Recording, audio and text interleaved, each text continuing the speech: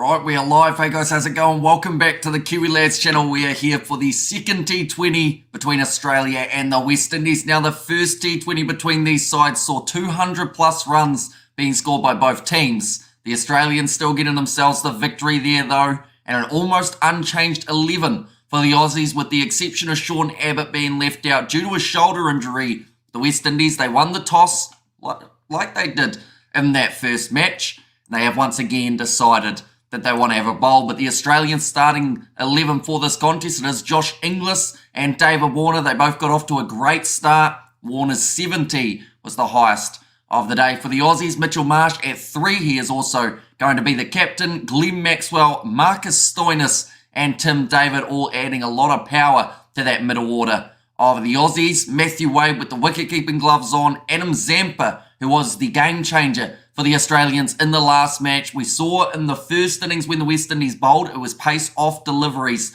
that were causing more of a hassle for the batsmen, and Adam Zampa bowled perfectly, picking up those 3 wickets, very crucial for the way that Australia went. Spencer Johnson, he comes in to get the chance in this matchup. That is rather than Sean Abbott, like I mentioned, does have that shoulder injury. Jason Behrendorff, now he got smacked all around the park in the last game, so you certainly will not want that. And another man that got smacked around the park as well, and he's not used to it, Josh Hazlewood, another player who did struggle a bit for the first game. Looking through at the West Indies 11, it will be Brandon King and Johnson Charles, both starting at the opening position. Again, Brandon King actually bringing up the half century for the West Indies. Johnson Charles was just short. Nicholas Purim will be batting number 3 with Shea Hope there as the number 4. A lot more aggressive in that first T20 compared to what we saw throughout that ODI series, where he was almost playing it a little bit like a test match. So it is good to see that he's starting to speed up, trying to get those quick runs on the board for the Windies. Rodman Powell, the captain, he will be batting at number 5. Then it is Shafane Rutherford at 6. Andre Russell has actually dropped down to number 7 for this matchup. Romario Shepherd, Jason Holder keeps his spot on the side. Akil Hossein, and then Alzari Joseph. So not too many changes for either of these teams throughout this match, saying that they've got the sides required to be able to get the victory, just whether or not they can turn it into the win for the West Indies in this match. And of course, it is going to be extremely important that they do win this one. If they are not able to get themselves the victory here, they have lost the series, which is the last thing that they will be wanting. I am showing, just getting ready for my 4:50 a.m. Now you think what game, or I know what game I'm doing, says Brandon. Of course, the Six Nations taking place later on tonight. We are covering that game between Ireland and Italy, and we will be starting it at 3:45 a.m. New Zealand time, ladies and gents. So if you are still up, I believe that will be early morning for you guys in America as well as the Caribbean.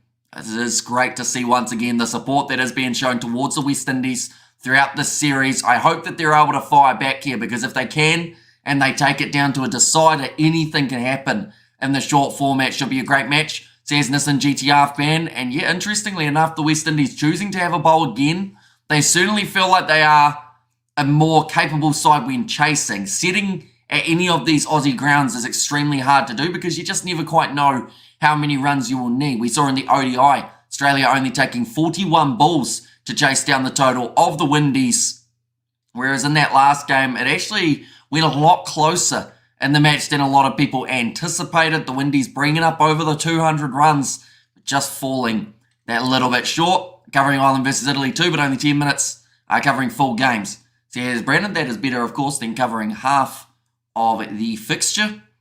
The weather looks very nice at the moment at the Adelaide Oval. I believe they are sitting at around that 30 degrees Celsius. Does mean it's going to be relatively hot early on.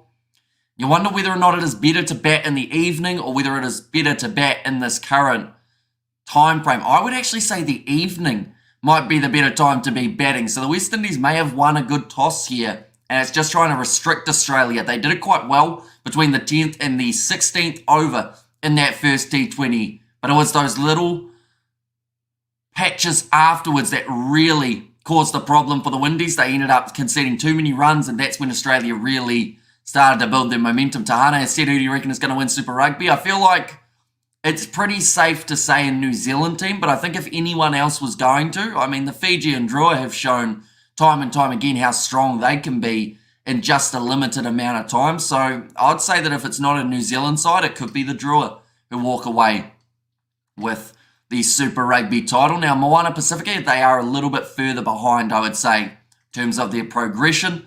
Currently, the two sides just getting their team pitches. Jason Holder, of course, was one of the standouts when it came to having the bat in hand, but he didn't bowl too badly either.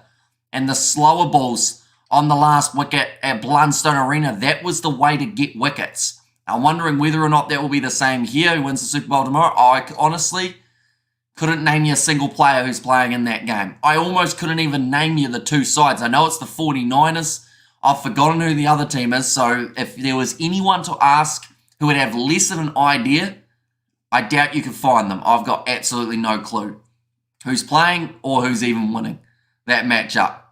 And Blues says Naz Williams. I mean, the Blues, after their Super Rugby preseason, I would say, they're looking all right. Kansas City Chiefs, another team that I couldn't name a single player for. Couldn't tell you how good their form's been. Couldn't tell you even if they're doing well in the NFL currently.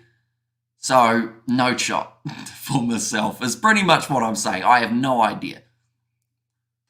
Probably like asking me who's going to win the under-12s basketball tournament that's taking place in Taiwan is about as much knowledge as I have, and I don't even know if there is one that's taking place in Taiwan. Didn't even know the Super Bowl was tomorrow. It's 74 meters down the ground, but also quite a thin side to each of these square boundaries, 60 meters and 63. So we saw a few 100-meter sixes that were hit at Blundstone Arena. If that is done here, of course, that ball is going to go well and truly into the stands. And the West Indies, I think, that was part of their tactic of deciding that they wanted to go first in terms of that bowling so that they know what they need to try and chase down. I don't understand why the Aussies don't have Jake Fraser-McGurk playing in the T20 matches. I think he would have been much more suited to the T20 rather than the ODIs, to be completely honest. Like, it's a great start normally for Jake Fraser-McGurk. Whether or not he can continue going for a longer period of time in an ODI, I feel like that is where Inglis gets that little bit of an advantage. And perhaps, I mean, the return of Warner, it's certainly proven to be an effective one for the Australians. You'd have to say that his opening stand with Josh Inglis was probably the difference maker between the two sides, with the fact that he was able to get himself to 70. But yeah, in the future, I feel like McGurk could be a very good option still for the Australians. Just saying that it's pretty fresh at the moment, this wicket. Might be a little bit of swing on offer now. It is a shame that we don't see Xavier Bartlett. He's another man who actually is more accustomed to short format, in terms of extremely short format, the T20. But they've gone against going with him. Spencer Johnson, though, definitely a player to watch out for, and he will be at his home ground. They were saying about it earlier on that he has got plenty of people in attendance watching him for this game. He's probably got about 10% of the crowd by the looks of it. There's like 4 people at Adelaide Oval at the moment. I'd like to think that that will really start to maybe pile in a little bit later on, although we are in the evening in Adelaide, so it would have been great to see a bit more of a bigger crowd for this match. It seems like there's quite a few people hidden up in the stand where it is shady, though. Maybe it's just where the sun is that a lot of people have tried to avoid, but we are only around 6 minutes away, ladies and gentlemen, from the start of this matchup. The West Indies, like I said, they did win the toss and they have elected to bowl.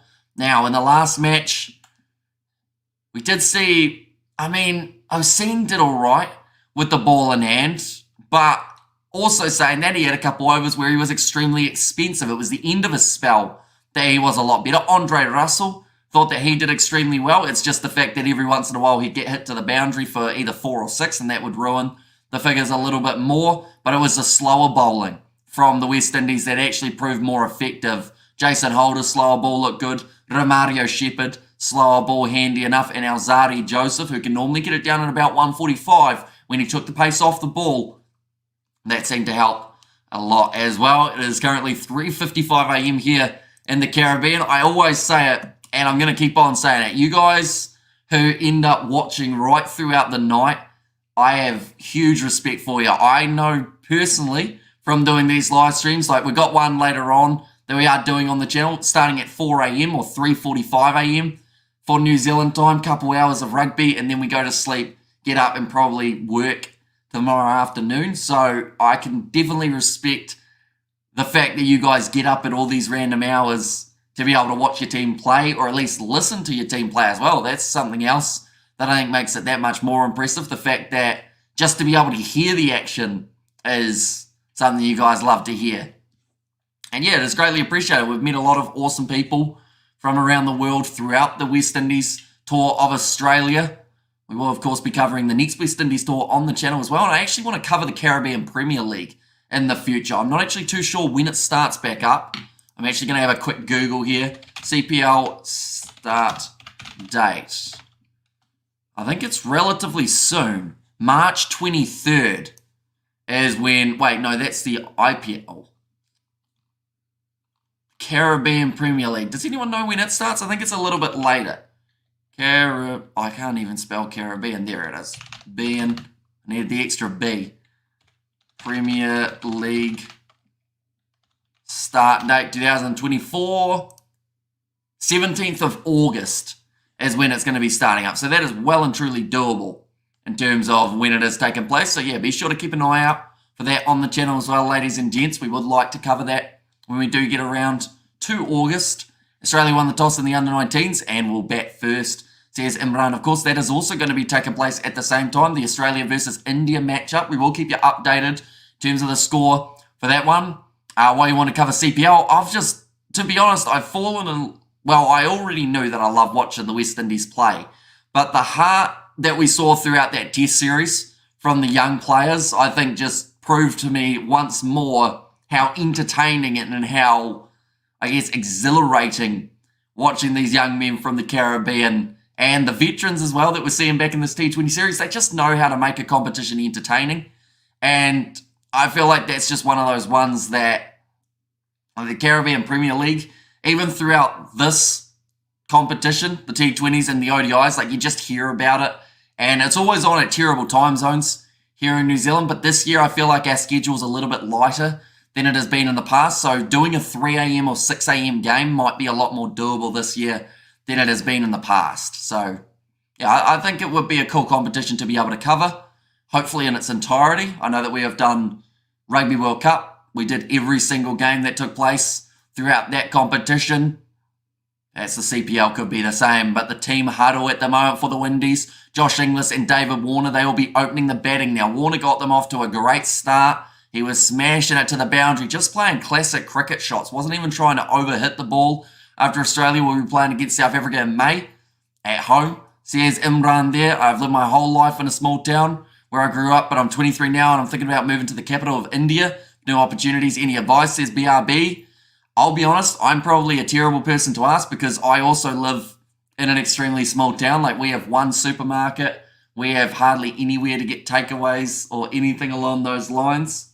And there are very limited job opportunities where I am. I'll ask you the question though, BRB, how many is the population in your small town, out of curiosity?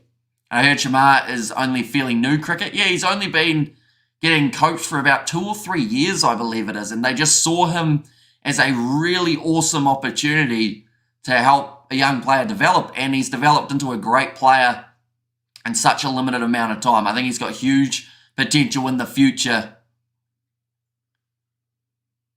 David Warner, it looks like he will be facing the first ball at the Adelaide Oval.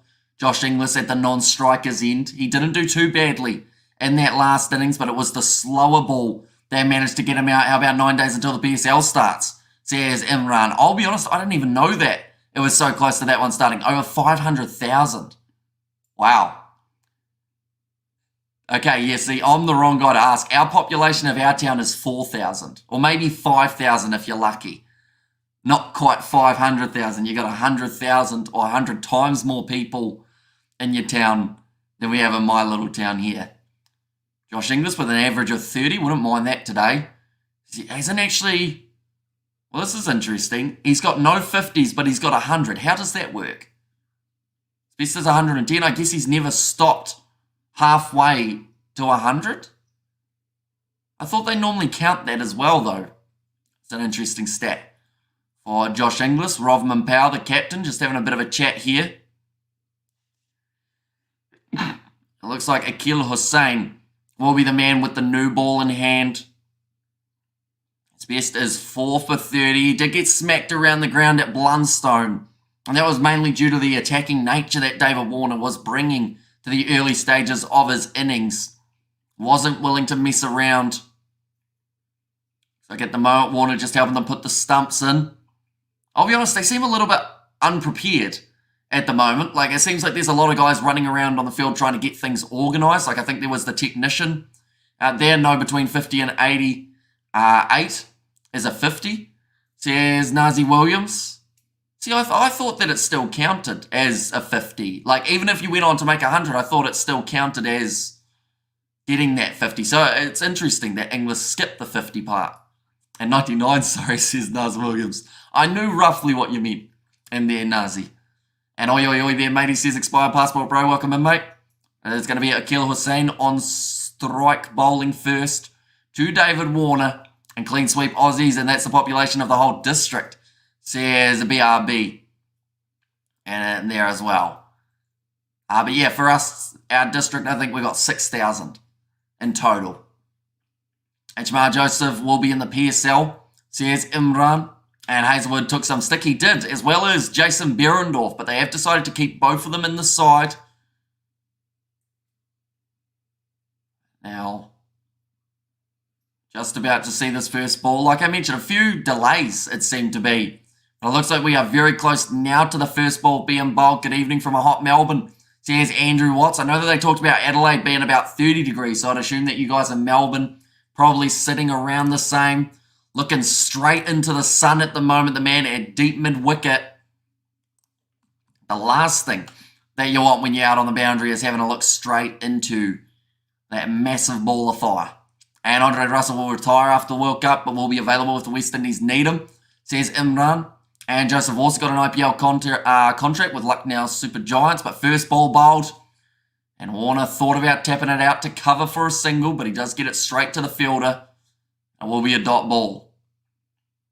It didn't take too long for David Warner to start firing in the last matchup. They've got 4 men out on the offside, 2 men in the deep on the leg side. Bet on first ball golden duck, says Nazi Williams. Not for David Warner. Oh, reverse sweep. And he's hit it all the way for 6. 6 reverse switch hit for David Warner. I don't even know how to describe that shot. Pretty much he went to face it as a right-hander. And then just gets a hold of it and sends it on its way for 6. I don't think that's too often you see the first runs of the day be a switch hit for 6 for any competition around the world. And started as the key for a big total. And Melbourne got to 37 today, says Andrew Watts. Now pitched up Warner down the ground. Chips it over the field, and that will be another 4 runs. He's now sitting on 10 off 3. So he had 1 dot ball where he looked at it, went, what's this doing? And now he's just going to go after him. Selected the West Indies playing 11. Only 1 spinner, says Imran. I think we're seeing why there's only 1 spinner at the moment, because he is getting tonked all around the park at this point.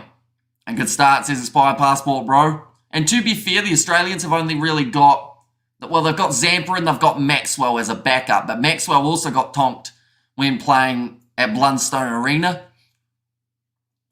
I didn't want to retire. He retired from Test match cricket. T20, he was going to be playing in Dubai, but then got the call that they needed him for this series. Hit down the ground, dot ball, straight back to the bowler. Reverse sweep 6, that's going to be one of the hardest 6s to make, says Naz Williams. And yeah, just used the pace of the ball to his advantage and caught up with it extremely well, David Warner.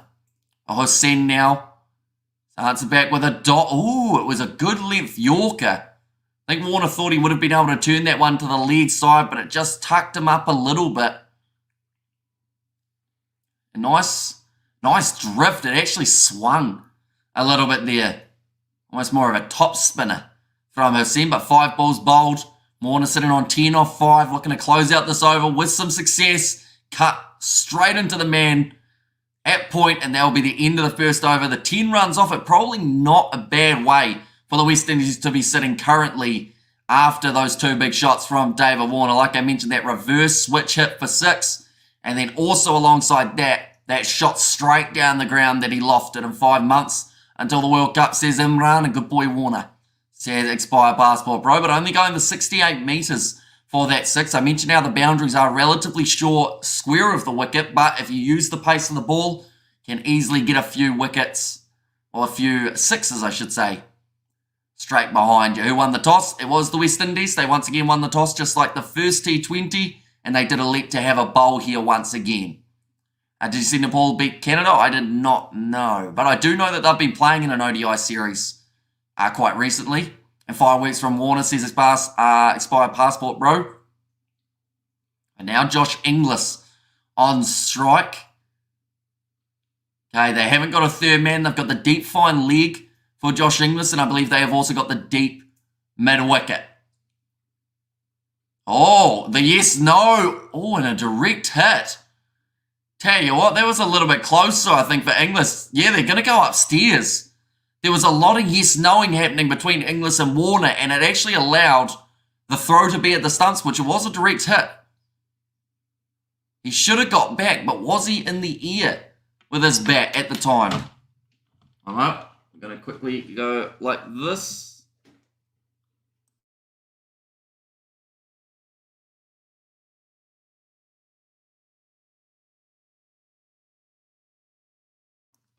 Okay, he is all right, Josh Inglis. Was not run out. And a ball in the series, but one game left, says Imran. And there as well, and run out, says BRB, not quite, but very close. And that little bit of indecision from the Australians almost cost them that wicket. It's straight to point again for Inglis. Got 39 off 25 deliveries versus the West Indies in the first. And do you know when South Africa versus New Zealand next test series is? I'm not sure about their next test series, but I know the next match of their series is on Tuesday. So only a couple days away. How many people outside the circle? Just the 2 during the first 6 overs. Is Cam Green not playing the T20s? He is not, no. All big swing from Inglis, but does not connect. And it's not too often we see that man not making a connection with a pitched up delivery. Will you be watching the Afghanistan versus Sri Lanka match in a couple minutes? Says Imran, I know that there is a huge amount of cricket that has all taken place at the same time. But yeah, there was a lot of hesitation between Inglis as well as Warner. And Ollie Hamish, I had to set my alarm to get up at 3 a.m. Says Robert, that's gone high. Inglis has luckily had that ball fall safe and it will race away to the third man boundary. They mentioned about the fact that sometimes Inglis does target that boundary. That shot was not the one that he would have expected to go down there. How's New Zealand so good in rugby, says BRB. I know that rugby is normally the one that a lot of people play from an extremely young age. Here in New Zealand, you're always playing it at school and everything along those lines. So I think it's just the one that takes more priority than a sport like football. Yeah, a little bit risky for that shot from Inglis. He'll be glad to get off the mark, but it has been an awkward one for him. Once again, has missed that delivery. Just a little bit of swing on offer for Jason Holder. And Australia has 6 genuine bowlers with variety for this match. West Indies have got 2 genuine bowlers. They're in Eliza Tail, says Glenn. And give Warner the strike in the squad West Indies have right now can be our World Cup squad. If we can get Evan Lewison and Fabian Allen, says Imran. Now Holder, 1 ball remaining of his over. He's only gone for the 4 runs at this point. Nicely worked away by Inglis. Oh, straight to the fielder. And he's gone. Massive mistake made by Inglis. Inglis scored a brilliant 100 against India. Well, he's just scored a lackluster 4 off 5. In fact, 4 off 6 balls. Just wasn't timing it. And thought that he would be able to back it straight over the top of the man. I think he actually wanted to get that a little bit more fine. And that is a great catch from Johnson Charles because he was looking straight into the sun without sunglasses. And it is still going to be the wicket. Great take.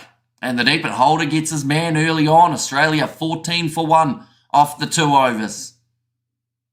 Okay, they're just showing David Warner as the man who is out, but he's not. He is still at the crease. And Sadler, Phillip, where are you? I need you to jinx this game. Come on. There's Helen Howe. Yeah, good start for the West Indies. Going for the 10 runs off just the 2 shots. And the scoreboard is not updating, ladies and gents, but to be fair, Australia haven't really been updating that scoreboard that much. throughout that over with it just sitting on the 14 for 1 now. West Indies play best in T20. Says BRB. What type wickets are in West Indies for upcoming World Cup? I honestly don't know. I'd assume they'll be more, I guess, beneficial for pace. And come on, West Indies have got $100 on the West Indies win, says Andrew Watts. And dear oh dear, as Bill Lowry used to say. So expired passport, bro. Now Alzarri Joseph into the bowling attack. So they have decided to get rid of Hussain pretty much straight away after going for the 10 runs in that first over. But now Joseph, shorter ball, really tucks up David Warner. Gets that one to keep swinging across to him. That is the most uncomfortable we have seen David Warner look at the crease. And on paper, this Windies team don't look right with Holder in it.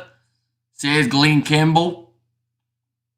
Yeah, just keeps shaping into David Warner, who thought about the pull shot and then just kind of ran out of space to work with. The pitch line of the West Indies is for fast bowling. Yeah, that's just hit the back glove and also the chest of David Warner.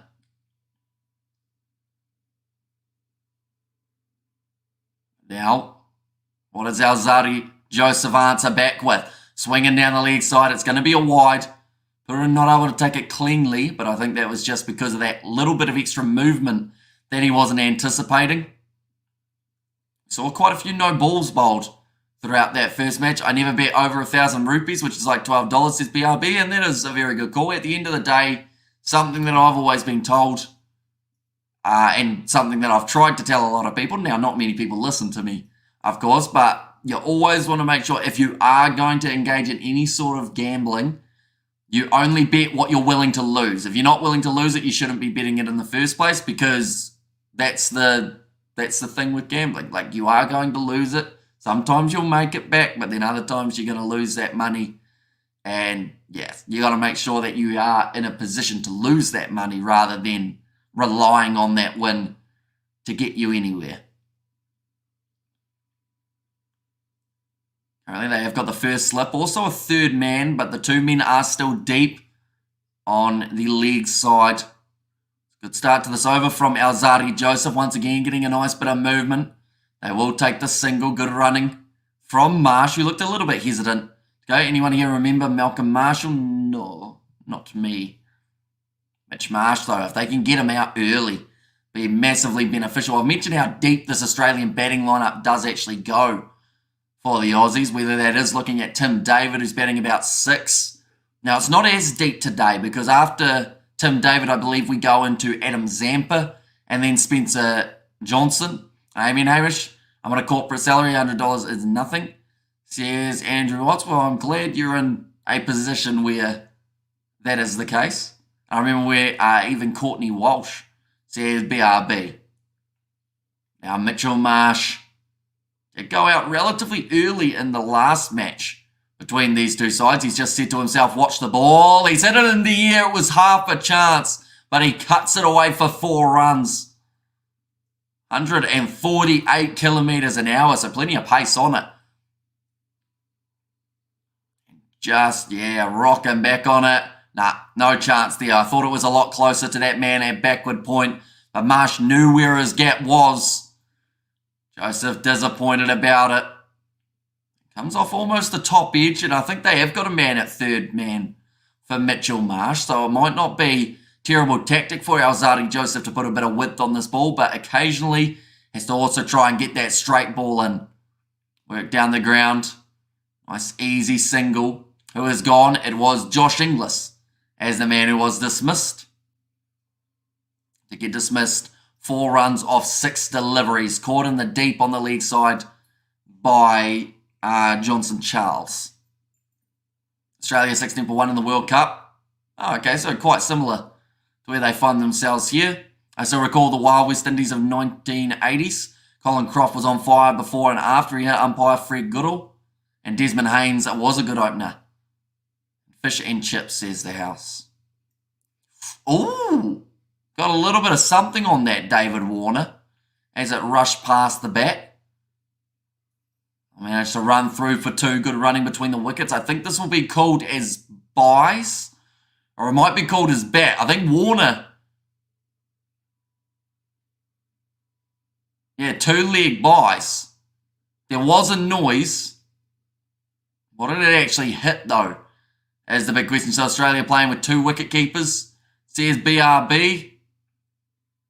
Well, they normally have a couple guys in there who do have the ability to wicket keep. Josh Inglis not actually the keeper for this one, though. He is instead going to be just the batsman, Matthew Wade, the man with the gloves on.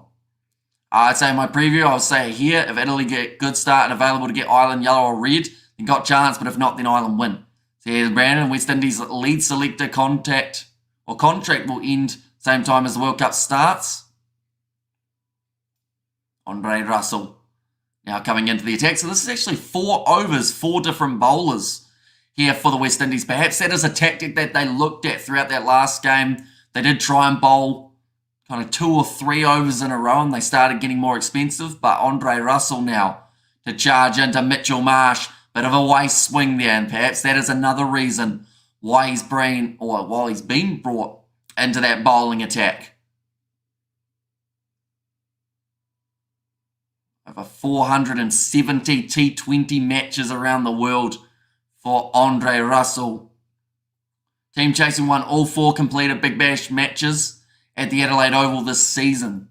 South Africa versus New Zealand on Monday. Are you covering it? Says Robert. I think we will do a little bit of it. Hopefully we see a slightly stronger South African side in that match. Advance down the ground. Mitchell Marsh and lofts it down to long off. That will be 4 runs. Of Steve Smith in the squad. He is not. No, I think the West Indies will win with a century from one of our players. Says Patrick. Oh, so if I had to push you for that player to get the century, Patrick, who would it be? I thought that King looked pretty good at the top of the order. Johnson Charles, when he really strikes the ball nicely, he can get runs in a quick hurry, but it's just whether or not he goes out playing a bad shot. Nicholas Purin also has shown that he has more than enough capabilities of scoring a lot of runs. And T20 nicely glided through the field down towards that 3rd man boundary, but they have managed to cut it off for just the 2. Still shocked about the first game, Purin. Says BRB. Mitch Marsh sitting on 11 off 5 deliveries. Warner's on 10 off 10, so he hasn't quite got off to that same start as he did in the last match. Already 6 runs off the first 3 balls of Andre Russell's over. Needs to try and avoid these last 3 balls getting sent to the boundary. And I better get some sleep because I got fishing tomorrow. Doing Ireland versus Italy. Chat later. Here's Brandon. Oh, nice bit of a waist swing there for Russell. Oh, it's Jeter, always a Jeter. Says the house. Wasn't this the series as well? The house that you said that you weren't interested in, but you seem to be back every match that takes place. 3.4 overs down. How many balls remaining in the power play? They have still got another 14 balls remaining of the power play here. Hopefully the scoreboard, there we go. It is starting to update again. Windies, I believe the runs throughout. Says Dane. No run taken. Finish to this over from Russell. Oh, I can't watch that on free to air. Says the house. I'm curious to know who the next bowler is. Is it going to be Romario Shepherd? Or maybe Rovman Powell? They have gone with change after change after change. Let's go the Windies. Good start. Says Marlon Charles. And Australia will win this game. West Indies always have a good start, bowling and batting. They just let us slide away. They are not consistent. And I think that patch between 10 and 16 overs in the first match was really impressive from the West Indies. But then they let their foot off the gas. That is down the leg side. And it will be a wide from Andre Russell. Maybe Rutherford. Says BRB. Yeah, they've got plenty of options for the Windies. It's just whether or not they want to keep making those changes. Because for me, I would personally give Alzarri Joseph another one. Mainly because even when he hadn't got that wicket, he looked like he was on the verge of getting one with a bit of swing. Oh, it's wide. Russell given with the Mitch Marsh. Gets hit to 6. That is something he did throughout the first T20. He'd have such a good over. And then it would be thrown away by the last ball going for the boundary. In this case, it was the maximum for Marsh. Looks like Jason Holder was just scratching away at the crease. So perhaps he will be the man comes back in. Maybe decided that he wanted to be on the other end of the pitch. It is on free to air for me in Sportsbacks. I'm surprised only the T20 though, says Aledians. And there, but Mitch Marsh, when you give him a bit of width, he will throw his hands at it well and truly. And yep, Jason Holder coming back into the bowling attack now to replace Alzarri Joseph. West Indies need to be more consistent, and the batters need to put a price on their wicket to be up with the Aussies, says Cordell. And also we have got there West Indies is lacking in terms of quality spinners. They are all pace, says Coding, although sometimes pace is not a bad thing. Definitely not in Australian conditions. Like, yes, Zampa was the strongest, all that's in the air. Warner does get it away to the boundary, though, just a little bit leg side from Holder and punished for it. Another boundary comes for David Warner. But yeah, sometimes on Australian wickets, it is actually your pace bowlers who get a majority of the wickets. Adam Zampa, of course, was, like I said, the exception in that first match, but it was slower balls from the West Indies quicks that were actually picking up the wickets of the Australians. I think we saw 5 of the dismissals were to slower deliveries. Warner, second ball, trying to work that one through the field. Set it straight to Shea Hope, who was fielding at backward point. Yeah, slower start for the Australians. I should mention their last power play was about 77, I believe, off the 6 overs, and they aren't exactly going at a bad rate here. I get excited for dead ball 3. I actually haven't watched dead ball 1 or 2. So I guess not really. Only because I haven't seen the other ones. Advancing down the wicket there for Warner. Just a chop it out of Yorker length. For the single, but Andre Russell looking frustrated at the moment. I think that is down to how he ended his over. Of course, going for the 13. The first over that he bowled during the power play. Serious offers considered for my R33 Skyline. I'll take 30k Australian dollars, says the house. I don't think this live stream will be your best bet on selling it. Probably better off doing it on like Facebook Marketplace or Trade Me or something. Will give you a much better chance of selling. Shot down the ground. Did he get it though? Yes, just enough. Over the top of Brandon King, who has now fielded that ball just inside of the boundary rope. You don't watch too much movies? Not really. I don't really get a chance to. Most of the time, if I'm not streaming, I'm editing something. And yeah, just don't really get the chance while editing to watch anything because I just can't multitask that to that level. Like, I can listen to music while editing if I've got the music very quiet. Ryan Reynolds as Deadpool, can't be any worse than Dave Warner in the squad, says the house. 7 runs off the first 4 balls of Jason Holder's over. That's gone big for Marsh. He's hit it extremely high. There's no one back there because it's gone into the stands. And another 6 runs for Mitchell Marsh, who has started this innings extremely quickly. And that is one of the problems that the West Indies find themselves with. The fact that when you get Josh Inglis, who's an attacking batsman, out, and then they just throw Mitchell Marsh at you, who can still hit 6s and has already done so twice throughout this innings.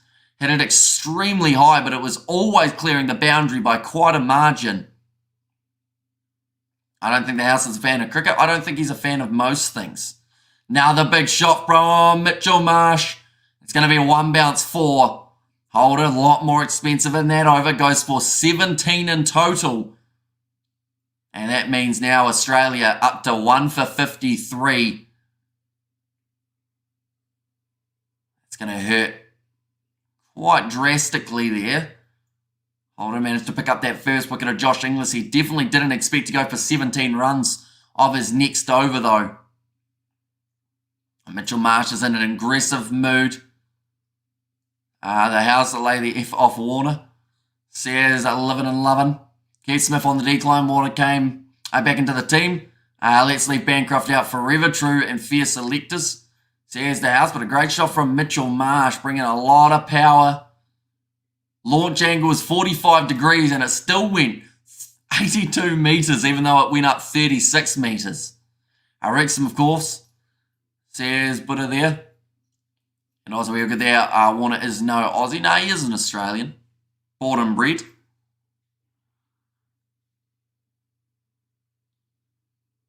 .6 the current run rate. Alzarri Joseph back into the bowling. I honestly think the tactic of changing up your bowlers often, it was a good tactic till it wasn't. You know, the first 4 overs or so, or maybe 3 overs, you could say work quite nicely. But when you've got a bowler who is doing well, like, you have to leave him on. We have got there away in the house spin isn't introduced for at least 1 over to feel out the conditions. Says Dane, it was for the first over of the game. He went for a 6 and a 4. So they've decided that they want to bring him back when there's a little bit more cover on offer. But yes, they have tried spin already, the West Indies. Greetings from Anglesey, or Anglesey, I should say.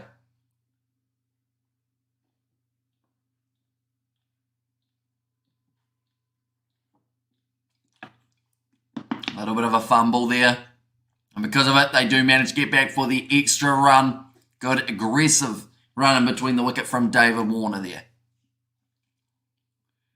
Had to hit that one, or else it would have been quite close to an LBW. Maybe pitching outside leg would have been the factor that helps him out. But as soon as he saw that there was the misfield, he was straight away onto that second run.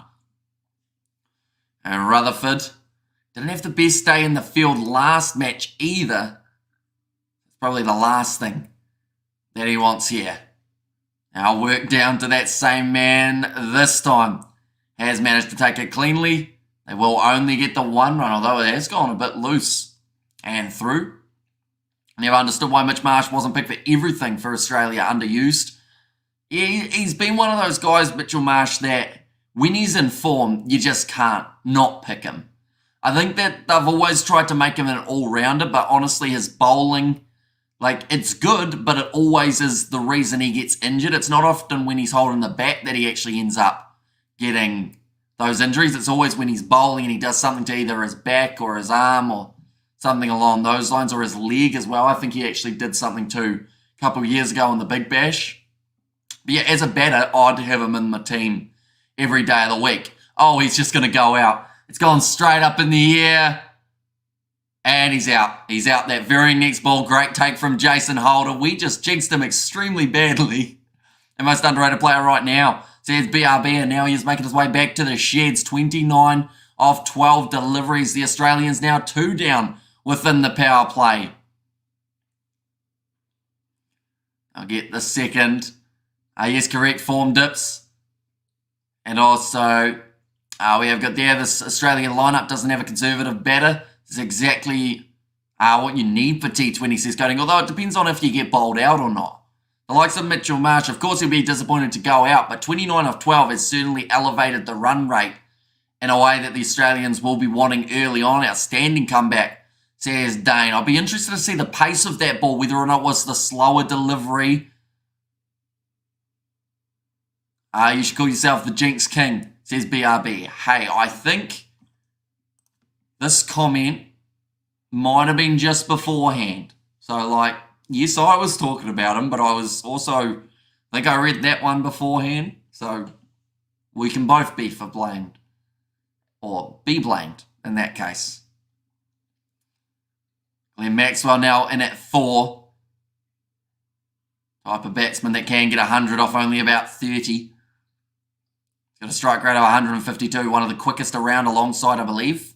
Actually, for Andre Russell, he's right up there in the strike rate department. Walking back to the sheds, still counting his millions. So here's the house. Now Alzarri Joseph. Good choice to bring him back into the bowling attack. 2 for 57 here in Australia. Arjingston for sure. The next batter is ultra aggressive. Then Marsh. Says Coding. Although Maxwell also does know when the time is right to just tap it around a little bit. Try and get himself set at the crease. Definitely to a bowler like Alzarri Joseph. You can't go after him too early. It's nicely bowled. Coming back in well. And just 4 defensive there from Maxwell. Getting him behind the ball. Using the 2 wickets already. Got the first power play of this match. Respect from Antigua. Much love, bro, says Cordell. Thank you very much, mate. And yeah, it's been great to see you here throughout. Not just like the T20s, the ODIs, the test match. as well. We've seen so many new faces that have now almost become familiar faces now. And Maxwell is a gorilla, says the house. And to be honest, like they showed has always worked that one to the lead side, almost half a chance of a catch for Johnson Charles, but he doesn't quite get to the ball in time. But yeah, they showed the highlights of his innings up against Afghanistan in the last World Cup in between the two halves of the Six Nations. And just watching it again, you can't help but smile at some of the shots that he was playing. Like, he was just on one leg. And he got cramp when he was close to 150, just got back up, then hits another six.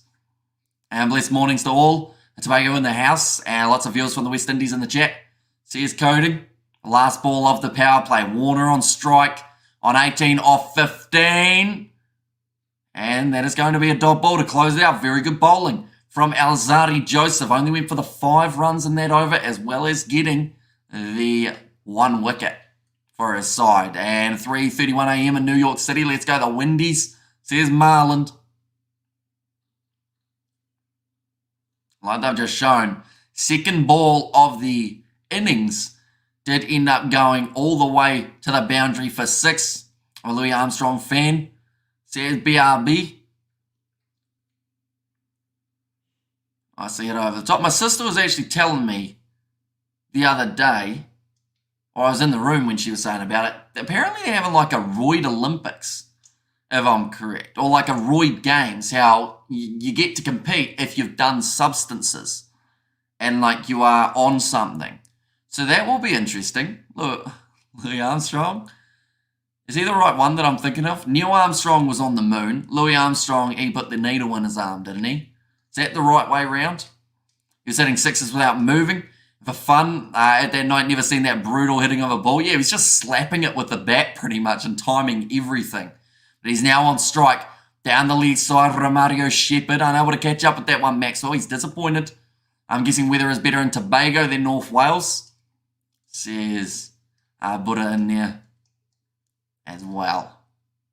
They're saying if Maxwell even got a slight feather on that one, it would have been racing away to the boundary with the field that they have got set.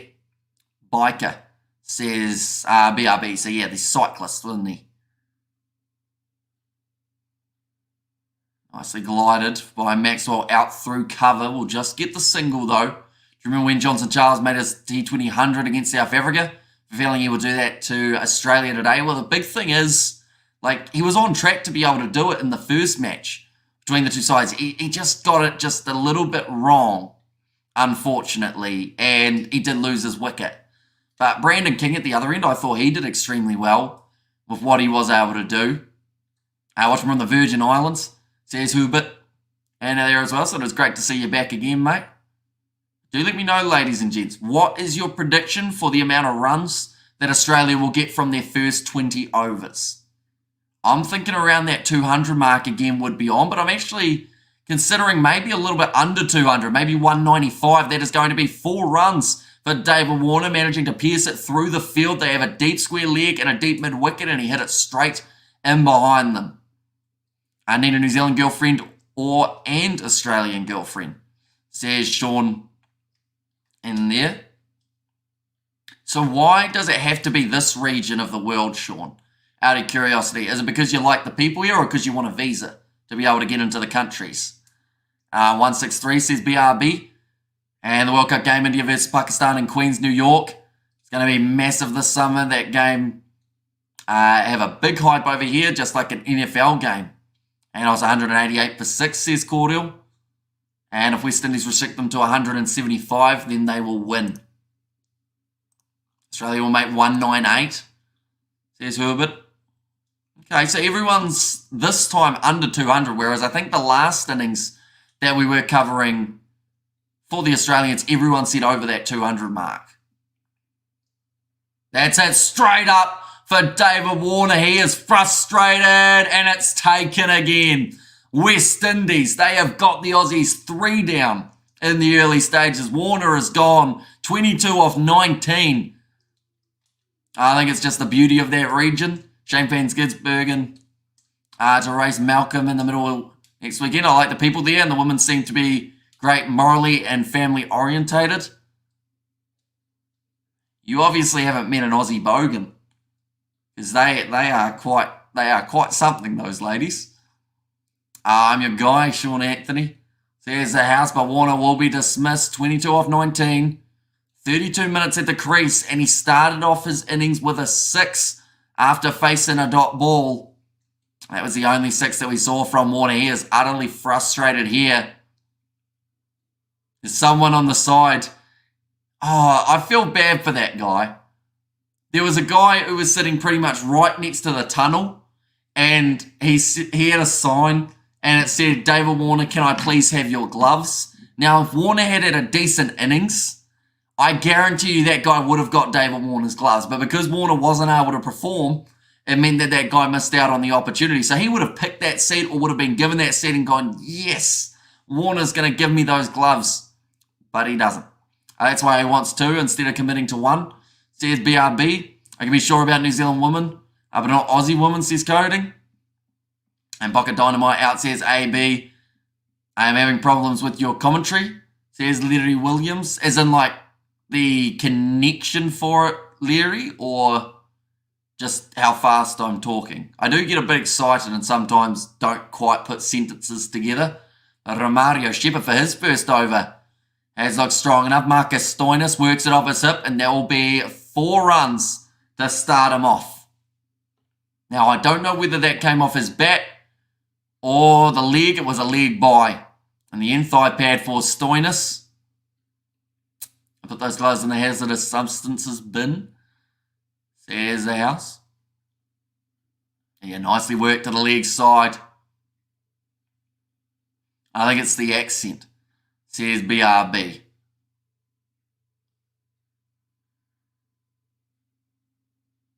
Stoinis.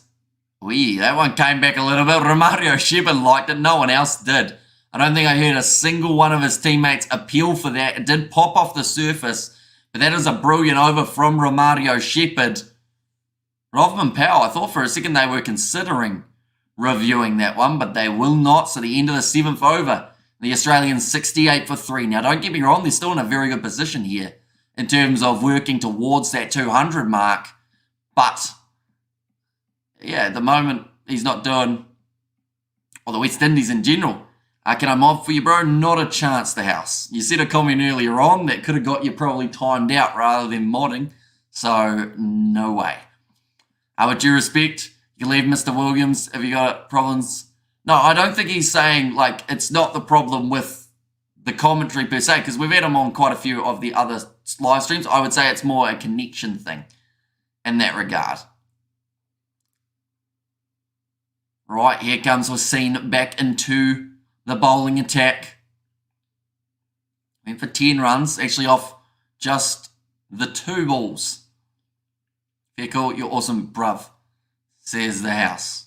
I feel like now you're just sucking up. Dragged down from Hussein, smashed into the man at cover. Romario Shepherd regathers nicely. Listening in Trinidad and hoping the West Indies win this one. And to be honest, they've got their best chance here, I believe. If they can pick up 2 more quick wickets, Australia do not have the batting order that they had for the first match. They've only made the one change, but that one change is not having Sean Abbott in there. And to be fair, Sean Abbott did go for a golden duck in the last match. But, what comment? They are saying that made you angry. I wouldn't say it made me angry. I just wasn't going to read it out because it was a bit of a rough one.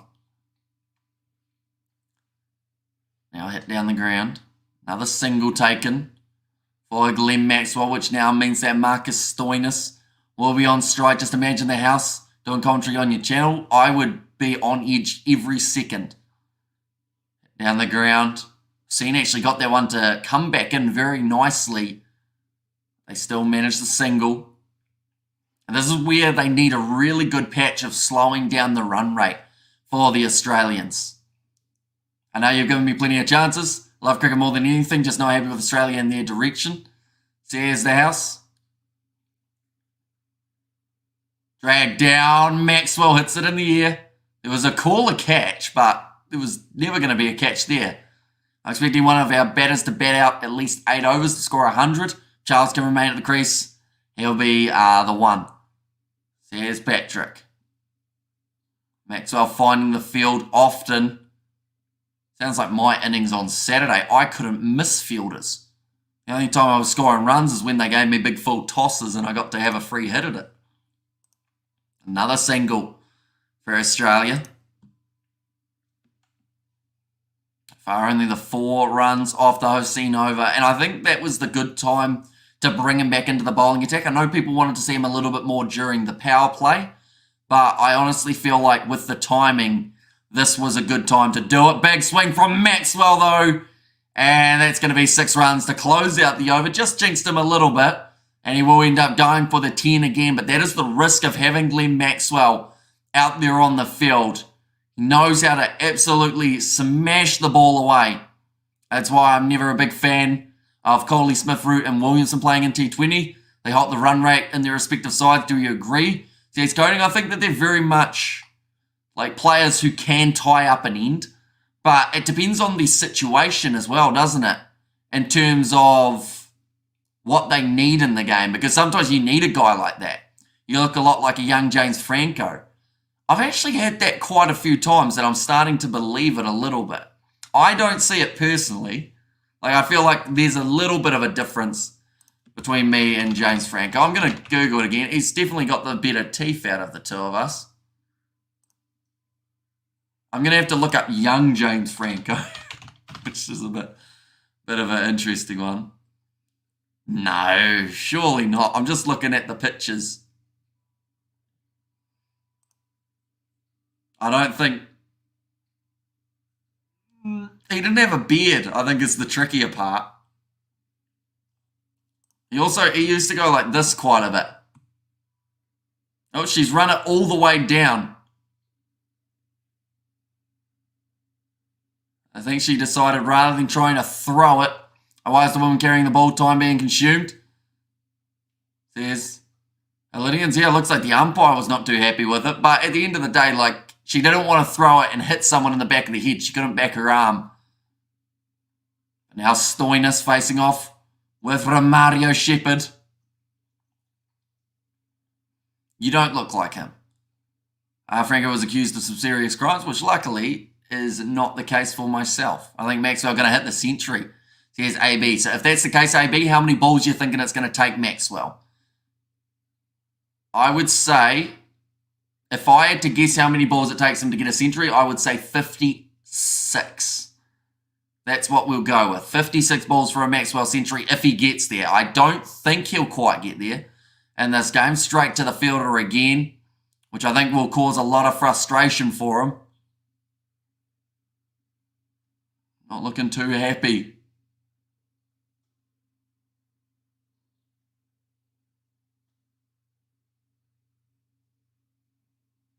Shepherd.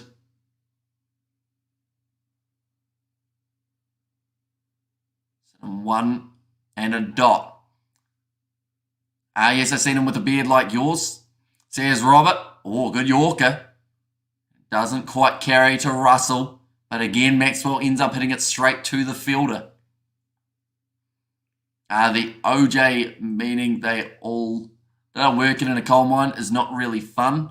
Says BRB, every human in this world has one clone or lookalike. I actually saw mine when I was a lot younger in a magazine, fun fact. And it wasn't James Franco before someone says that.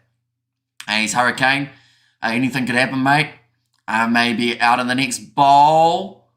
Oh, he could be if that hit the stumps. Oh, they've had another crack at it. 2 in a row. Stoinis was sitting on his bat at the other end. He wasn't moving.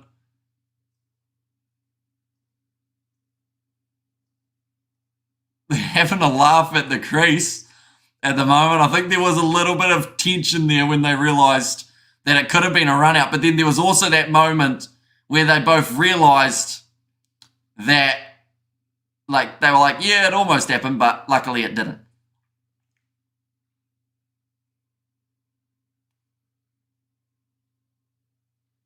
And no. Maxwell wasn't happy about it, but that'll get in his head a little bit. Wide ball, hit over the top, and goes all the way to 6. Stoinis will try and run him out more often. And you get older, you look like Castro and Cuba, says Robert. About Tom Felton. For me, looking like Tom Felton, I feel like that's a massive compliment that I would say is not really that accurate. For one, he's blonde. Is the first one. And come on, guys, we need 2 quick wickets. Oh, leg side again from Shepherd. Will be another wide. With Australia on the back foot early, apply pressure, says Sean. And the big thing is trying to avoid the last boundary in an over, because Australia have done that multiple times. A younger Earl Flynn, I'd say. I'm going to have to look up who that is. I'm hoping they're no one dodgy. Earl Flynn, young.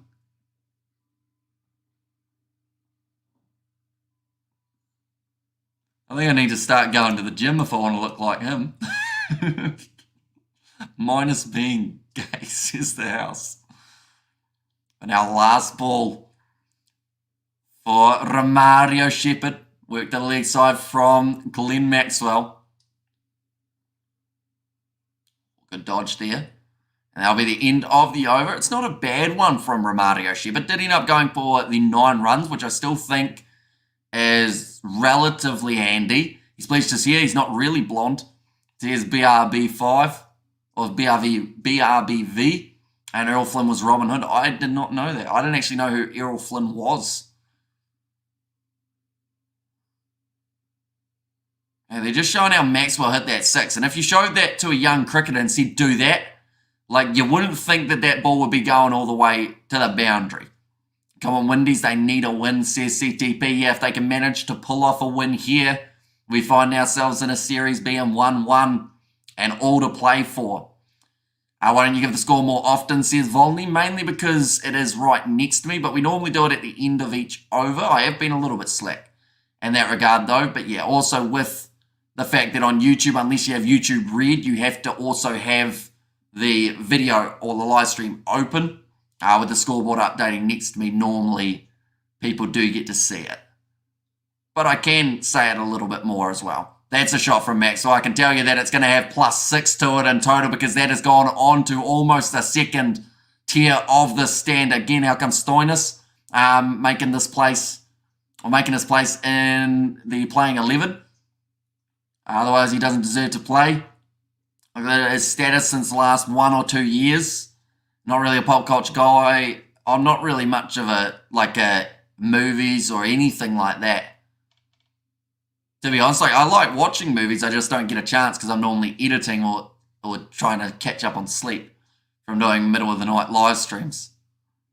Great shot from Maxwell. Working it away. Under 19 World Cup final, please. Says a cushion is currently taking place. Australia, they did end up batting first. Now, they did win the toss and decide that they wanted to bat first in that game.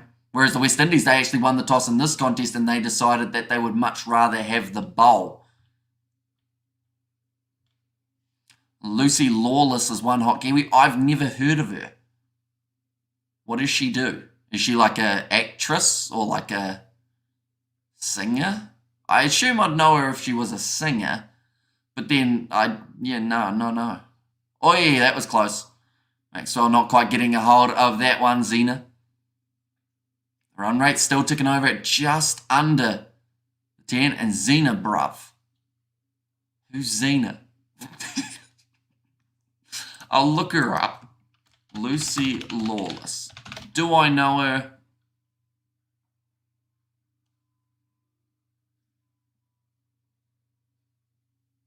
I don't think I've watched anything that she's in. Warrior Princess, never heard of it. 3 balls gone on the Russell over. Stoinis trying to use his brute force to knock it away to the boundary, but he hits it down the ground to hold it for 1. The 2 Melbourne Stars batsmen at the moment. So for anyone wondering about the Under-19 Cricket World Cup, it is 48 for 1 for the Australians after 11.4 overs.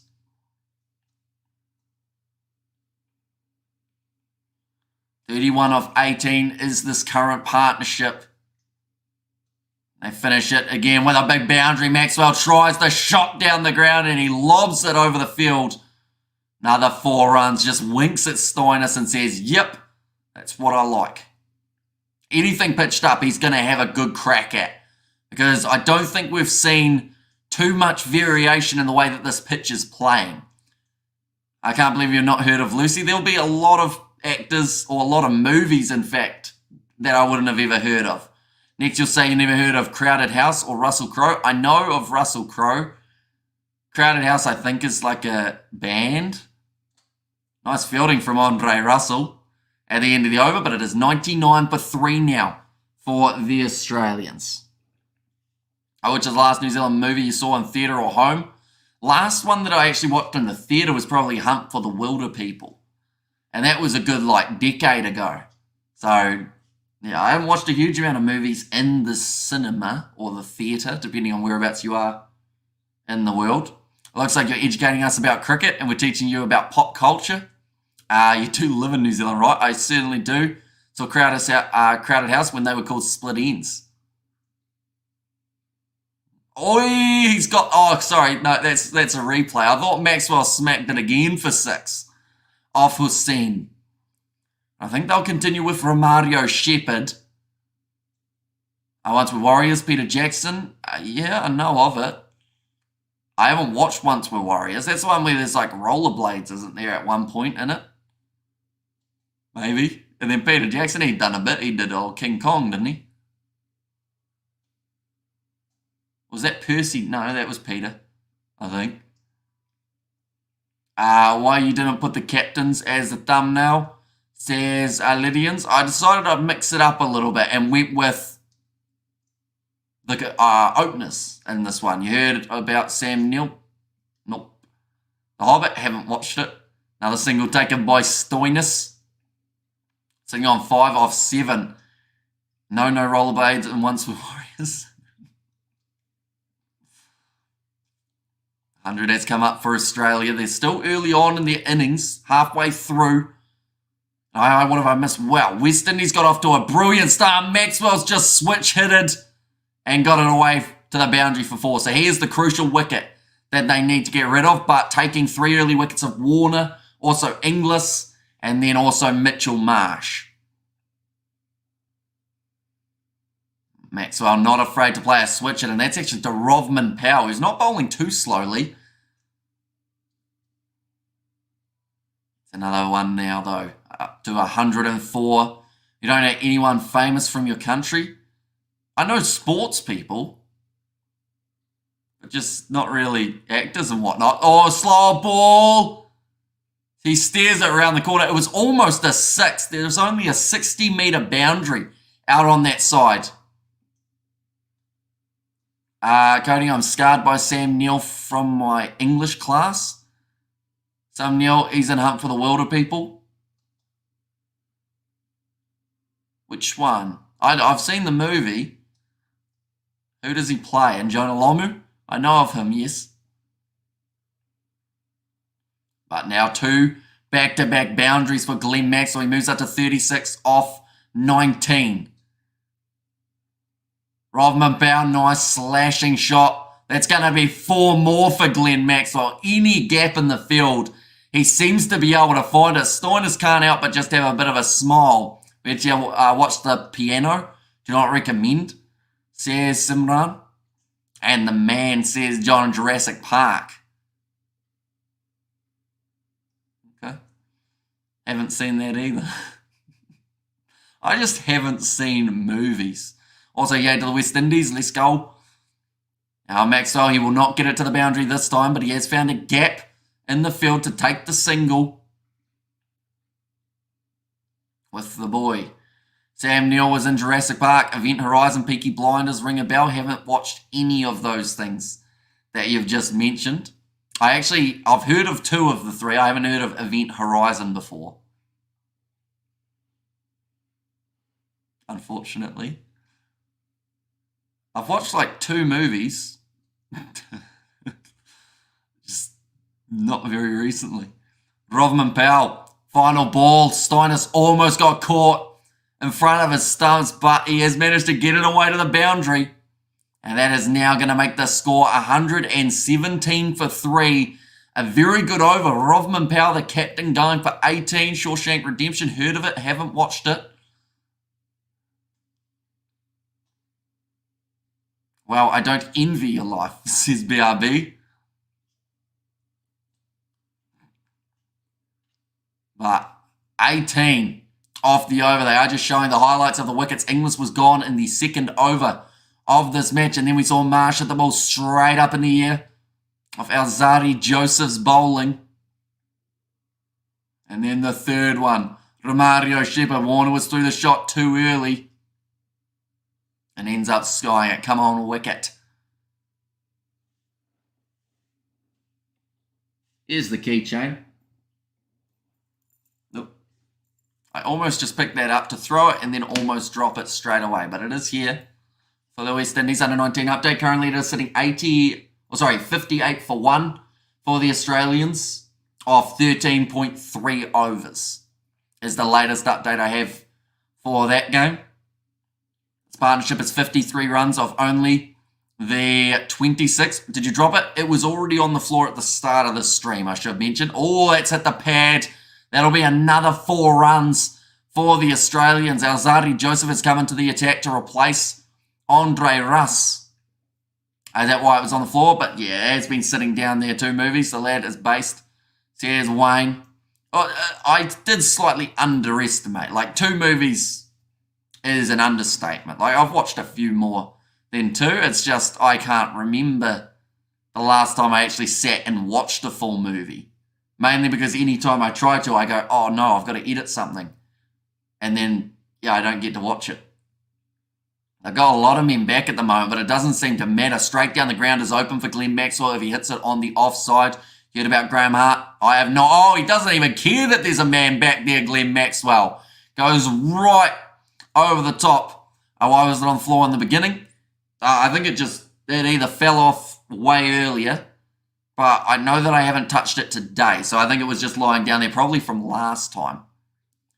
And that'll be another 6 runs for Glenn Maxwell. He moves to 47 now off 23. Tim Southey or Trent Bolt says BRB.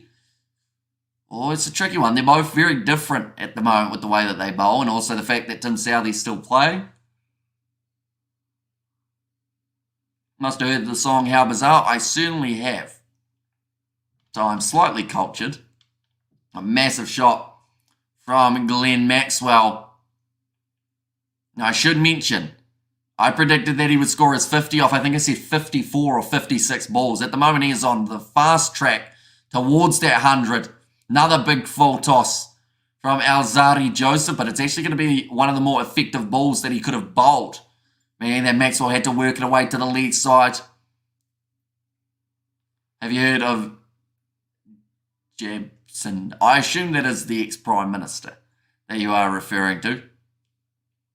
Oh, that's a good ball, was the comment from Glenn Maxwell, and that just annoys bowlers. When you tell them that they've bowled it well, and you still manage to get a single off them, and you've also hit them for a ball to 6 the previous delivery, like that just really annoys a quick bowler, and I think that is why we just saw the short ball from Alzarri Joseph. Was a dot though. It's going to be his 5th 100. Deep in his crease, just rocks back Maxwell and hits that one 109 metres. So he got hold of it. I mentioned about the fact how down the ground on the offside was open if he cleared the field. There's a man back there, but he still cleared him by probably a good 30 metres or so. Yeah, definitely no chance of that ball being caught. Starting Joseph trying to get out of this over. Squared up for Marcus Stoinis, but it will be another single. He's sitting on 10 off 10.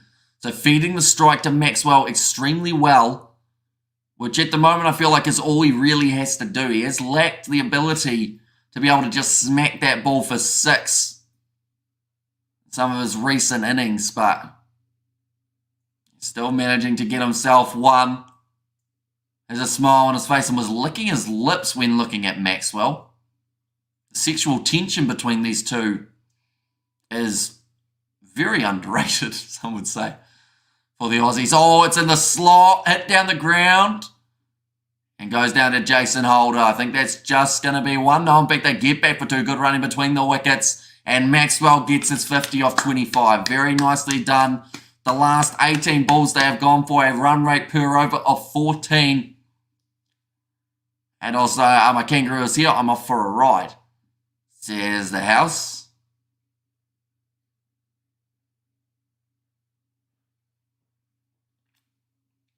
$61 for 1 in the Australia versus West Indies game. I could have said something there, the house, but I managed to hold my tongue. 4 sixes, 4 fours. You know, Maxwell's in form when he's matching his boundaries of the 6 and 4 department. It just means that he is striking the ball so cleanly. If I play my cards right, I'll get lucky. And after 15 overs, 1 for 63 for the Australians as well. Maxwell, it is his 11th 50. He's gone on to make 400s from his 103 T20 matches. Down the ground.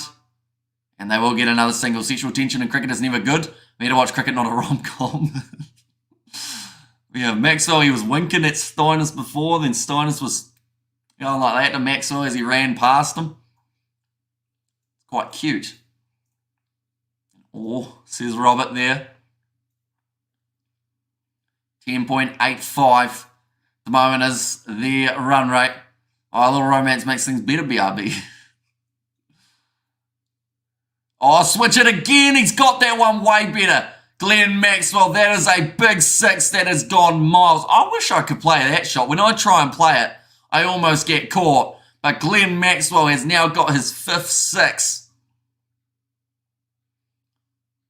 Hussain bowls it and it just sits up. And Maxwell sends it on its way.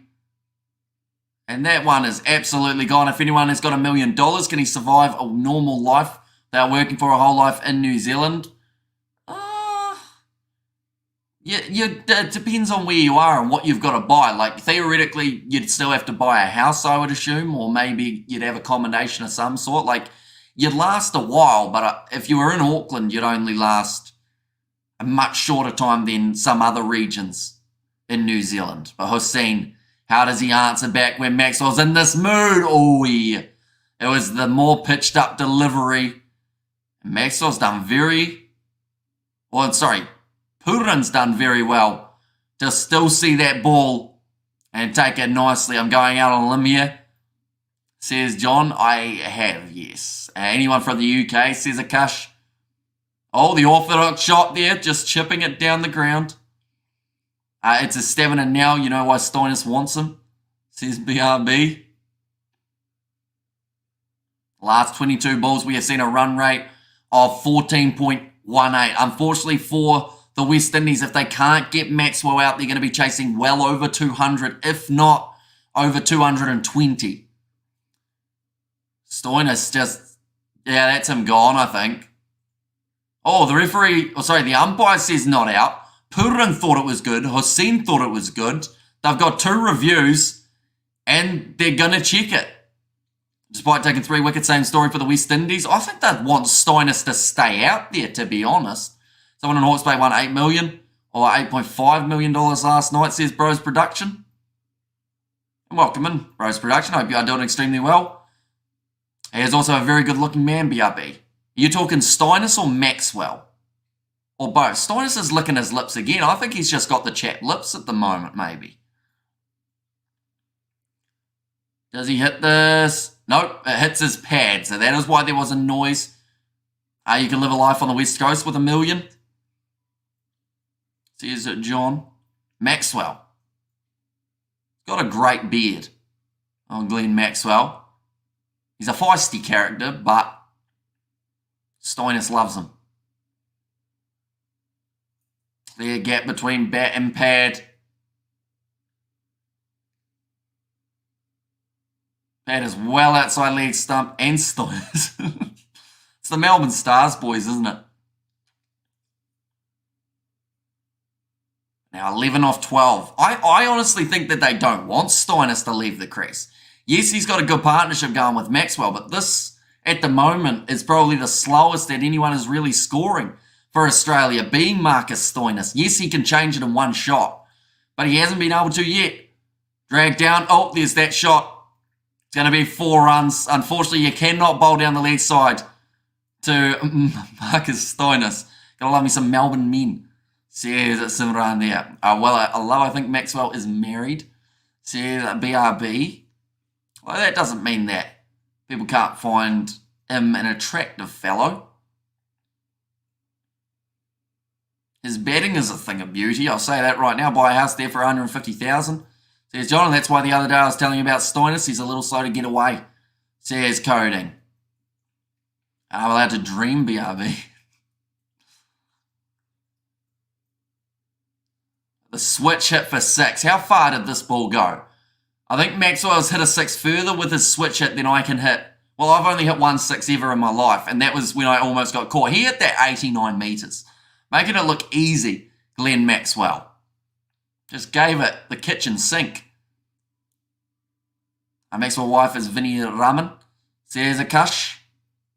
Currently after 13 overs, 143 for 3. Like I said, Maxwell, if they can get him out, they can restrict Australia to under 200. If they don't get Maxwell out, though, it does mean more than likely Australia are going to have 200 and something on the board. Oh, hang on. Field changes being made for the West Indies quite late into Holder running in, so Maxwell does pull away. Holder, he had a good first over, went for 4 runs and got 1 wicket. Then he went for 17 of his next over, a little bit more expensive compared to the 4. First ball to Maxwell, great Yorker. Managed to dig it out.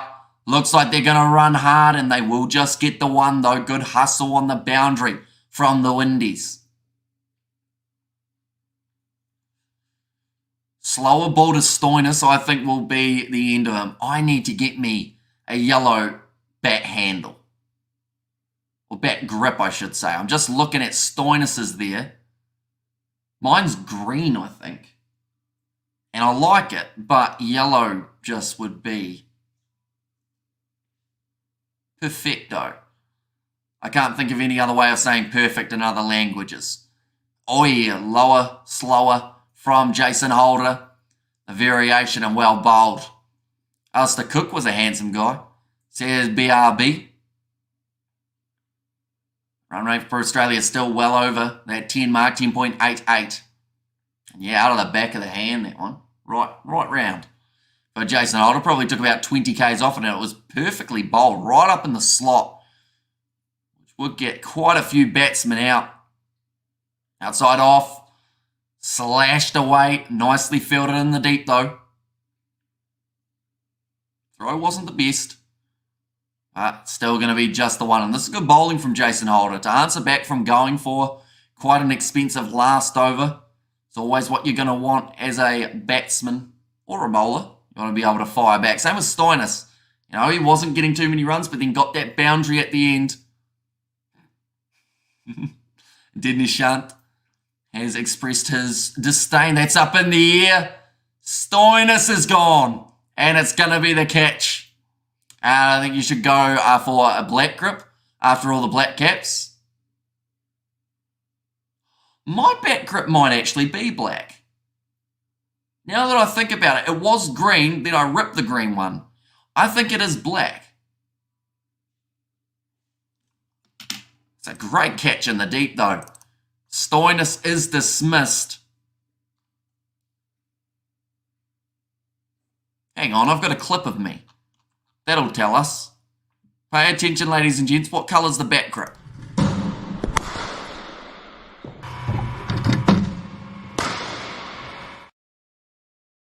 That looked white, but I think I've got a new one since then.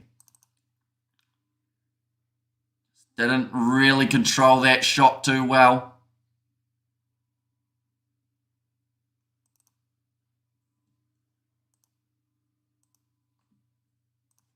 I'm just currently searching through all the footage that I have. Yeah, it is currently black.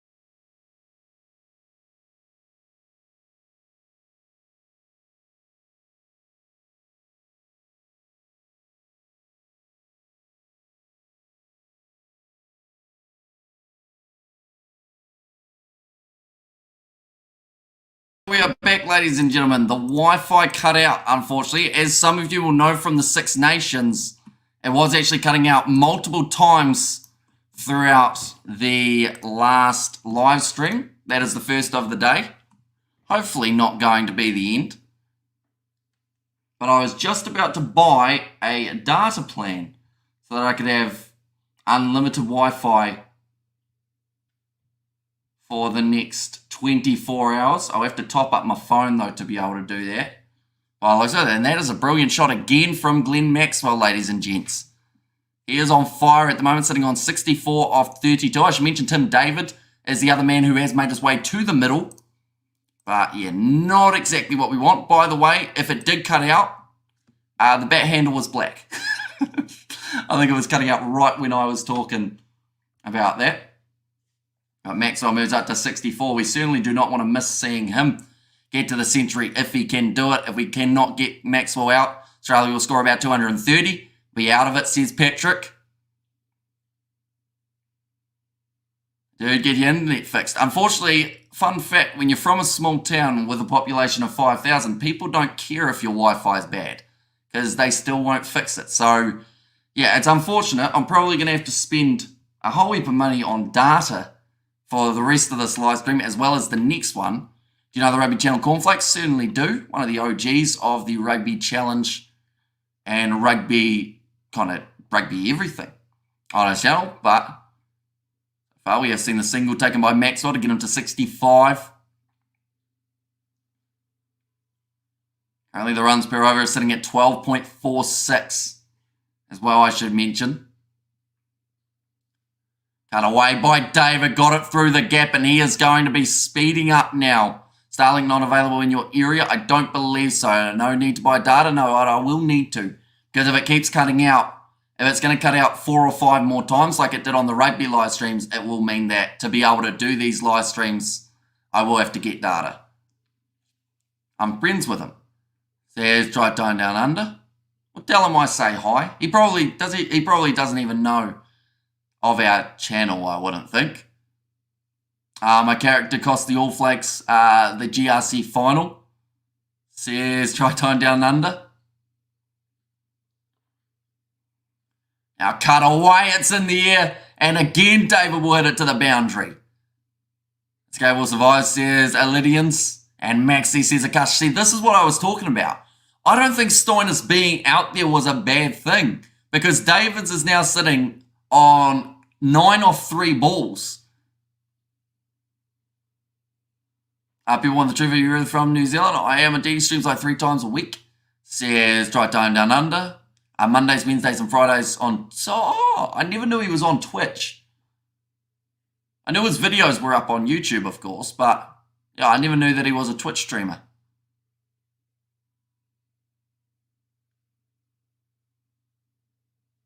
I guess that makes sense, though, in a way, because I know that if you're partnered on Twitch, which I assume he is, you aren't actually allowed to stream on YouTube as it's against Twitch's terms of service, so then he could get himself terminated if he was to do that.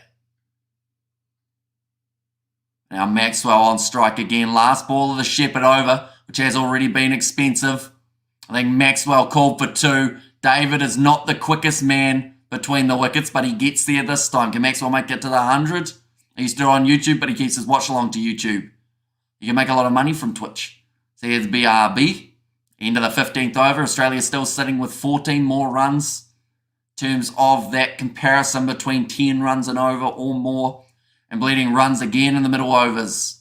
And it's a shame because they actually did extremely well throughout. It was that little patch from 10 to 16 in the last match, but it was the 16th to 20th where they really conceded all their runs.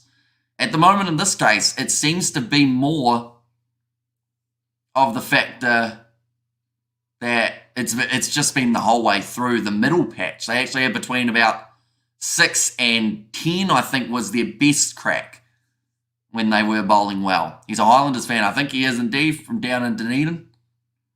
Economy of 12.5 for Andre Russell from his first 2 overs, but he has been brought back in. David sitting on 10 off 4. Glides it out to deep cover. I predict Maxwell will be the next wicket. Well, I hope. Come on, the West Indies. Could happen.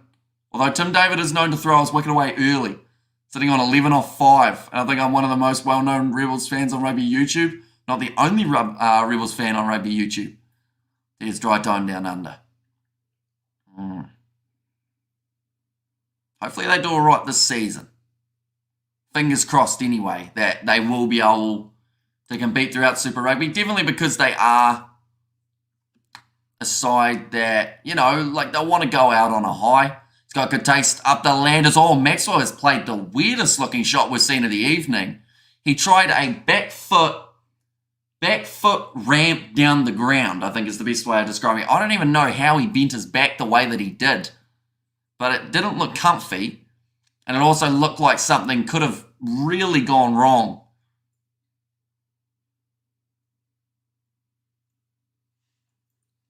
I'm just thinking about how he's played that one. That's a better Yorker. Straight to the fielder at third man, no run. 2 dots in a row for Andre Russell. Very nicely done by the big man. I've got a couple of face paint ideas for game 1. I was meant to go to the Rocky Horror of the night, but I'm going the night. Says a try time down under. As yes, I'll be there for the first game of the season. I miss George Bailey. Says BRB. Now good Yorker again. Maxwell just using his hands to glide it in the direction. He gets it to the boundary. That timing is perfect from Maxwell. He moves up to 71 on the board now. But the way he's been able to dig that one out from a Yorker length and time it well enough that he still gets a boundary is absolutely insane for Glenn Maxwell, and just chops down on it. I'm going to miss like the first hour of Elimination Chamber, but no biggie. So here's try time down under. Of course, that is just around the corner, taking place in Perth, Australia. Right, Russell has struggled when it comes to the last 1 and 2 balls of his overs. Normally one of them goes to the boundary. Short ball, Maxwell pulls it away. Another 4 runs. Now 9 runs off the Russell over. Hashtag we want Cody. He's gone after Andre Russell any chance that he can. Glenn Maxwell knows he's such an experienced player and also knows he's got a great strike rate. So wants to try and take it to a man who he knows can hit the ball hard as well. And the Rockers are corrupt, using his TKO power to get what he wants. Says Amelia. Although, to be fair, like Rock versus Roman was always on the cards. It's just they made a different decision with the Royal Rumble that then caused the whole situation, because no one would have cared if it was Rock versus Roman had Cody not won the Rumble. But because Cody did, now everyone is not happy. I would love for the Authority to return, but as baby faces, says a try time down under. It's going to be a triple threat. Says BRB. There's some great hitting from Glenn Maxwell. He's got 1-6 since reaching the 50, and an extra 3 4s have been added onto the board as well. A little bit of a slower delivery. Still gets it to the boundary though for Glenn Maxwell. Like they're saying, the wrist work is extremely impressive. We see WWE coming in New Zealand also in the future. Do Kiwis love WWE? Oh, it's gone straight up from Tim David. And this is the chance. It's going to land safely, though. They should manage to get back for the easy 2. But yeah, a little bit of a mistake there from Tim David. I think that was the slower ball from Alzadi Joseph. Got to him a bit slower than anticipated. Oh, no, just banged it into the surface.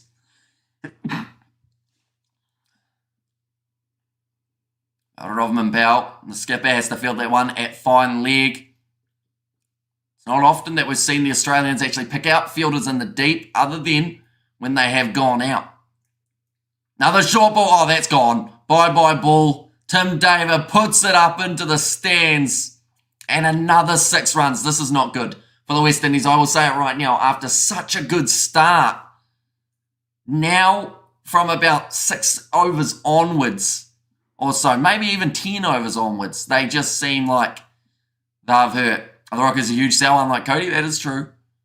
And Rock seems a little shook with how intense the boos were for him. The Rock is a part-timer, says try tone down under. But yeah, normally, like, we've seen part-timers come in before.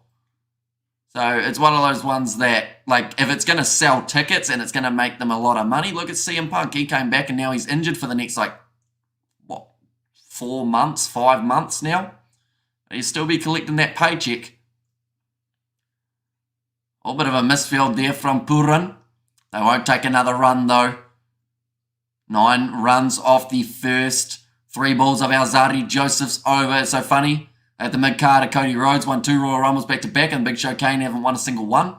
Can't stand him. If he had won the Rumble, then I would have been fine with it. Now, David, he's on 20 off 8. Like I said, not WWE, but Stoinis was struggling big time. You guys still watch WWE? Grow up, says AB. I feel like, do you watch movies, AB? Because people always say that WWE and movies, they're both a little bit similar in terms of the category. They're both entertainment. So I feel like there's no age that says you can and can't watch certain things. I would watch Scooby-Doo happily if I could find where to watch it. Do I need to grow up? Probably, but do I care? Not really. Didn't Rock tear a muscle last time he wrestled? He did, yeah. Maxwell still on 75. Now hit to the leg side. There is a fielder out there in the deep.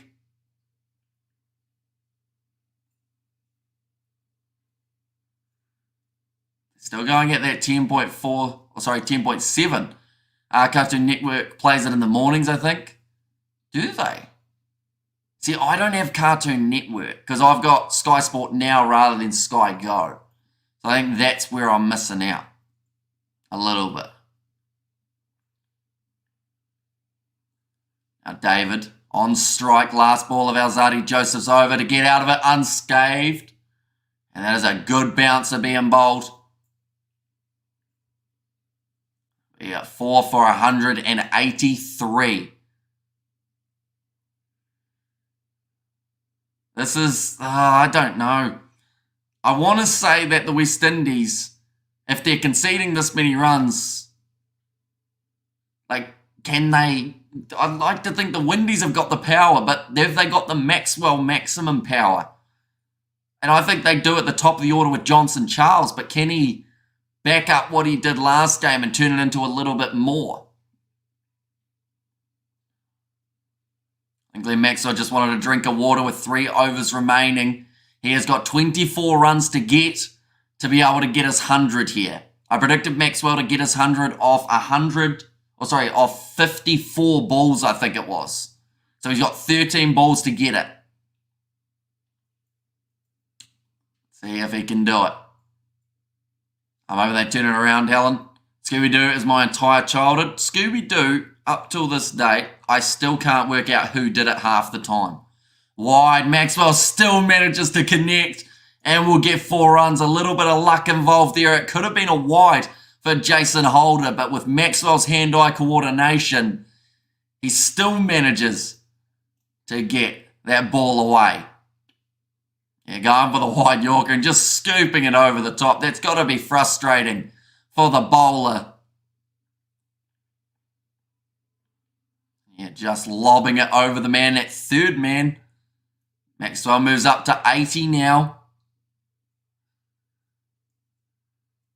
Not the type of man to get flustered. He's gone big. It's high. It's 6 more for Glenn Maxwell. I thought for a second there was a chance for someone out on the boundary. So obviously did it. Then again, I'm into mysteries. True. See, for me, I'm always like, it's got to be him, right? And then it won't be. And I'm like, oh, I wasn't really watching that well, was I? They really botched the Velma series. Says BRB. A great take. Well, that man in the crowd was absolutely loving it. And Maxwell at the moment absolutely loving the Adelaide Oval. It's another short ball that's gone high. Is a half a chance? No, it does fall safe for Glenn Maxwell. They go for the second. Slow work from Puran. Needed a better throw. And because of it, Maxwell gets back for the 2. And Hamish says, Daniel, welcome in, mate. Hope you are doing well. It is unfortunate, of course, the result from Saturday with the rain. But yeah, hopefully you enjoy bowling anyway. I felt like they did go after you a little bit, but there were still some very good balls scattered throughout there. If that was a better throw, Purim would have had Maxwell gone. It's a big shame because that is the chance that we needed. Our big full delivery, that's going to be called as a wide for Jason Holder. The pressure really starting to mount. He's already gone for 13 in this over, and he's only bowled 3 balls. I bowled the best I've done in a while. Says Daniel. Yeah, it seemed to be coming out all right. The wrong one was good, the one that came back in, and then every once in a while that leggy would get a nice bit of turn off the surface. Big full toss, and Maxwell has not actually managed to spank it away to the boundary. He normally loves getting hold of those ones. I feel like batting is easier than bowling. It depends on who you are. Some people are just naturally gifted when it comes to being able to bowl well. Other people are naturally gifted with the hand-eye coordination to be able to pick up a bat and randomly swing it. We had a guy who played for us recently who had never played cricket before in his life. You wouldn't think it because of the way that he was able to just pick up the bat and swing carefree. Bowling was good as well. But now he's actually gone back to squash. Almost had you. Says Daniel, I think all your bowlers almost had me. I think I batted terribly. The only runs I could get were off full tosses. And I think it took me about 20 balls to get more than 1 run. Maxwell will be back on strike for the final ball of this over. He's on 89 of 45 deliveries. Holder is going to be coming around the wicket. I think he's trying to create the angle straight across Glenn Maxwell here.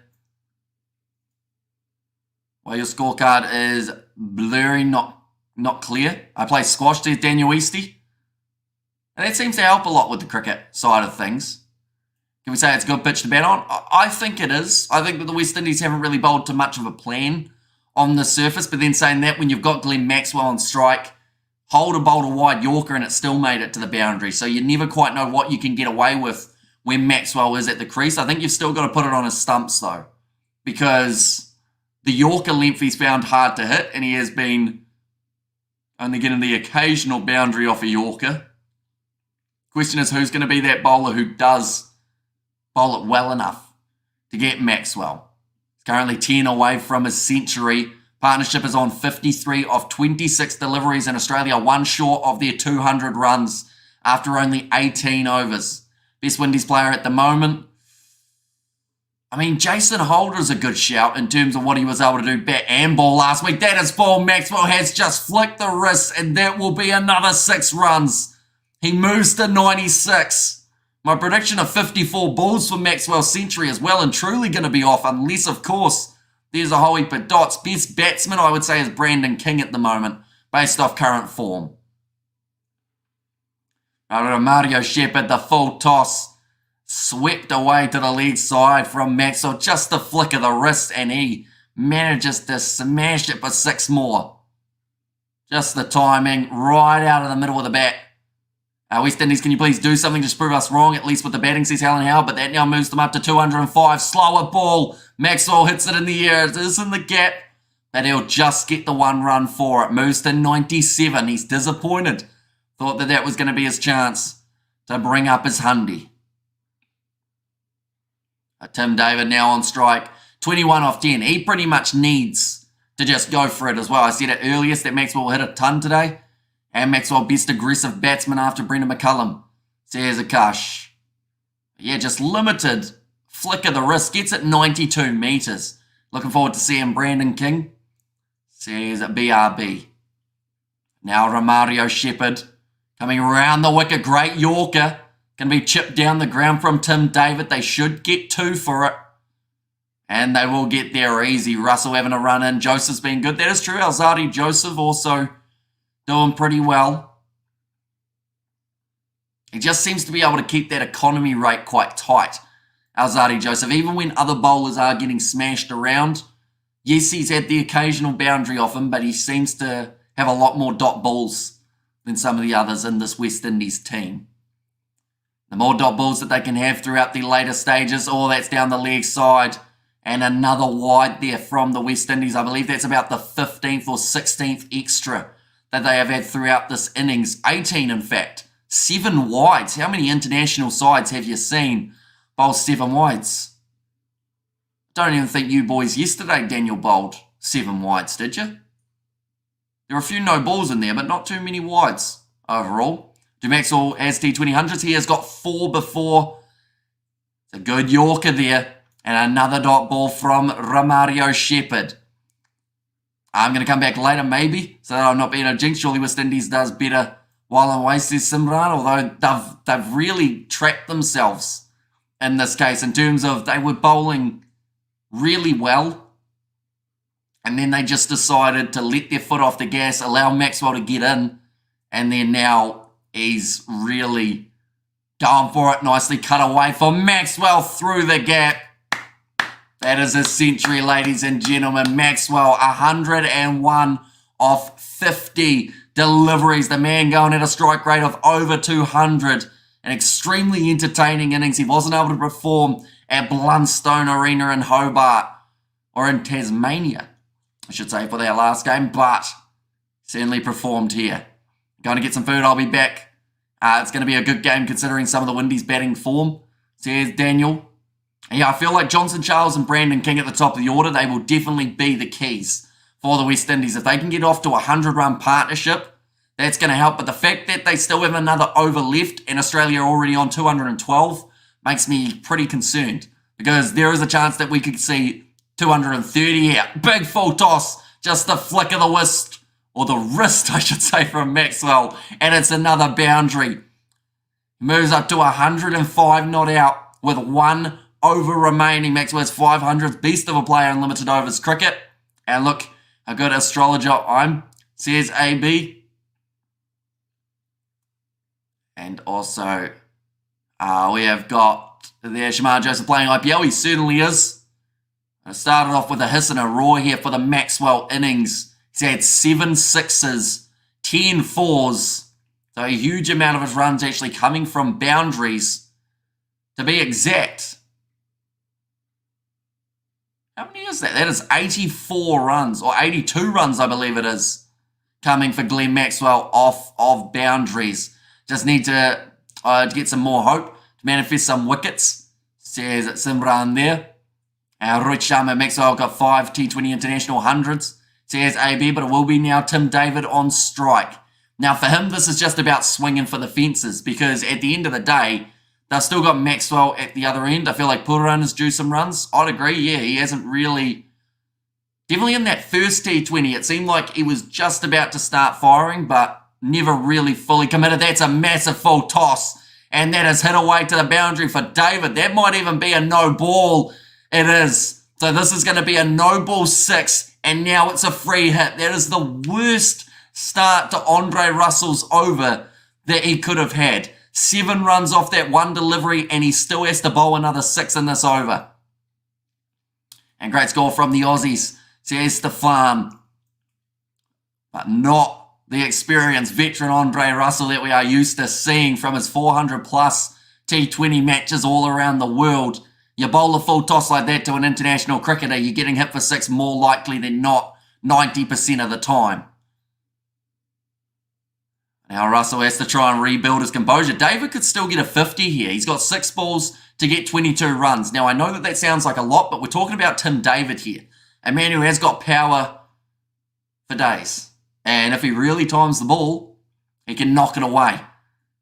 Russell with the free hit. Good Yorker. Hit down the ground hard. They will get the single down to Jason Holder. Now Maxwell will be back on strike. I think Russell bowling is so overrated, and then batting can only survive 10 balls in the batting. Most international hundreds. He has now tied Rohit Sharma. He's had almost 50 less innings than Rohit Sharma though. Yadav for India, 57 innings. He has had the 400s. So Maxwell goes to the top of the rankings. Chipped it over the top. Beautifully played by Maxwell through backward point. Now moves to 109. Australia up to 228. This is becoming unrealistic now for the Windies to be able to chase down. And batting at 3 or 4 and making 100 and T20 is extraordinary. Okay, Helen, I'll go. Says Sivaran there. That is a good shot. And just a classic, unorthodox Glenn Maxwell hit. Russell's frustrated. He's got to go out there and he's got to hit the 100 now for the Windies. And also he don't bat at the top of the order, unlike Ashama batting at 5. Says coding. Now, Glenn Maxwell analysing the field. 4 balls remaining. Can the Australians break 240? It's a full toss. It's whipped away to the leg side. Another 4 runs. Russell cannot hit his line at the moment or his length. And he's just gifting runs for the Australians. 16 runs off the first 3 deliveries. Low full toss, which is literally what Maxwell wants at this point in the innings, because he's seeing it like a beach ball. Everything's coming out in the middle of the bat, whether it's full, whether it's short, whether it's bowled or not. Maxwell's just going to keep on swinging. I think the West Indies will win, says Sydney Samuels. Well, they're certainly going to have to bat well, that is for sure. Every dot ball will heavily increase their required run rate. And Amos, it's going to be me and my girlfriend. Kayla's anniversary in June. I'm taking her to bowling and lunch at a sleepover at my house, says Ollie. And there, our Russell scored a 50 at last, says Coding. Down the leg side, just a flick of the wrist. Another 6 runs for Maxwell. This is getting ridiculous, this over right now from Russell. I don't know why they brought him back in the first place, because his bowling figures have been not great. What happened to Alzari Joseph is my bigger question, because he has not bowled all his overs. And we're actually going to have a quick look here. Alzari, oh no, he has. But Hossain hasn't. Rovman Powie went for 18. Surely Andre Russell wasn't the man to finish this off. I think at least make Maxwell generate his own pace on the ball. 2 balls to come. Another Yorker. Maxwell hits it through the field. I think they're going to just get the single there, and the last ball will go to Tim Davids. 1 run needed to break the 240 up the wires, says Ollie. How the score have to be this high? Says Alan Howe. Terrible bowling by Andre Russ. Yeah, so far he's gone for 7, 8, 12, 16, 22, 23 off 5 balls. And now Tim David, a man who has also got the power to be able to hit this one for 6, has 1 last ball to face of Andre Russell. And it's going to be hit back down the ground. Maxwell's willing to run hard and get the 2 runs. They will get it, and Australia set a menacing total of 241 runs. Maxwell, 120 not out of 55 balls, gets a handshake of appreciation there from Rovman Powell, the opposition skipper. And I mean, Tim David, he's done exactly what he needed to at the other end. I mentioned about it. Stoinis was actually better off being at the crease, because at least with Stoinis there, he wasn't scoring a huge amount of runs. What console do you play Rugby Challenge on? I either play it on Xbox or PC. 218 for his strike rate. West Indies showing appreciation for that innings we've just witnessed. What does that do to the winning odds, I wonder? 6% chance of winning. There you go. There were times when West Indies had a 0.5% chance of winning up against the Australians in the first T20. So does that mean that this wicket is going to be one that we can see some huge runs scored? Dre Russ needs to be dropped immediately, says Marlon. Well, I think the big problem as well was there were some really good overs in there from the West Indies. Like, there were overs that went for 4, overs that went for 5, 6, but it's the overs in between that went for 20 or 25 or 18 for Rovman Powell. Those are all overs that you make up your ground that you missed out on. But yeah, it's going to be a massive chase for the West Indies. Don't get me wrong. Not many sides can chase down 241. In fact, we're going to do a quick Google. We're going to go highest T20 international run chase. Here we go. What do we got? Highest innings totals, batting second. The hot. No, that's for India. Okay. Highest successful run chases. Sounds like it's about 206. They need an extra 35. Hang on. Highest innings totals batting second. South Africa have managed to chase down 250 or so. India got 244 and lost. West Indies have actually chased down 236 and they won the game versus South Africa in 2015. So, pretty much the gist of that, ladies and gentlemen, is if they were to chase this down, it would be the fourth greatest run chase in international T20 history. Now, Bulgaria actually bet super.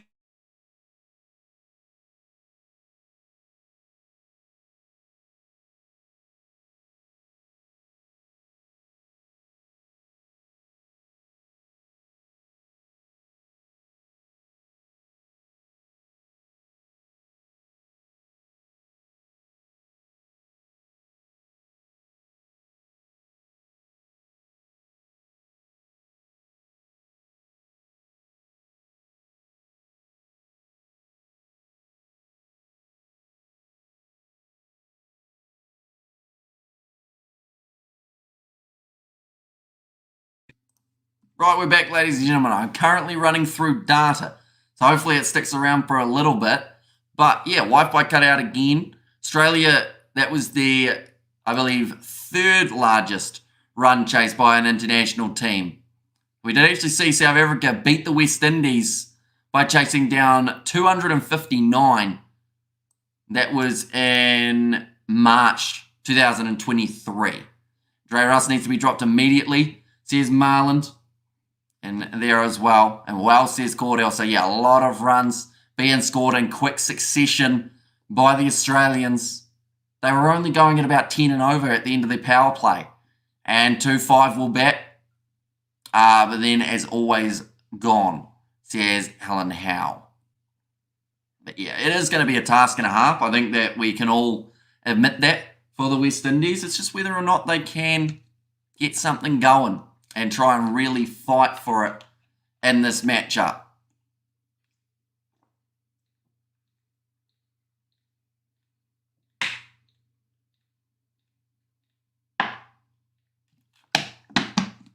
Water is a fantastic thing. I'm just waiting to see if my Wi-Fi does end up coming back, because as soon as it does, of course, we will go back to the Wi-Fi connection so that I don't get charged $100 for data, which could happen, unfortunately. But like I said, even if it costs us more money to run this stream than we would ever make off it, we're still going to keep the stream running as well. But yeah, interesting. Second half just around the corner, ladies and gentlemen, and it's going to be a chase and a half. If they can somehow do it, it will be monumental for the West Indies. I think if they even get to 215, it would have been a very good run chase for the West Indies. Now, they have got power at the top of the order. They've got Johnson Charles. They've got Brandon King. But have they got enough to score at a run rate of 12 plus per over to walk away with the victory? I think that that's going to be the real tester here for them. And yeah, we're going to find out extremely soon how likely they are to be able to get the job done. We have got their West Indies are lost, says Akash. Yeah, like I mentioned, it's not going to be easy. Hopefully, we at least see them get a little bit close in regards of the match and put in a decent showing. But Australia have really put them up against it, because this is the decider.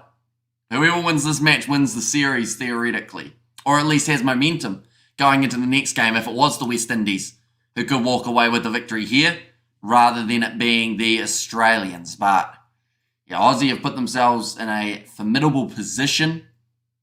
I think it's going to be extremely challenging going into the second half of the game. So we've got another maybe about 10 minutes or so, ladies and gentlemen, before the end, or the start, I should say, of the West Indies innings. We are going to be covering it, of course, on the channel, as well as the Six Nations that is taking place a little bit later on tonight. So if you are new to the channel, be sure to leave a like and subscribe. It is greatly appreciated you all being here for this matchup. Now, what we will have to quickly do while we have got a little bit of a break in play is we are going to have to buy a whole heap of data so that we can keep the stream running during the second half of the match. So we're going to end up buying an extra. Ooh. Yep. We'll have to do what we've got to do. This should hopefully give us Wi-Fi throughout the rest of the stream, ladies and gentlemen. And yeah, hopefully it doesn't cost a fortune. But the West Indies, can they do it? They are massive underdogs. $12 underdogs to go on and win this match up against the Australians. First of all, brilliant batting from Glenn Maxwell. No one can deny how well that man was hitting the ball. And I think that it's certainly going to be one of those scenarios that, like, that's a game-changing and a series-changing innings from Glenn Maxwell that a lot of people will remember for a long time. It was his 500, which now means that he is tied with Rohit Sharma for the most international T20 hundreds. Now, Rohit Sharma having an extra 49 games more than Glenn Maxwell. But game's not over yet. We've seen some big totals before. Like, so that South African versus West Indies game that took place on the 26th of March. I think we better have our predictions now, ladies and gentlemen. A lot of people felt that it was actually going to be under the 200 runs that the Australians were able to get. And to be honest, I was one of those people. I thought that they were definitely going to be able to do well. But they didn't. Unfortunately, they just had those couple patches where they weren't bowling well enough. And it did end up costing them quite a bit when it came to the run rate. Right, I think we're on to data now. Now, it might take a little while for it to fire up, ladies and gentlemen, so that it is running smoothly. But hopefully, throughout the whole of the second innings, we will be able to go smoothly throughout this match without too many issues. And yeah, I'll just have to pay the bill later. They are just showing the dismissal of David Warner. Now, he was on 22 off 19. And Stoinis was on 16 off 15. So I think that proves that there are extra balls that we could actually see the Australians, you know, if they go for a boundary here and there outside of the main big scoring shots, it's still ticking over the strike as well for the West Indies. I think it's going to be extremely crucial. But if they're able to do that, it's going to be massive for them. 29 for Mitchell Marsh off 12 deliveries. David was on 31 off 14.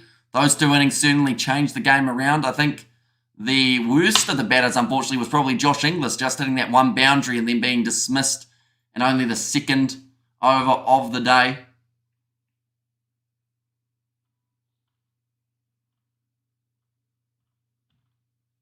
Well, we will go like this.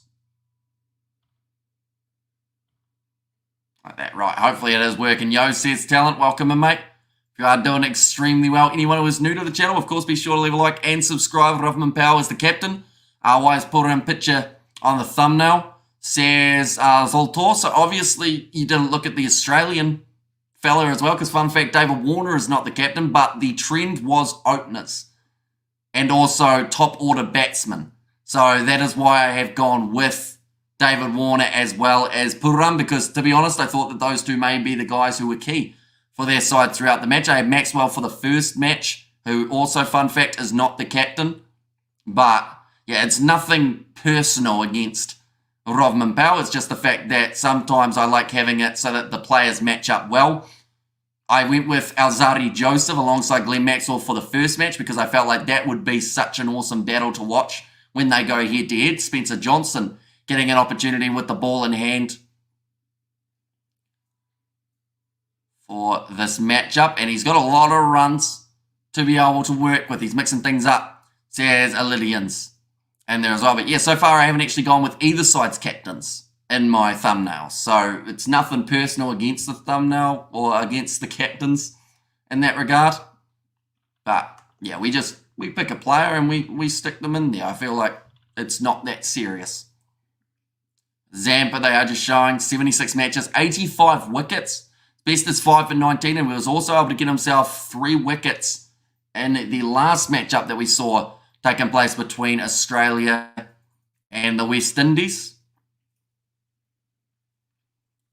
Just showing the 3 variations for Adam Zampa. And the thing is, they all look the same coming out of his hand. So it makes it extremely challenging to be able to pick what ball you are going to be getting.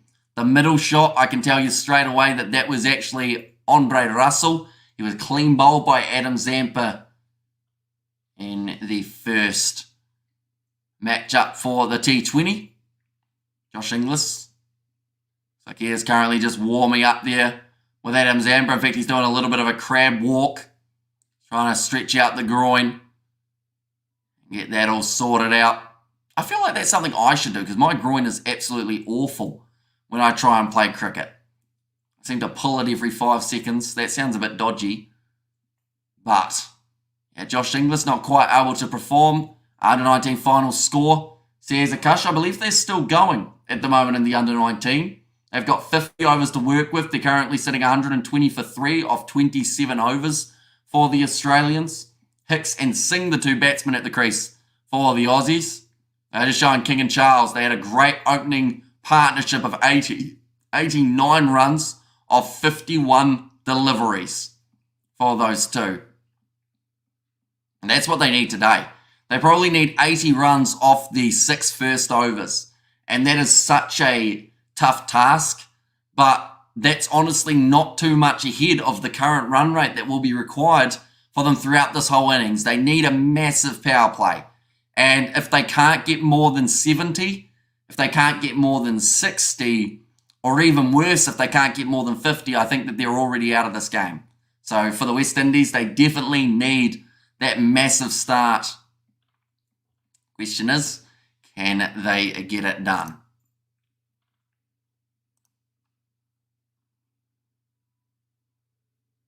Just showing the IPL, of course, just around the corner from starting up that competition.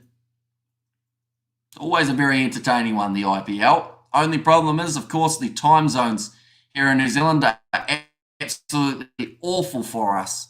So we don't normally cover too many of them. Hi, says Alimar. And there's also the Kieran emoji from Robert, and 75 to 80 runs in the power play for the West Indies. A win, says Ikash. And what we're very quickly going to do, ladies and gentlemen, while the Wi-Fi is back, I am actually going to switch back to my other Wi-Fi. So one moment, I will pop away for half a second on screen, but I will be back pretty much straight after when I connect to the other Wi-Fi.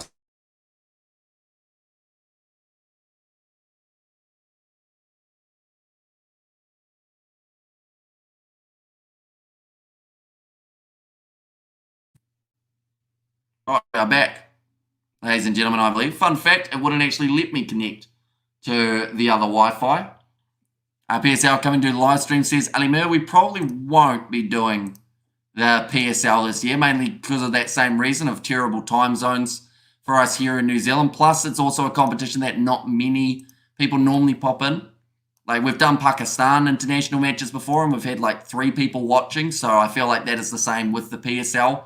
Unfortunately, we just haven't created that fan base of people who want to watch the PSL on this channel. So, yeah, it would be a lot of time and a lot of effort learning all the players, making sure that the commentary is as good as we can make it, just for no one to really get the chance to watch it. And since losing the test, the Aussie team is clinical in both ODI and now the T20s. Says Dane Griffith, and IPL from 2 p.m. London time, so that will be from 3 a.m. New Zealand time. And then I think the other game that takes place is at about 6:30 a.m. New Zealand time, which is a little bit more likely, but still not a great time zone for us here in New Zealand. What I'll quickly do is I'll also plug in my phone to make sure that it doesn't cut out. And you've got a huge Windies following. Says Marland, and I guess I'm the third watcher. Says Robert, I don't think Windies is going to win any T20 match in Australia. They certainly aren't going to win if they have to keep on chasing down 240 runs. That is just a few too many to have to try and chase down. But if they can somehow, like, that's the thing though. what total is a moral victory for the West Indies? Like, I would say 230 would be pretty good on this wicket, but I just don't see it as something that they'll be proud of. You know, they want to win. And unfortunately, it's very hard to win when you have to try and chase down what would be the fourth largest T20 international chase in history. This doesn't make it that easy at all. But the second innings of this match is just around the corner. Ladies and gentlemen, if you are new to the channel, be sure to leave a like and subscribe. It is greatly appreciated. You're tuning in for this matchup. And do let me know, how many runs will the West Indies get and who will be the leading run scorer for the West Indies in this innings. In the last match, they came pretty close. Says BRB, they did, chasing 214 or so, I believe it was. Whereas in this match, they have to add an extra about 28 more runs on top of that.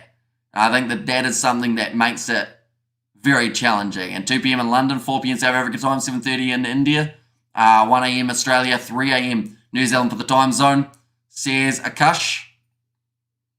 Yeah, if anyone is wondering who scored all the runs for the Australians, Glenn Maxwell did get himself 120 runs off very limited deliveries. 55, I believe it was, in the IPL, says Akash.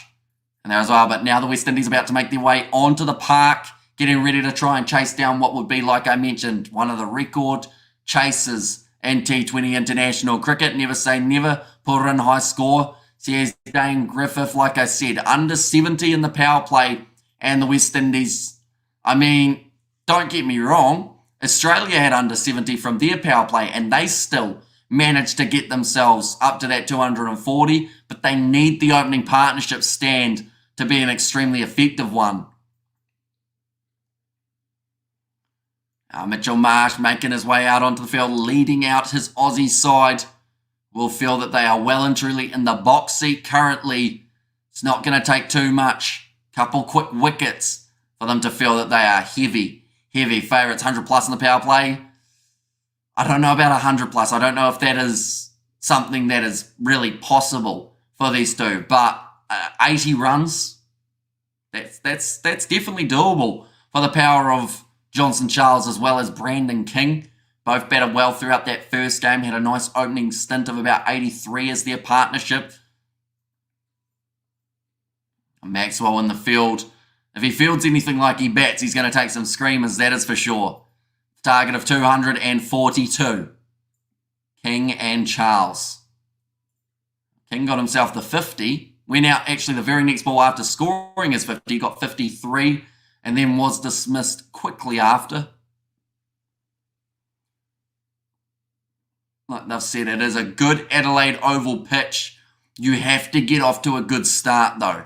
That is one thing that will help drastically for the Windies. If they can't get that big start, they won't be able to win this match. Johnson Charles, though, strike rate of 130. His best at 118. He has to go at a strike rate of around 200 in this match if he wants the West Indies to win this contest. There were just so many sixes being scored by Glenn Maxwell, but short boundaries at this Adelaide Oval. Definitely square of the wicket, only 60 and 63 metres. That is where a majority of the runs need to come for the West Indies, plus straight back down the ground. Sean Connery actually said never again. Says BRB, Jason Behrendorff. He will be the man who is opening the bowling. Of course, as a bowler in this scenario, you know you're getting hit around. Like, at the end of the day, anything under 15 throughout these power play overs is a massive bonus. Anything under 10 is a phenomenal over. At 7, 6, 5, 4, 3, 2, 1, we are about to be starting this innings. Looks like they are actually having a bit more of a reshuffle there for the Australians, but Behrendorff almost ready to go. Field has been changed just a bit more. And the play is now beginning. Jason Behrendorff swinging into the pad, and it is a dot ball. Now, all I'm going to say, required run rate, 12.2. Keep a close eye on that. Every time we have a dot, that is probably going to increase by at least 0.1. At least 3 wickets in the power play, says BRB. It would be massive for the Australians. And to be honest, the West Indies, there's going to be a few chances where they are close to losing their wickets because they have to try and attack from ball number 1. They need a boundary every second ball. is almost the way of looking at it. Every dot means that the boundary has to come right around the corner, hit down the ground and just over the top. Stoinis wasn't on the ring. He was a few more steps in, and it's going to be 4 runs for Brandon King. Great shot from him down the ground. If Stoinis had been standing on the circle, I think that would have been straight to him. But he was a few steps in. I don't know why he's trying to save the single. I don't think that really saves anything for the Australians at this point. Maxi. See, expired passport, bro. I feel like I can tell you right now that $2 expired passport, bro, that is going straight into the data fund for this stream. But it is greatly appreciated. Another dot ball, though. Still required run rate of 12.2. As soon as that gets to 14, you're starting to get a little bit nervous if you're the Windies. As soon as it gets to 16, you're starting to think, not doable. So they need to keep it down. But they have the ability to do so. Definitely if they can score boundaries. It was in the slot. They're going to take on the quick run. Matthew Wade considered throwing it, but didn't want any overthrows. Maxwell 201 was best. Says Akash, yeah, they were showing the highlights of it. Too far away. Do you know what tying the knot means? I certainly do, yes. Another single.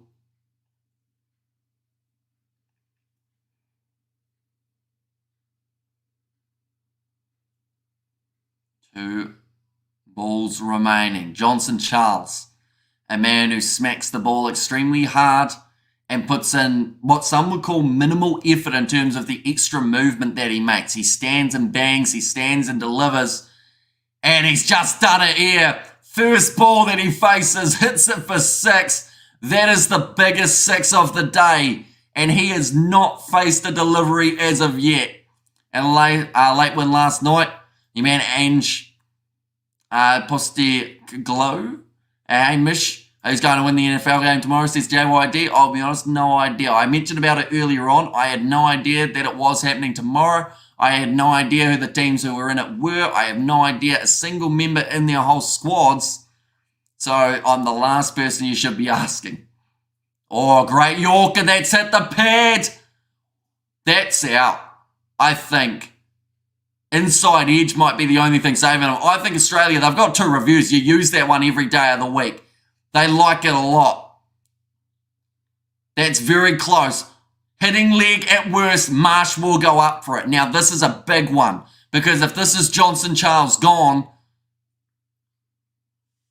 no bat, says Berendorf. I thought that would be the only thing saving him with this delivery. Now, the on-field decision is not out. It's a review for LBWS. Donashi is asleep at the moment, I believe. Hamish has no idea who coaches Tottenham Hotspur FC. No clue whatsoever. And told you 3 wickets, says BRB. Right. Seeing the replay here. Oh, it's just curved a little bit. Zampa was looking at it saying, nah, that one's missing. So worst comes to worst, or best case scenario here for Australia is that it hits leg stump, umpire's call, and then they would keep their review. But I think they're going to be losing it here. Looked a little bit closer in real time. No bat involved. There is a clear gap there. It does look like it's hitting leg stump, though. It's just whether or not it is jagged back too much here. This can't be 3 reds, can it? On-field was not out. Berendorf is walking back to his mark as if to say it's not going to be out. Ball tracker, a few of the other Aussies are still a little bit confident. This has to be umpire's call, which I believe would still remain as out. Here we go. Swinging around and back in line. And umpire's call. So the review is retained for the Australians. They would have had him out if the umpire had given it. But it was a good call in the end. Like at the end of the day, it was swinging quite drastically. It's a dot ball for the Australians. But Johnson Charles, Aussie wanted to see the back of him, definitely after hitting a 6 off the very first ball that he faced. Liverpool was top of the table. There's BRB. Yeah, brilliant shot by Johnson Charles. Just times it to perfection. They're talking about how big that 6 was and how it was the biggest of the day. How many metres is this? 115 at least, I would say, for Johnson Charles there. Maxwell in the background was just admiring the shot. What's the score? What are they chasing? They are chasing 241 in 20 overs. 11 runs coming for them in the first over for the West Indies. And go the Australian cricket team men, says Toby. Sadly, we don't have a ball tracker in terms of how far that one went for Johnson Charles' first six. Hazel, oh, that's gone straight over the top of middle stump for Brandon King.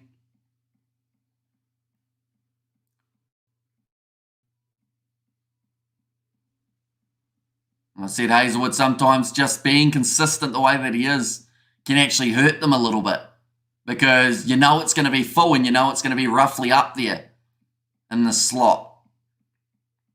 They got the man back on the leg side, I believe. Deep mid-wicket and also I believe they've got a deep third man, I would think, with the gap that is opening up there, or maybe deep backward point. Stepping across there, tried the big unorthodox shot there for King.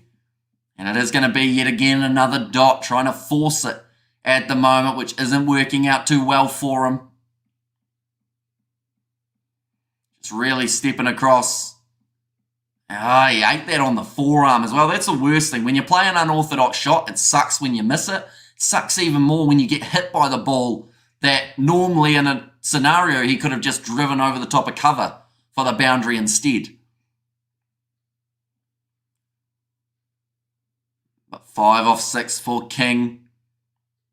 Another one that he has swung at, trying to hit it to the leg side and has missed. It's very good bowling from Hazel with 3 dot balls in a row.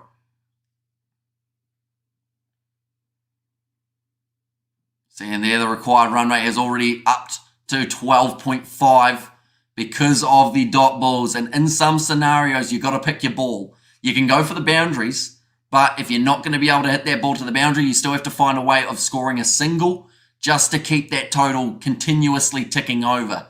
3 dot balls is far too many in a row. And that one, that is a 4th dot ball in a row now for Josh Hazlewood. And a chase of 242 cannot afford that. And Andre Russell needs to bat higher up the order today. Says out for him and should have wore the arm guard. Says BRB, although I think it actually hit him on the arm that wouldn't have had the arm guard on. So it wouldn't have made much difference for himself there. King's on 5 off 8. There were a few of the Aussie batsmen who did get off to slower starts. So it shouldn't trouble him too much. There's still plenty of time left in this innings. But their required run rate will keep on climbing. The more dot balls that Hazlewood has. That one is hit to the leg side. And he's out. Oh. Very close to stepping over the boundary rope there. And that's very similar, in fact, almost identical to what we saw for Josh Inglis when he was facing off with Holder in the first innings.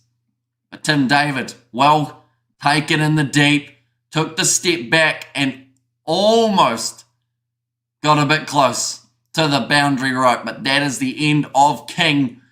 5 dot balls in a row at the moment for Hazlewood, and he is 1 ball away from a wicket maiden here.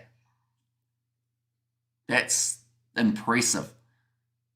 Would you have a 50k celebration? Maybe Norm could pop on.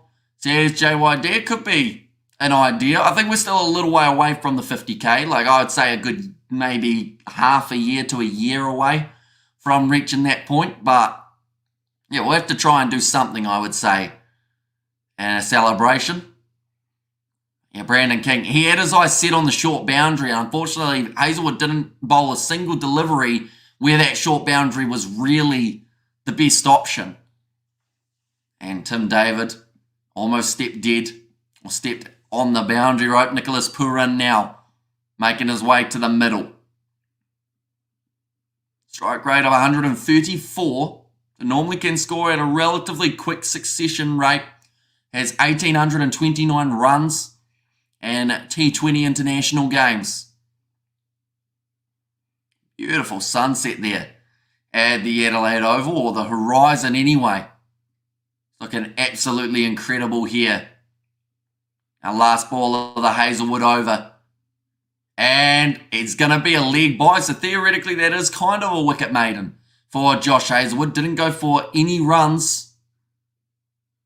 other than the leg bye, of course. But yeah, sensational bowling from the Australian veteran. Like they've said, the wicket maiden for Hazlewood, the 5th in his T20 international career. Just puts it right in that mark. You put down a handkerchief, as they say. A little square of paper, and he would hit it every day of the week. Just great over from Hazlewood. They're showing the split of the balls, and they are all right there.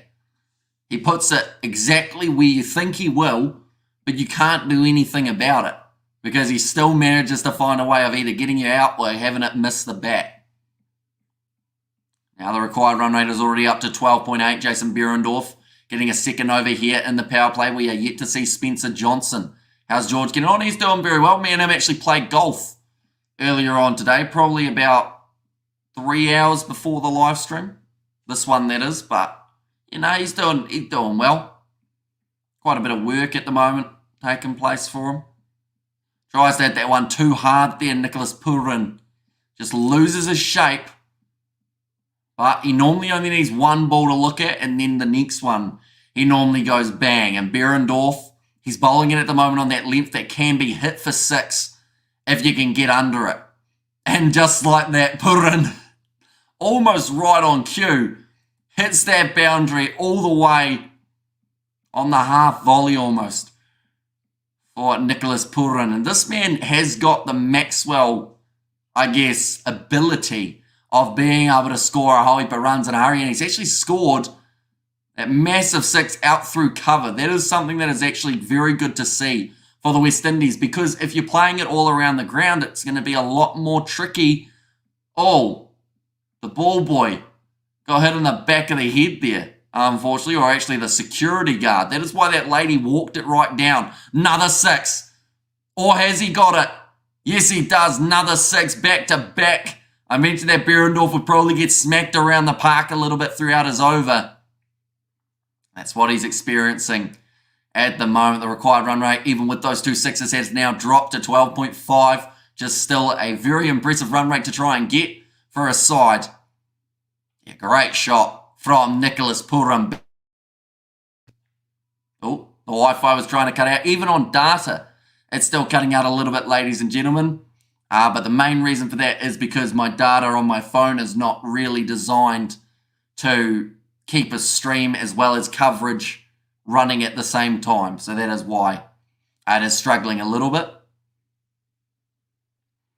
Now Behrendorff, slower delivery. Pooran doesn't care. And he has sent that one massive into the chapel stand. 3 in a row. That is 18 runs for Nicholas Pooran off only the 4 balls. That's one way to turn it around here for the West Indies. Just a beautiful cover drive for 6 away he started, then 2 to the leg side. Back to back. And then brilliantly timed Nicholas Pooran.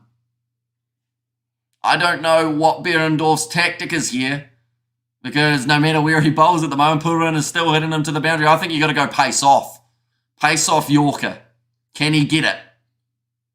Nope. Puts it down the leg side for the wide. And that is just down to a little bit more pressure that is being put on by Nicholas Pooran.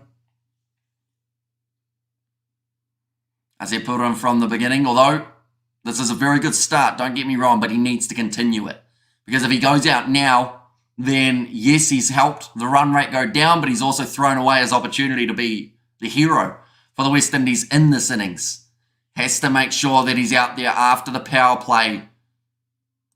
David Warner now going back out into the field. Looks like they have got rid of the slips, and I think that's to try and entice Pooran into, oh, it's another wide. Down the leg side, Behrendorff getting it very wrong here.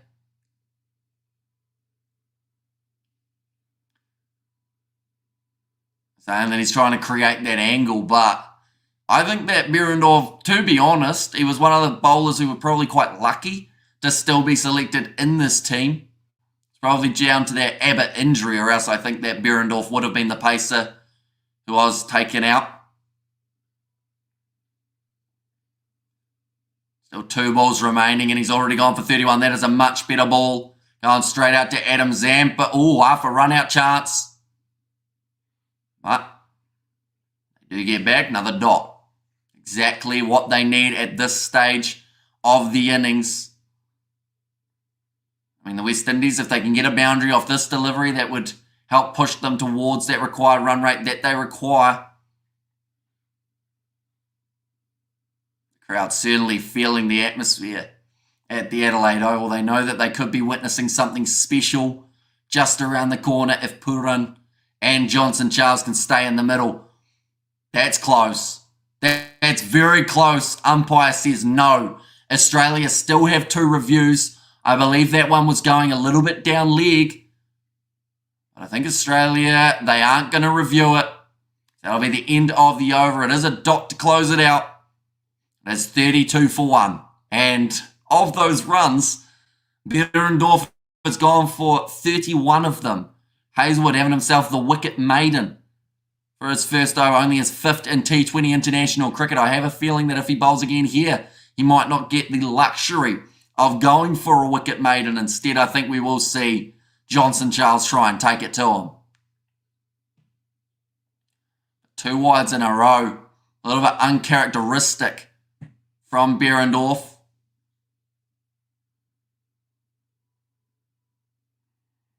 3 big sixes, 114 metres. That's how far one of them went. Like I've just said, Johnson Charles has only faced 2 deliveries, one of which did go for 6. He's on strike now to Hazlewood. And he will get that one to the boundary. Of course, during the power play, you've got so many more options of being able to get that ball away.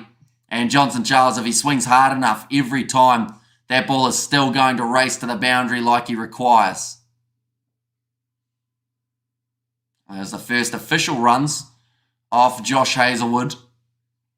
Manages to get that front leg to the side. And just connecting with that one.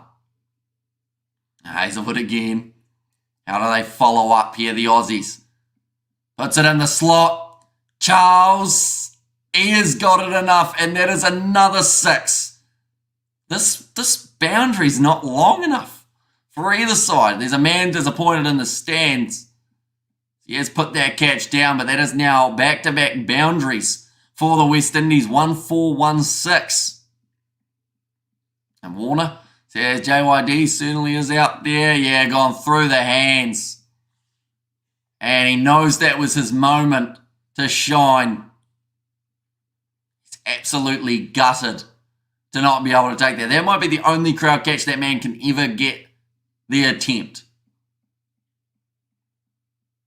Johnson Charles sitting on 16 off 4 deliveries. They've got 2 men back on the leg side now for the Australians.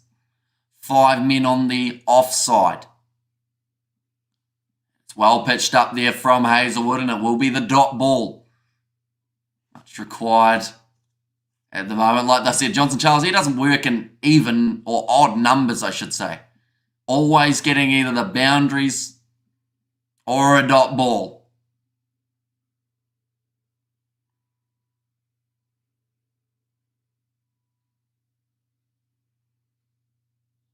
He's still disappointed, the man who dropped that crowd catch. Hazlewood. Wide outside of some. That's a great ball. Just inside of the wide line. It's going to be a dot, and I think that's a quite difficult ball for Johnson Charles to get towards. Main reason being that he is so leg side orientated. His leg goes, or the left leg that is, goes towards that kind of 5th stump on the leg side to open up the freedom, being able to swing through the line of the ball. But if Hazlewood can keep it out there, Johnson Charles eventually will have to start trying to chase it a little bit. Oh, short ball. Hit him right in the spine or in the back of the rib there, and that is a good, short, aggressive delivery from Josh Hazlewood. Good night, Hamish, going to sleep, says Ollie, so we will see you, of course, at some stage. Anyone who is new to the channel, be sure to hit that subscribe button, ladies and gents. We are going to be back for the 3rd T20 that has taken place. That will be on Tuesday, New Zealand time in the evening at 9 p.m. Be sure, keep an eye out for that. Also, we've got a game at 4 a.m. New Zealand time, which is in about, that must be in about 4.5 hours. Another great ball from Josh Hazlewood. Brilliant way to finish the over. Going for the 10 runs. 1 for 42 now. 200 runs needed from 96 balls. Right. Spencer Johnson. This is pretty much throwing a man to a pack of wolves with pretty much a screwdriver and saying good luck, because he now has to try and bowl to Nicholas Pooran, who's hit 3 sixes, Johnson Charles, who's hit a couple sixes himself, and now you've got the youngster Spencer Johnson on T20 International almost debut. He's only had the 3 matches. He's taken 2 wickets. His best is 2 for 33, but this will be one of the toughest innings that he has to try and bowl in. Like I've said, crowd are behind Spencer Johnson. Can he get the ball to swing like he normally does? He's a left armer and it's just gone over the top of the stumps. Nicholas Pooran was certainly going to be trying to spank that one towards the boundary. Good morning. With a boundary need to get longer to prevent Johnson's 6. Not taking that one cleanly, Matthew Wade, but good seam presentation from Spencer Johnson, and just went about maybe 4 or 5 inches over the top of middle stump. Of course, wickets are huge in this game for the Australians, but also dot balls can be massively beneficial in this one as well. But Spencer Johnson starting off well. What does he do next? It's going to be in the slot. Half a chance, falls short of Marcus Stoinis. He was never going to be able to get to it, but Spencer Johnson, that is a 2nd dot ball in a row now, and these all add up. I'd be very interested to know how many dot balls there were throughout the Australian innings. Don't think I have that statistic, unfortunately, but I would assume that maybe West Indies are about 10 or 20 balls away from the amount of dots. Good start for Johnson, little bit leg side, and it's taken. Just carries to Aaron Hardy. Spencer Johnson gets the big man Pooran. He is gone. It was mentioned earlier on about how he could be the guy. I said that he needed to follow it up and not throw that wicket away, and he's just thrown that wicket away. But not timing it. Was going for 6. Every ball got tucked up. Aaron Hardy was watching it and then just carries to him. I think he thought it was going a bit closer in his direction, but he takes the catch. Didn't look safe at all under it. But Nicholas Pooran, that is the 2nd wicket to fall in the power play. And 18 off 10 for Nicholas Pooran. And just to put that into perspective, ladies and gentlemen, Pooran scoring 18 off 10 balls, 3 sixes, still isn't actually at the required run rate that the West Indies need to win this game. Now, at the moment, Johnson Charles, he's getting close because he's going at that run rate per over of about 12. If you look at his overall, I guess, average. So Mitch Marsh just having a little bit of a chat there with one of the umpires, and run rate good. Wicket goes, West Indies need to go to the drawing board really, and I know, says Dane.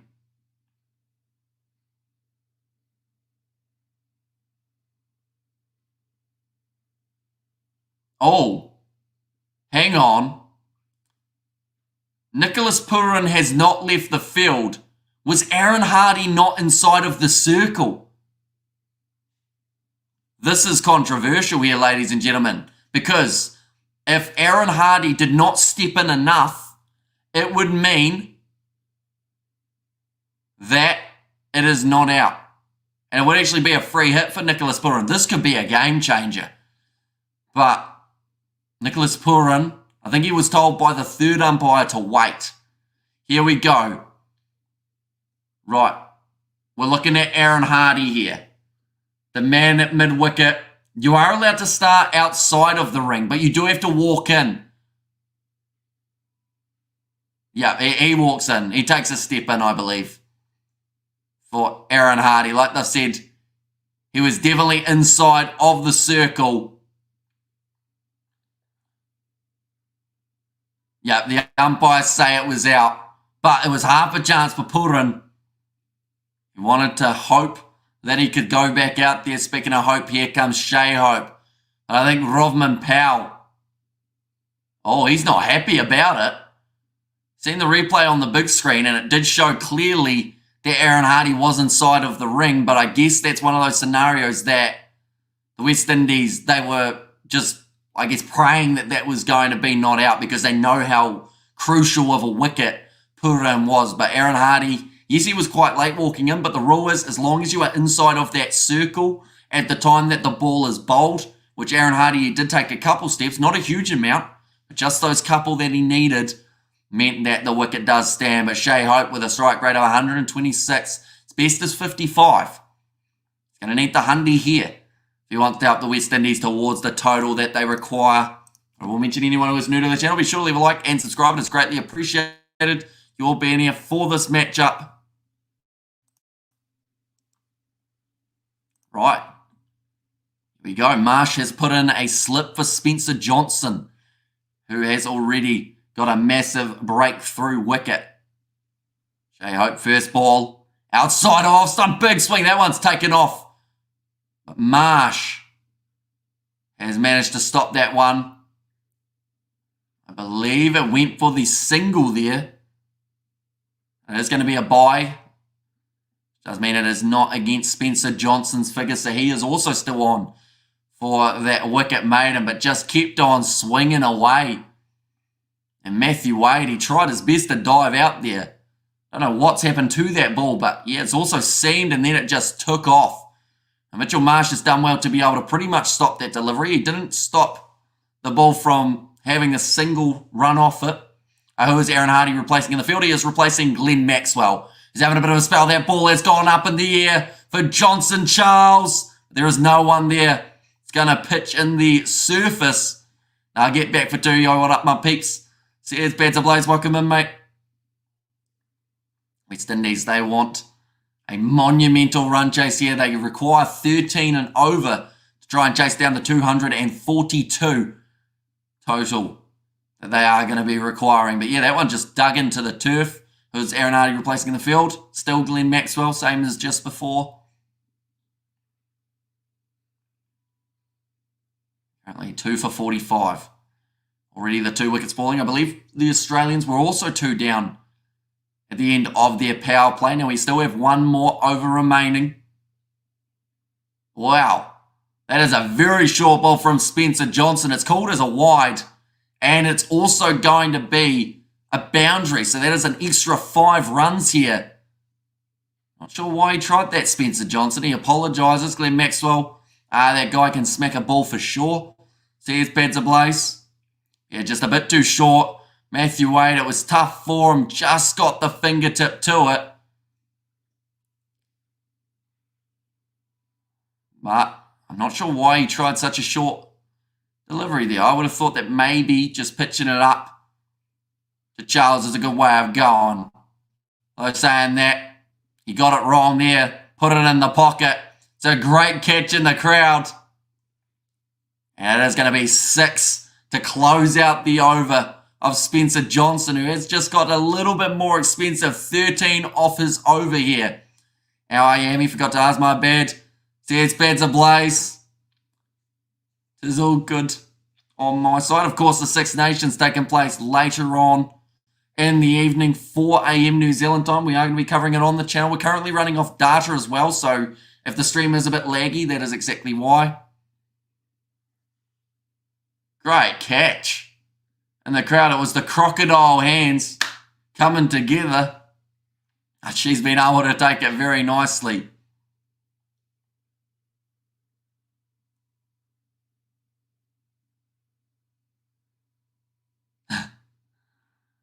The man who dropped the catch in the crowd, he is gutted. Obviously, due to work, says Pants Blaze. That is no worries whatsoever. Stoinis now into the attack. That's straight up as well for Shea Hope. 3rd wicket. Shea Hope goes for a duck. Maxwell recently making his way onto the field. And Stoinis, the Melbourne Stars bromance, get the next wicket for the Australians. Not even the slower ball from Stoinis either. Shea Hope just hits it straight up. Maxwell, eyes on the ball the whole time. Watched it into his hands. That's another wicket. Shea Hope, 3 down now for the West Indies. Now, unfortunately, wickets falling is going to be a regular occurrence here for the Windies, mainly because they have to score at a very quick rate. So there's no real time to get yourself set and get yourself in. And hopefully Italy put up a good fight. Don't see them winning, but anything can happen, so you never know. See, his bad's ablaze. He hit straight up from Shea Hope. Maxwell straight away knew he was in the money. He's only been on the field for maybe about an over, if that. But a great way to almost close out the power play here for the Australians. Now the captain, Rovman Powell, makes his way out there. 496 watching and only 68 likes. Come on. People show a bit of love. So here's Jackie Kirk. And also, if you haven't already, be sure to hit that subscribe button. We are only 300 away from 46,000. So if you do want to help us get there, be sure to hit that subscribe button. But Rovman Powell on strike to Marcus Stoinis. At this point, Australia, we're 1 for 56. So West Indies, they are on 3 for 56. So the same amount of runs, but they have lost those extra 2 wickets, which have been quite crucial at this stage. Definitely when you consider that it is King, Purin, and also now Shea Hope, the 3 men that they've lost. Down the leg side, that'll be a wide for Stoinis. So make sure to subscribe. Will mean a lot to this channel. See, it's bats ablaze. Saw quite a few wides bowled by the West Indies throughout their innings as well. So perhaps that is just a thing that will happen regularly throughout this match. Shining that one up there, Josh Hazlewood. Go for a wicket maiden in his very first over that he did bowl. And great delivery outside off stump. Good shape on it, working it slowly away from the right-hander, Powell. Press the like button, folks, says Marland. We think a lot alike, don't we? See, here's bats ablaze. Exactly right.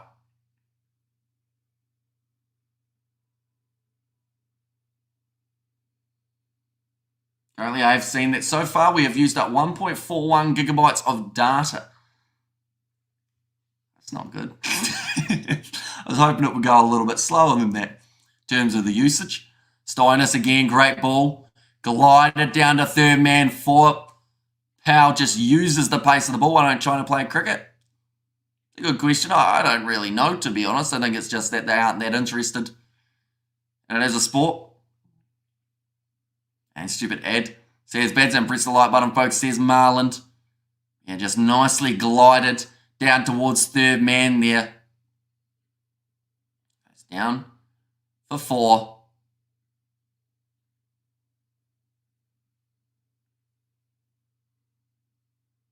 How does Stoinis answer back? He's gone for 5 runs off 3 balls.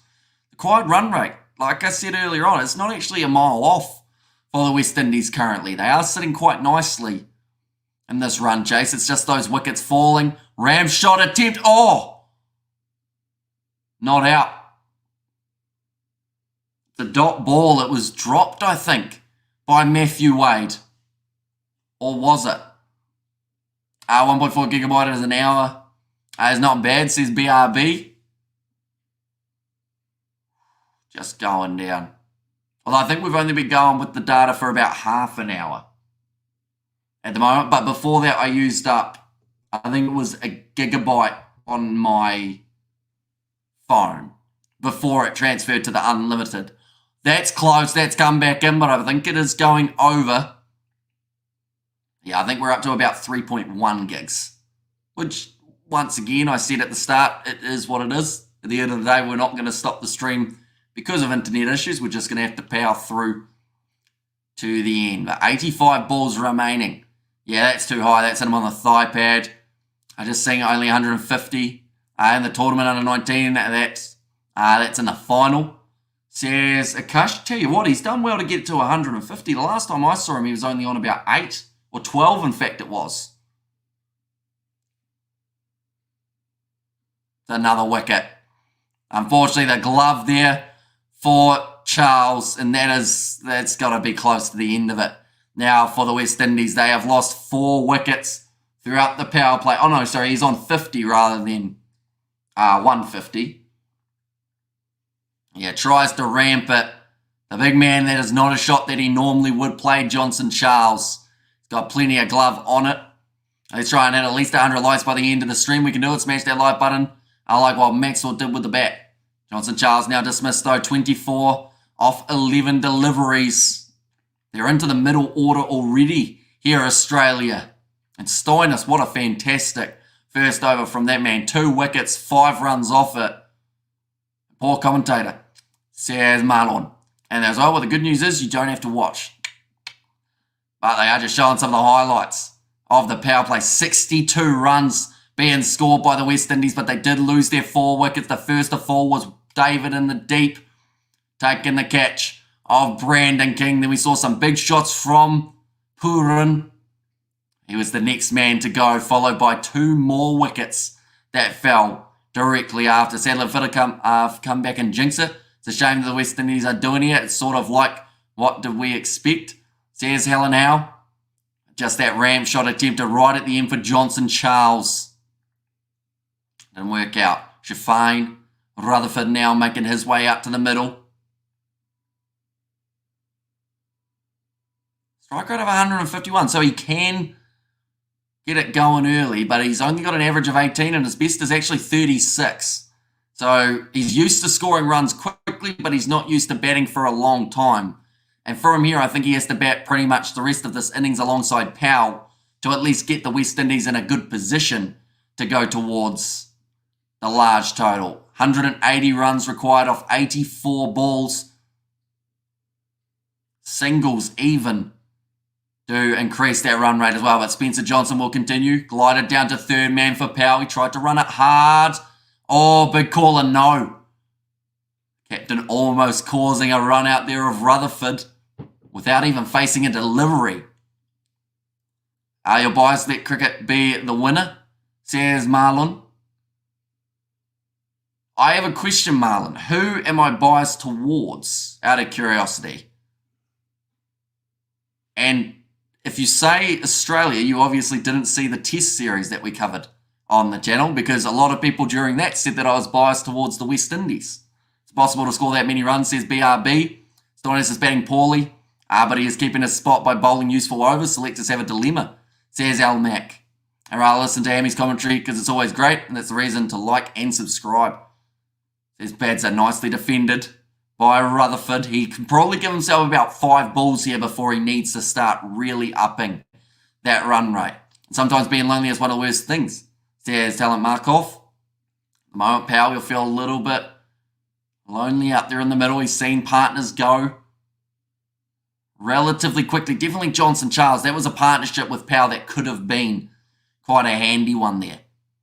I think the biggest 6 still goes to the West Indies throughout this game. Oh, it's off the edge, and it's another wicket. Rutherford gone off the second delivery, and Johnson's got his second, and only a second over that he has bowled the West Indies. They are now 5 down on a pitch that seems completely different to what we saw in the first innings. Oh yeah, then if you don't like it, says Bads of Lays, and oh no, says BRB, but just a classic test match ball there from Spencer Johnson. Rutherford hesitated, left the bat hanging out there. Now another wicket down. And there's another duck. Dissemination by Australia, says Talon Markov. And oh no, says BRB. And Ken Rutherford says JYD. Not quite, but yeah, not a good one for Rutherford there. Unfortunately, we know that he's got potential. That's the worst thing. A lot of these dismissals, like in a normal run chase of 180 or so, I think that this is a completely different approach, if that makes sense. Because they're chasing so many runs, they just have to keep on accelerating because they can't afford dot balls. Every time there's a dot, the run rate increases by about 0.2, 0.3.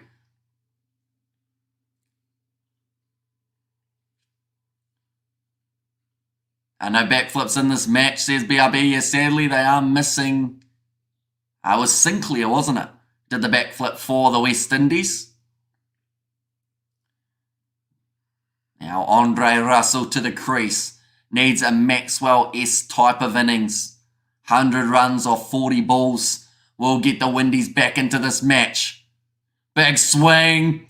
And he has clobbered that one out to the boundary. Now mid-wicket way predicted score 155. Game over for the Windies. West Indies should bring the old players to the drawing board. Are known for big hitters. Tackle it all together, boys. Shame on the West Indies batting in the series like it's a different pitch they're batting on. So here's Kevin Simpson. Yeah, I think Andre Russell has realised that he needs to go from ball number 1. They've got 2 slips in play at the moment for Andre Russell. It's not very often you see that in a T20. Giving himself space, the old French cut, and it will go to the boundary off the inside edge. Going to be back-to-back boundaries for Andre Russell. Currently going in a strike rate of 400. I'm back and looking at the score. I'm scared. Eek, says Simran. And there as well, but yeah, big inside edge for Andre Russell, but it goes to the boundary, exactly what he needed. Now that is 9 runs off the Spencer Johnson over. They still need a boundary here to be sitting in a decent position in terms of the runs scored throughout the over. But with someone like Andre Russell, he's got more than enough power. Hit down the ground, another 4 runs. Jinx a girl called Philip 2, says Helen, although I don't think you can call them the Jinx, Helen, because they weren't here and 5 wickets have fallen for the West Indies. So if anything, must be someone else.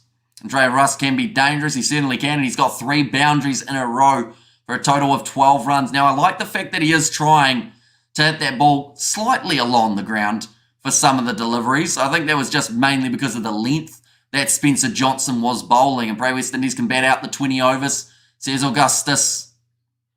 I mentioned for the Windies that they were able to get to 220 would be very impressive.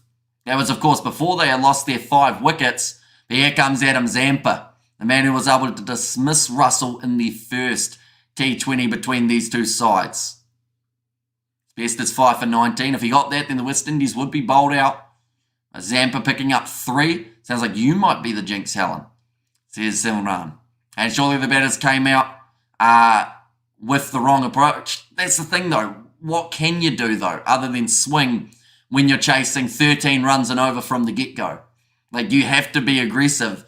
Have they been trying to hit it in the air too often? Probably, but they're looking for those 6s rather than 4s. I think that's where they've gone a little bit wrong. Pitched up there, almost an awkward chop there from Powell, playing it extremely late. And he said, maybe I am, let me go for a cuppa.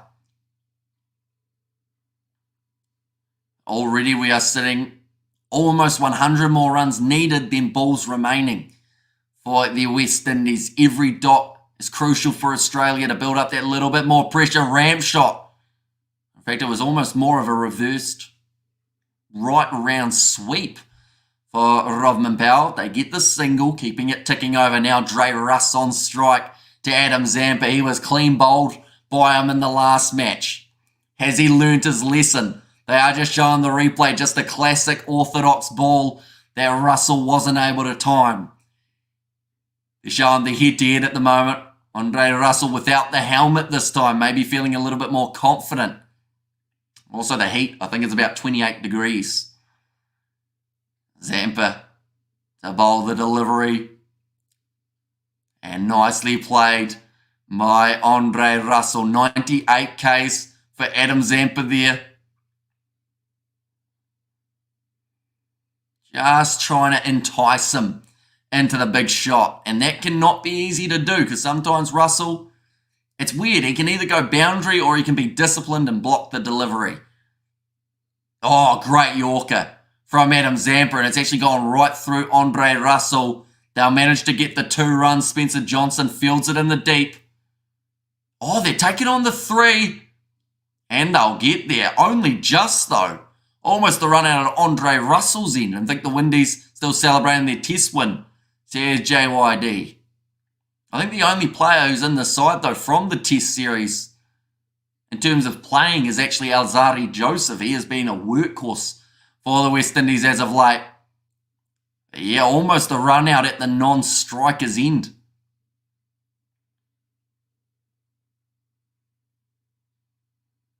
Zampa going for the 4 runs so far off 4 balls.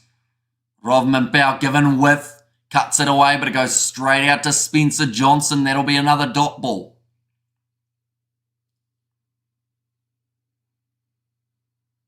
Just showing Dre Russ. It's ridden on his back. Are you watching the Super Bowl tomorrow? Probably not, to be honest. Only because I have no idea about any of the players or anything. Like, I might still watch it for the occasion, but I might also be asleep, depending on what time it starts here in New Zealand. But that is going to be the end of the over. Oh, Zampa might have done something here to his right leg. Saw him in the warm-ups. He was kind of taking the groin stretches pretty casually. And it actually seems like now maybe might be regretting it. Both Russell and Powell is from Jamaica's Speed, says Marlon. And the rest of them still partying, says JYD. I think that we're certainly going to see Russell try and target the pace, bowling a little bit more than spin. Although saying that, maybe Adam Zampa in the next over, we might actually see Russell go for him a bit more, but still not a bad over for them. Like 4 runs, not a bad over for the Australians is what I mean by that. West Indies, they need a big one to follow up after such a tight over. And here comes Josh Hazlewood, who only has gone for 5 runs per over with his economy. And Andre Russell on strike. What can the big man do here? Just got up 241 is crazy. So here's Double G. And also mighty Aussie. That's going to be a hit straight down the ground from Andre Russell. Not completely timed, but they do manage to get back for the 2 runs here. Exactly what the Windies need, just keeping the runs ticking over as best they can. Shamar Joseph, his son player, says JYD certainly is definitely got a bright future for the West Indies. Disappointing bowling from the Windies to allow so many runs. I missed it, says Porto. But the biggest shame about it was they started so well. Like their bowling was on point throughout the first 10 or so overs. They didn't really do too much wrong. Yes, Australia got off to a quick power play, but they're always going to. There's a dot ball there for Josh Hazlewood, although it is his warning for short balls in the over. It must have been some great shots from Aussie. Well, Glenn Maxwell got 120 runs off 55 balls, and you can imagine from that man's batting that we've seen in the past. Done absolutely phenomenal. I think David Warner just signing autographs, and a man might have just pushed through some children, so Warner's saying get back and wait in line. And Muscle Russell will hit a few. They can't win, says Kevin. Now hit to the leg side there from Andre Russell. Another single, well fielded by David Warner at deep square leg.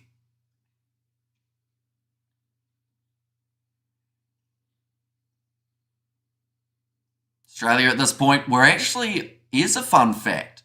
Australia were 3 for 79. So the West Indies currently are actually ahead in terms of the runs being scored. Now that was right when Glenn Maxwell was making his way to the crease, of course. And then it took him a little bit of time, maybe like 3 balls, and then he was onto it straight away. They're going to take the quick single. Underarm, good throw there. And they'll actually manage to sneak through for an extra run after the ball hit the stumps. West Indies won't win, says Helen. And can't wait to see the type of scores against the Black Cats, says Porto. And all right, I'm off to sleep. Good night all. Have a great steam and good luck to Italy. Hopefully they can pull off something special, says Pads Ablaze. So we will see you later on. Hopefully you do enjoy your work.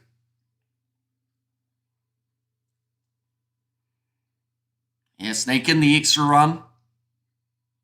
Always handy here for the West Indies. Like they are just showing once again the comparison. The difference is the fact that the West Indies have lost 2 more wickets. Oh, that was almost another one. Maxwell is the big show. The Windies have the no-go, says Porto. Although they have got Russell, who's on 8 balls faced, 18 runs. And he is the guy who, if he's there at the end, they should be a fair way towards the total that they require. Should mention, anyone who was wondering about the Australia versus India under-19s game that has taken place, Australia after 41 overs are sitting on 192 for 6 at the moment. So they probably want to up that run rate a little bit more, but seeing as they're 6 down does, of course, make it a bit more challenging for them.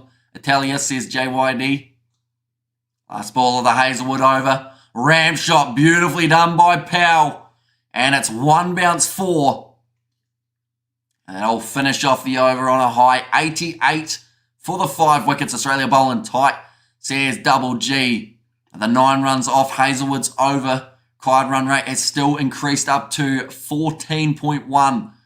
And Australia are going to win that game as well, says Porto. Although I feel like they're a little bit lower in the runs department than they would like to be at the point of the match that they are. Right out of the middle of the bat, dropping to one knee for Rovman Powell. And Maxwell has hit a purple patch, says JYD.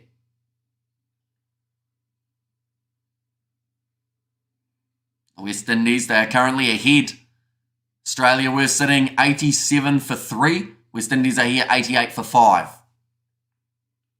Australia is the winner, bruh, says Nobita. Now Adam Zampa bowling to Andre Russell. Nicely glided. That one will go to the boundary out point. And Russell currently, he's also another player who only likes working in even numbers, but too much loft on that one. Just a little half shuffle to leg side. Bowling will crush those Indians, says Porto. Another 4 runs for Andre Russell, staying low. Great timing on that one. 150 runs still left to chase down. Oh, no run taken straight to the man at third man.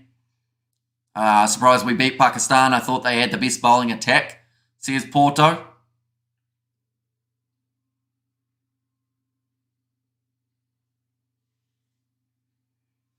Like the Australians are saying, any singles are fine. That's a big shot attempted. He'll get the single, Andre Russell, but he wanted 6 for it. Bowling from Zambu was actually one of the main keys for the Australians throughout the first T20 that did take place. Managed to take 3 wickets, including the wicket of Andre Russell. A bit quicker from Adam Zampa. Likes to mix it up quite a bit with his pace.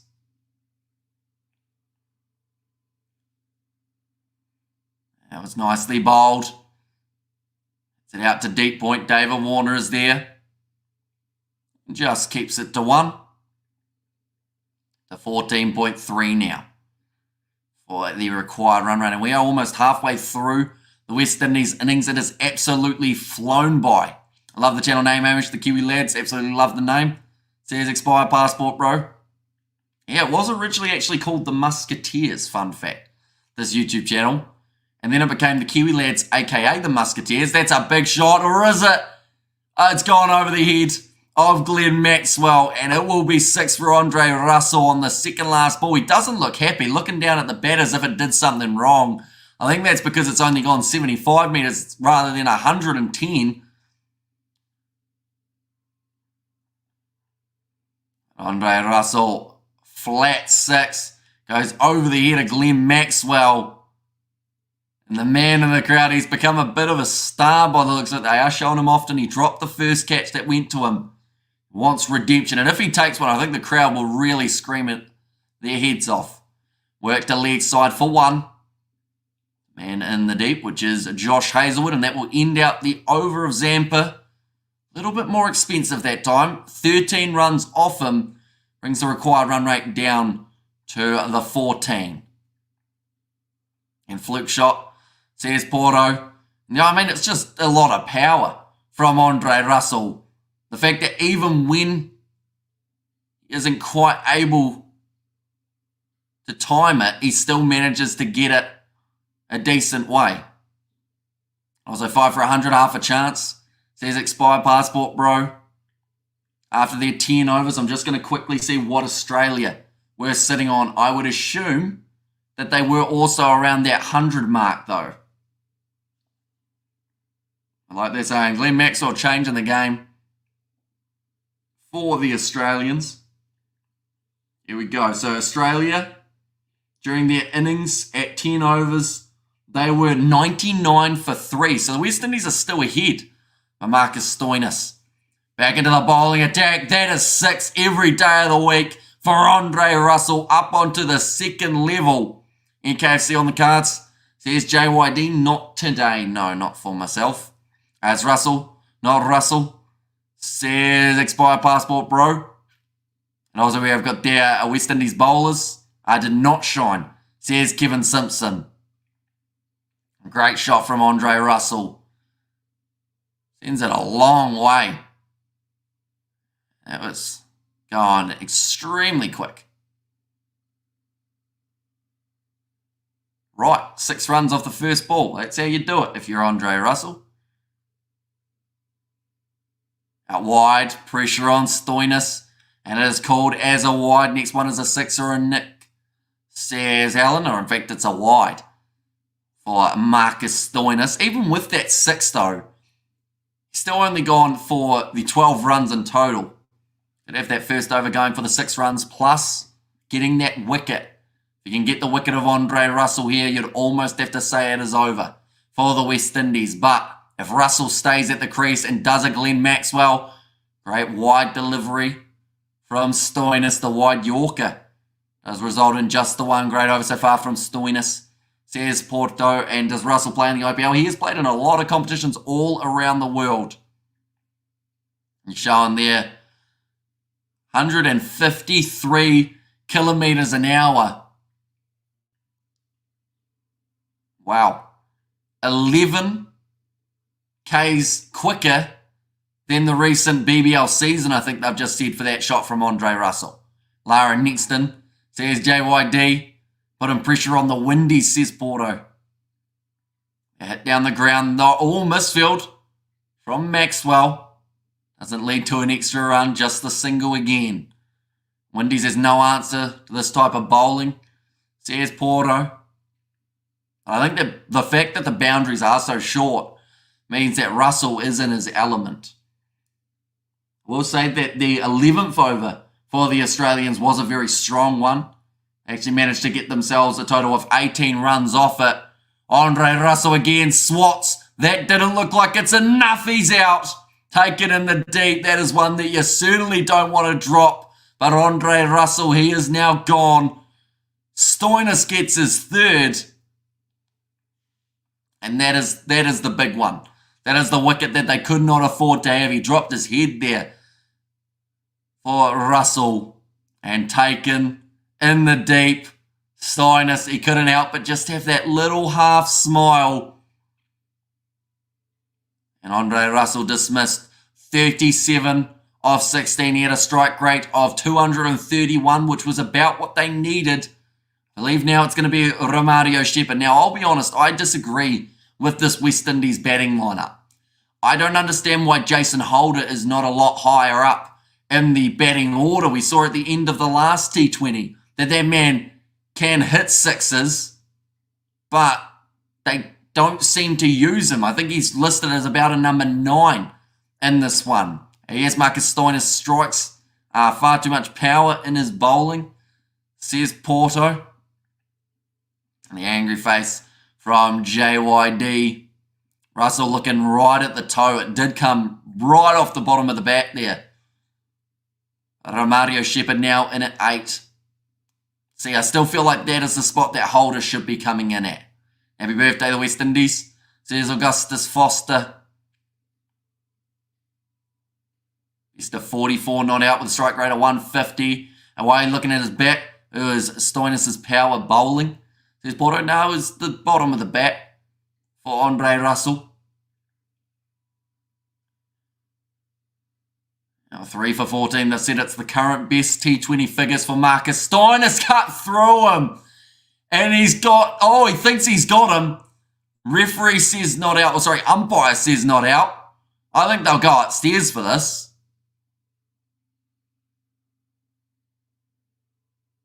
Okay. Stoinis thinks it's off the edge. Still got 2 reviews. Someone just shouted out. I think Stoinis wanted it. Stoinis thought it was bat.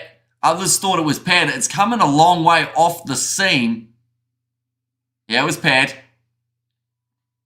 Good call in the end from Matthew Wade. Holders like Jameson probably injured. So here's JYD. Just going over the stumps. West Indies were T20 champions 8 years ago. Says expired passport, bro. Smile on the face of Shepherd. He knew that he hadn't hit that one. Oh, that's hit him though in the helmet. Hopefully it is going to be all right. Gives the thumbs up there. Stoinis just goes to check on him. And 4 for Stoinis. Says Porto, and that was clearly all bat, says Porto. Now I know that you're just joking. Yeah, that one's clearly all helmet for Romario Shepherd. Luckily, that grill was close enough to the top. It has hit him hard. Now they have got a bit more time. Commentator Curse says Kevin Simpson.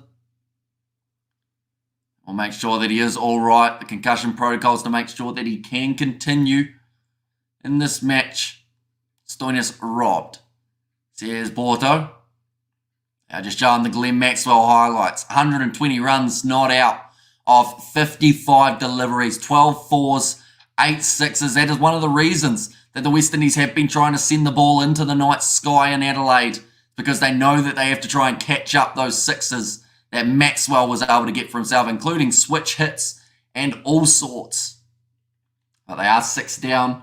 At this point, the Australians were 117 for 3. So for the first time in quite some time, Australia actually now ahead in terms of the runs on the board compared to the West Indies in the head-to-head comparison. We've just passed midnight here in New Zealand, of course. In about 3 hours and 45 minutes time, we are going to be continuing on the live streaming path with the Six Nations match between Ireland and Italy. If you haven't already, be sure to hit that subscribe button. It can be done. Who will do it? Top 6 are gone. Robin Powell, it's another single. Currently sitting 15 off 15, which I understand why he's tapping it around. He wants to still be out there, but it's also not really quick enough for him. That should be enough to just give it out, says Porto. Well, I'm seeing it hit the pad, but surely sounded like an inside edge, says Porto, although it hit him also above the knee roll, which didn't help. Was clearly going over the stance. 55 deliveries, gee whiz, says Expired Passport Pro. Is it in Dublin? It is, yeah, it's taking place at the Aviva for that matchup. The Windies need to just charge down the pitch, swing the bat, says Porto. Now Behrendorff back into the bowling attack, nicely whipped off the pads for Mario Shepherd. Inglis fields in the deep, just keeps it to 1. The required run rate now has made its way up to 15. I mentioned anytime it gets to 16 or more, that is when you're normally out of it. Adelaide will get crushed by 40 surely, says Porto. Shot. Or is it? No, it doesn't quite. Yes, he does pick the gap. Thought Inglis or Maxwell were going to have it covered, but it was well kept low by Rodman Powell. That's what he needs. A few more boundaries to his name. Maybe 50, says JYD. So we won't see you at the cricket after tonight, says By Passport Pro. We have got the cricket taking place on Tuesday between these two sides.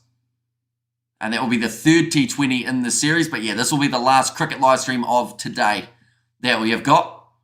Short ball. It's been left alone. Was it a wide? It's called as a dot ball. Not quite short enough. They're just talking about Inglis versus Wade. Oh, okay. They're saying Inglis might bat in the middle of the order rather than Matthew Wade. And then you also have Travis Head who would come back in by the sounds of it. Full toss. Hit down the ground by Powell. And that is 6 more runs. 2 boundaries in this over for him. Exactly what the West Indies needed. And I don't know how he's got that all the way for 6. He just used pure power to get that one all the way to the boundary rope. 2 runs a ball needed, says Expired Passport Bro. Have you dyed your hair, says JYD? I have not, no. It'll be grey soon, which is understandable. Now again, hitting it away to the leg side. Out to Inglis. Does field it well, keeps it to 1. It will start fall short. I will still fall short. Australia just too good for the West Indies period. Says Augustus. Yeah, I think the West Indies' best chance of winning was that first T20. They were only around that 11 run short, but just some poor batting decisions. Berendorf is hopeless. Says Porto. Yeah, he's ended up going for 44 runs off his 3 overs. Poor bowling by the West Indies bowlers. Compliments to Maxwell. Says Kevin. Spencer Johnson, he has picked up 2 wickets, but he has gone for 13 as his economy per overs. He's been the Windies man of the match so far. Porto. And Jace taking stick. Get him off, says expired passport, bro. I'm bringing back Spencer Johnson. It's 6 stop balls. 6 stop balls, 2 of which have been wickets. That means throughout the rest of his balls that he's bowled, 6 in total, he's gone for 26 runs. So that's not great. That's a lot of boundaries off those other 6 deliveries for Spencer Johnson. Oh, yeah, he tried to absolutely pummel that one, pal. But it is a dot ball for Johnson, replacing Marcus Stoinis, who I wouldn't be surprised to see a little bit later on. But after 12 overs, Australia were 131 for 3. They consistently were going well. It was actually over 14 that we saw Jason Holder only go for 5 runs. And that was the wicket where we saw Marcus Stoinis fall for the Australians. And after that, Maxwell just kept on picking it up, continuing to go at about that 10 or so and over. A little bit of foot movement there from Rovman Powell. Nice setup. Make Johnson bowl it full and straight. And then does end up ramping it up. 30 off 21 balls at the moment for Powell. And to build into it quite nicely, like they've said, using the pace of the ball in his favour.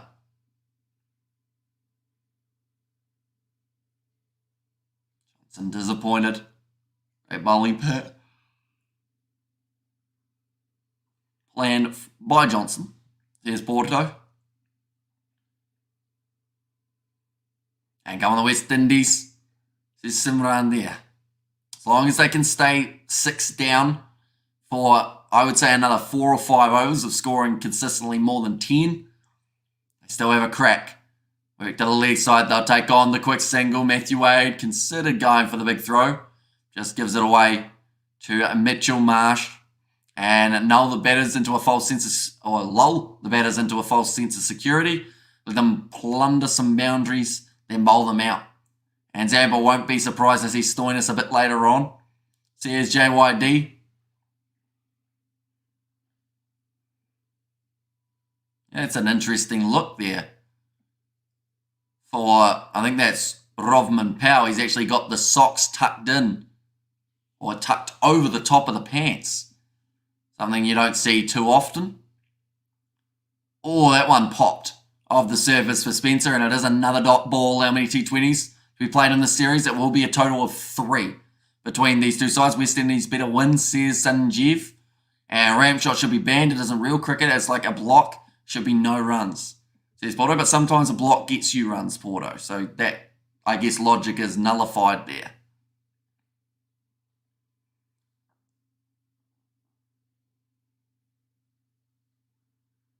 What did Mark Howard just say? He said something about Rhea Ripley doing a manoeuvre on one of the other commentators. Oh, that one's tucked him up again. Call a no run. Nice work from Spencer Johnson. Keeping this over extremely tight. Only the 5 runs off it. West Indies should prove themselves in the last game and shut us up, says Helen Howe. Australia 6 for 210.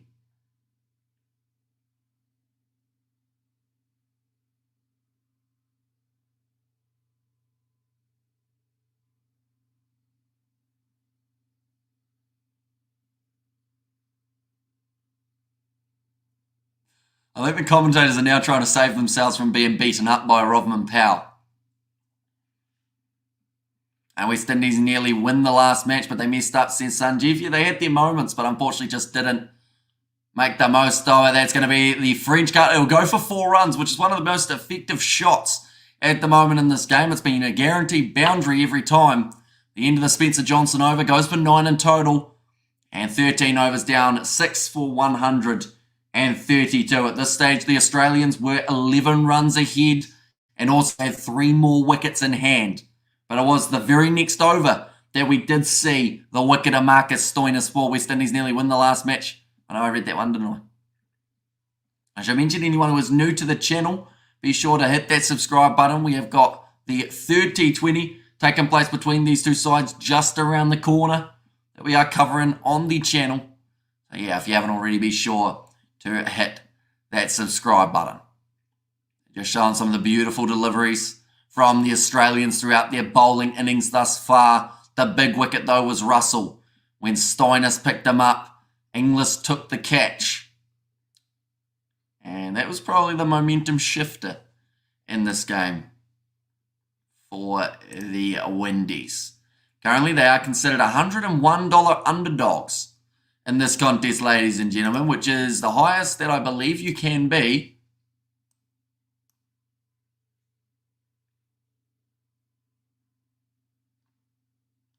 Oh, okay.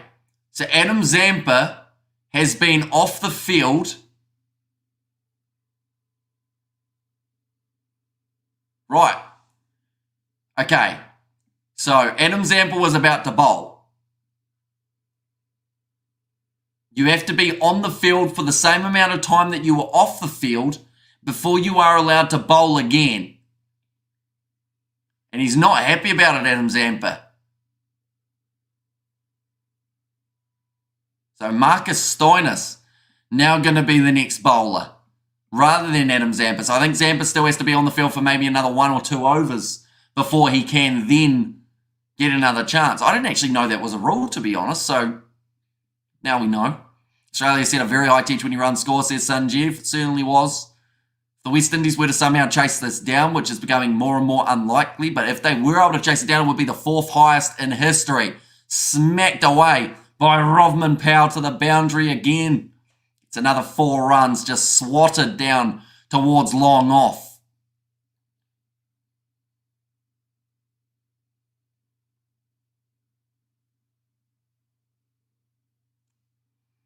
Great shot from Rovman Powell.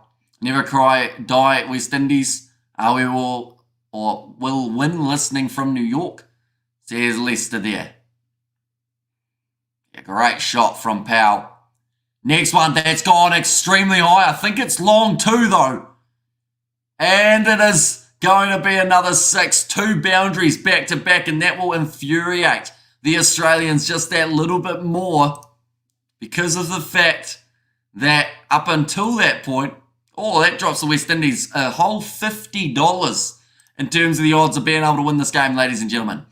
And 6:14 in the morning, says Lester. Zampa surely knows this. He needs to STFU. And Powell is playing decently, says Sanjeev. Yeah, he's starting to speed up now.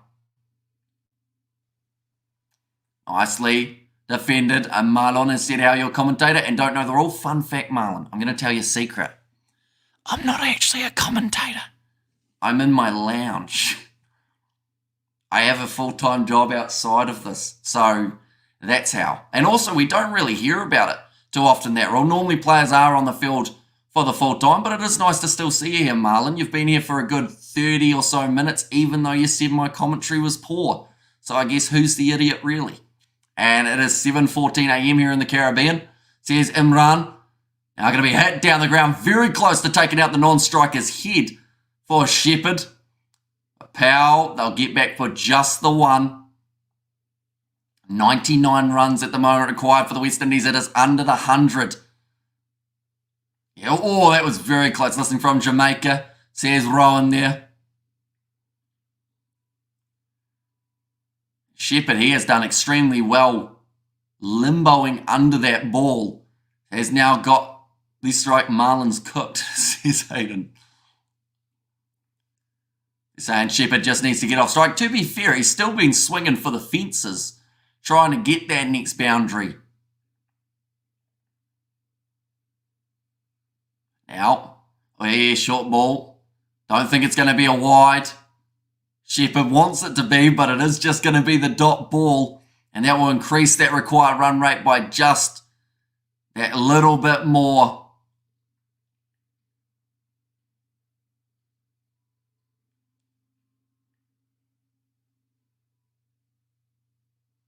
They're just showing again that man who dropped the catch.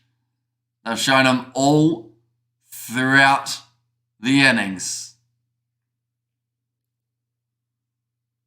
Oh, that was a massive swing.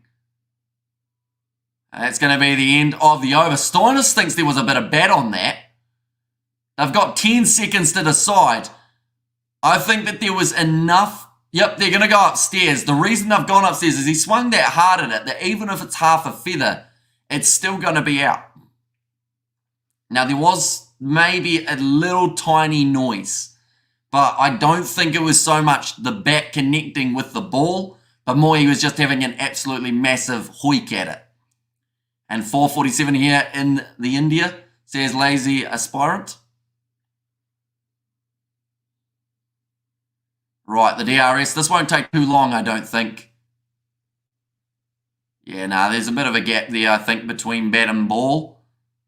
I thought I heard it, says Marcus Stoinis. I think he was hearing everything. Earlier on, he appealed for an edge when there was no edge whatsoever. He's chasing his fifer, though, and he's chasing his best ever figures in T20 cricket. Now, see, there's too much noise already coming through. I don't think...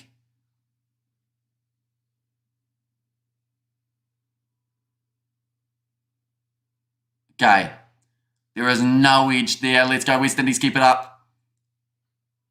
There's Simran there. Yeah, a lot of rustling going on Snicko. By the looks of it, normally it is a relatively close to flat line when going in. Oh, here comes Adam Zampa, I think. Is he allowed to bowl now? Going to be not out. Are we streaming since the game started? We certainly were. It isn't quite as long as some of the test matches that we were covering between West Indies and Australia. Some of those streams went for 8 hours and the voice was gone by the end of it, that is for sure. West Indies, please, says Lazy Aspirant. And 6:14 in New York, 4:47 India. User in the past, we're already on Monday, 12:18 a.m. We lead the world, says Hayden. But Adam Zampa back in. He's bowled 2 overs for 17 runs. Now just one review remaining for the Australians. Just the single down to Glenn Maxwell for Rovman Powell. And at the moment, Powell is the man that the West Indies want on strike. Romario Shepherd is the man that Australia want on strike. He's sitting on 5 off 8 compared to Powell, who's on 42 off 27. He's drastically increased his strike rate more recently. Now Zampa again. And Sanjeev, who do you want to win? Well, ideally in this series, we wanted to see it be 1-1 so that going into the last game, it was the big decider. Australia win by all cause, most astonished team in world cricket, says Marlon. Oh, a great shot down the ground from Shepherd, downtown and 6 runs straight over the bowler's head. And Shepherd needs to get going, says Kevin Simpson, and maybe just a little bit of pace off the ball is exactly what Romario Shepherd wants. Be able to really swing through. Great shot there. Great contact made with the ball. Australia half a chance, they thought, of taking that catch down the ground. Once again, nicely bowled by Zampa. Gets him going off the back foot. They will just take the single again. Wide run rate now up to 17 per over.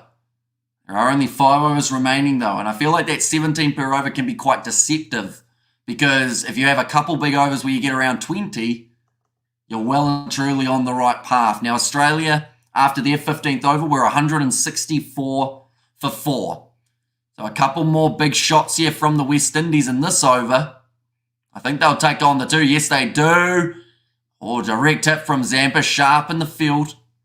And runs 92 off 13. Required run rate of 17.1, says Sanjeev. Big 6 to close out this over would help them drastically, though. So would put them only 8 runs behind, or 7 runs, I believe, actually behind what the Australians were on at this point. Now, Maxwell finished phenomenally. We saw an over go for 16, we saw an over go for 17, and then 25 off the final over.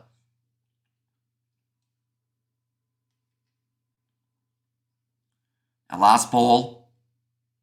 Work to the leg side. And it will be a single to close out the Zampa over. It did end up going for 11.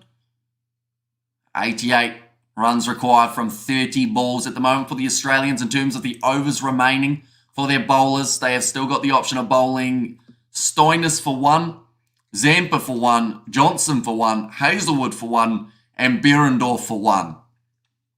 They also have a couple other options though. Glenn Maxwell could be an option to have a bowl. Mitchell Marsh, Tim David. It's about 3 or so other bowlers that if they really wanted to give a part-time bowler a chance, they could.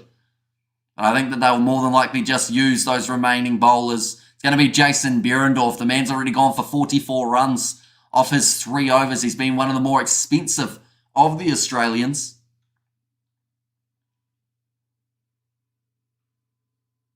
And for 44 for Jason Behrendorff. They're just shown there the overs remaining. Like I mentioned, 1 remaining for every bowler that has had a crack so far for the Australians, but by far the most expensive being Jason Behrendorff.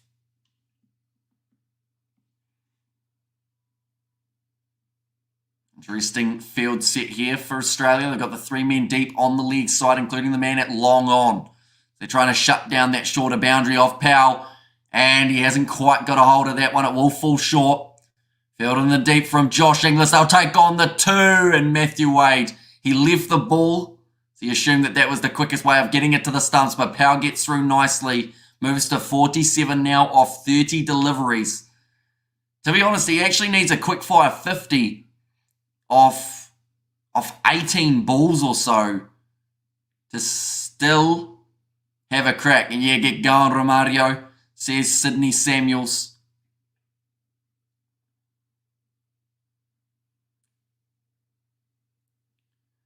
.47 off 30. That's gone straight up. And it's going to go all the way for 6. And that is very impressive for Rovman Powell. Brings up his 50. 53 off 31 deliveries. Very well batted by him. But it is the start of what needs to be a century. He's had 100 in his 70 T20 internationals for the West Indies. Romario Shepherd at the other end sitting on 12 off 11. But this one just top edge that kept on going and going and going. Travelled all the way. The boundary down third. Man, what an innings by Powell, says Sanjeev. Some may say that he's been just that little bit slower than the West Indies require. But if he's still there at the end, I believe he has still got the capabilities of getting a quick fire 50. More runs is what they need. They still need 17 runs per over at this stage, even with that 6. Behrendorff going round the wicket, and it is a wide. Didn't quite get that line right for Jason Behrendorff. I think he's got to go to wide Yorkers, though. Outside off stump. That one was just a tad too wide.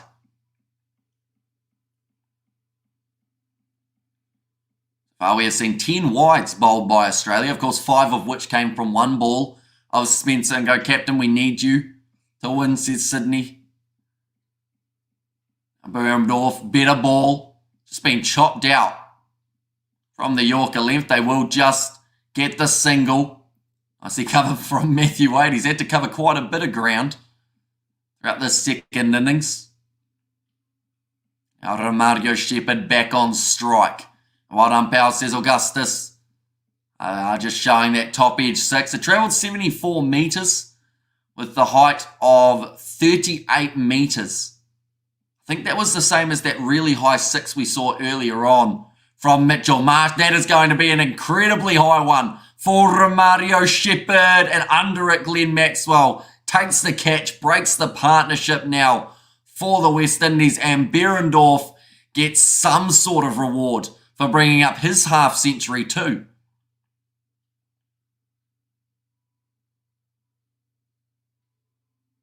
Interestingly enough, Powell sitting 54 off 32 deliveries. Behrendorff, he is sitting on 54 off, I believe that's 22 deliveries that he has bowled. So he is going at a faster scoring rate currently than Rovman Powell. But Romario Shepherd, 12 balls faced, 12 runs. I still feel like Jason Holder should have come in ahead of Romario Shepherd. I was a bit confused at that decision, seeing as Holder was the one who was hitting sixes at the end of the last game. And now I wonder, have they given him too little time to be able to find his rhythm? Now Jason Holder to the crease. 2 balls remaining in this last Behrendorff over. Apparently his economy rate could be looking at 15 per over if there's a 6 off one of these 2 deliveries from Holder. His best in T20 is only 38. It's mainly because of how low they bat him down the order. We're 100% winning, says Brody. Yeah, required run rate of 18 now for the West Indies. Behrendorff going over the wicket. Dot ball for Jason Holder off the very first delivery, and just like that, 0.7 more runs required per over with that dot.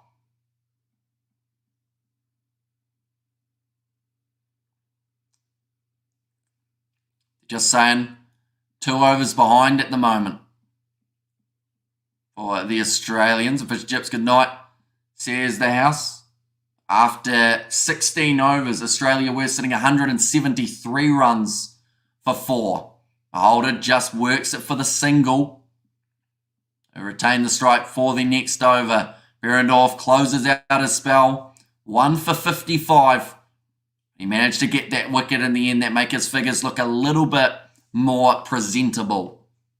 At the 50 runs for Rovman Powell. He's been at the crease for almost a full hour.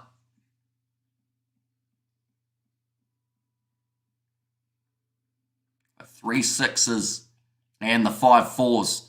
And we're going to get them all out, I bet, says Brody. Some great shots from Powell, which if he can continue to do here, like, I know it's a big ask, but I think he needs at least 5 more sixes. He's only had 3 up till this stage of his innings, sitting on 54 not out, but 5 more sixes. Quick fire, that's 30 runs off only 6 balls. Off 5 balls. And that gives them half a chance. Fish and Chips love it. There's Augustus. Adam Zampa to continue. He's gone for 28 runs so far off his 3 overs. Pitched up to Holder. Manages to drive it out to deep cover to Tim David for just the 1. Matthew Wade continuously talking behind the wicket. That's trying to get in Rovman Powell's head a little bit here.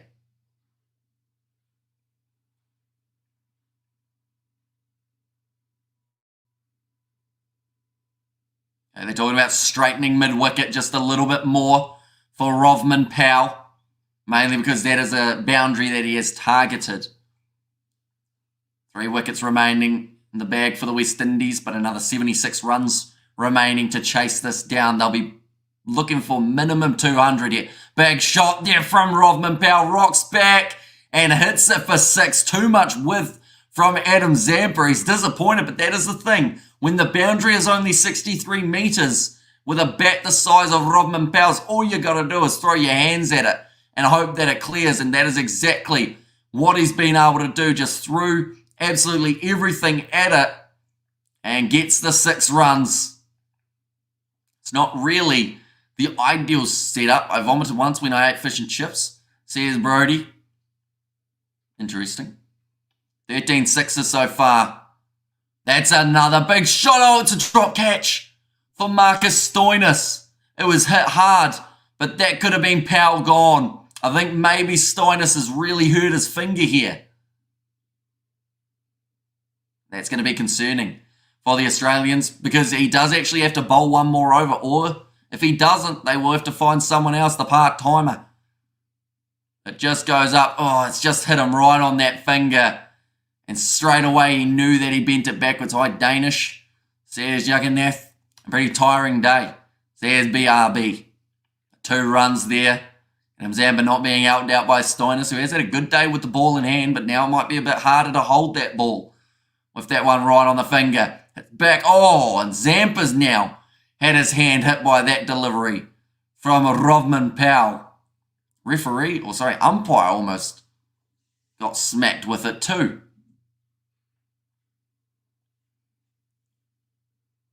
Oh. I've talked about the fact that Adam Zampa, they wanted maybe Zampa not to go for that one because they don't want to lose Zampa, but it's just instinct. You try and put your hand up. Well, that one stayed a little bit lower, skidding through. It's going to be a single out deep to David Warner. It's been a very eventful over. We've seen a drop catch. We've also seen the 6 hit off the second delivery. Oh, and yeah, just going in and out of the hand. Umpire lucky he had his helmet on because he almost got cleaned up by that delivery. Why do you sound British and Danish? Says Brody. It's a good question. Sometimes my accent changes a little bit. I know a lot of people think I'm an Australian on these live streams. I think that's why Marlon, I think it was earlier on, was so angry at me. And he called me so biased because I was from Australia. That's out. Rovman Powell has been dismissed. The full toss from Zampa. It's not the best way of taking it, but Josh Inglis gets another catch. Final ball of Zampa's innings. And his spell, 1 for 39. The big full toss. Rovman Powell advanced down the wicket and gets cleaned out. Like they said, probably one of the worst balls that we have seen bowled from Adam Zampa. But that'll be the end of a good innings from Powell. 63 off 36 deliveries. Certainly a captain's knock. But now with them being 8 down, just the 3 overs remaining. Kiwi accent is pretty similar to Aussie accent. Said BRBV. He gets the round of applause from the crowd there for Rovman Powell. Deserve it as well. Saw the full toss. Just couldn't get it away. Quite the manner that he needed to.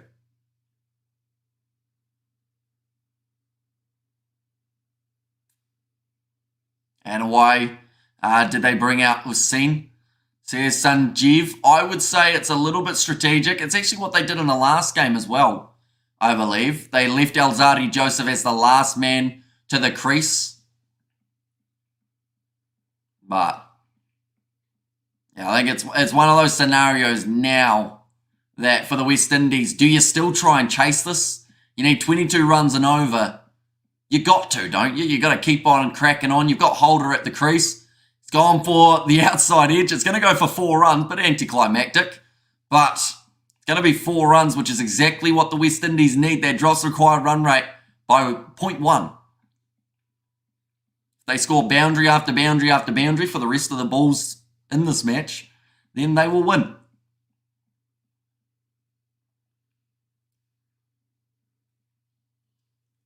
Sometimes you need a little bit of luck. And he's got that little bit of luck there. Hazelwood going to be bowling to Holder again. 2 very capable bowlers. Holder, one of the better ones. That's going to be a full toss from Hazelwood. It's overpitched. Tim David not going to be able to catch it, and that will be back-to-back boundaries now for Jason Holder. Under-19 update says BRB at the moment in the Under-19 World Cup final.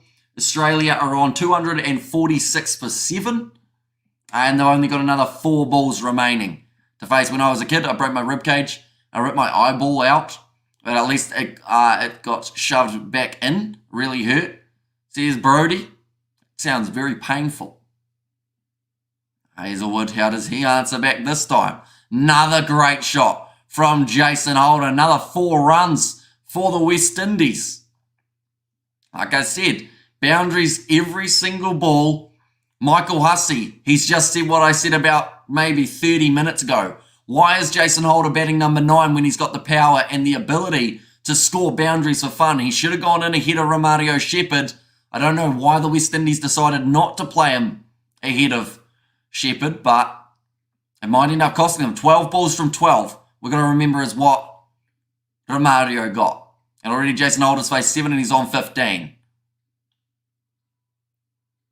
Oh, slow ball there from Hazelwood. It's a misfield from Matthew Wade. going to result in just a single being taken.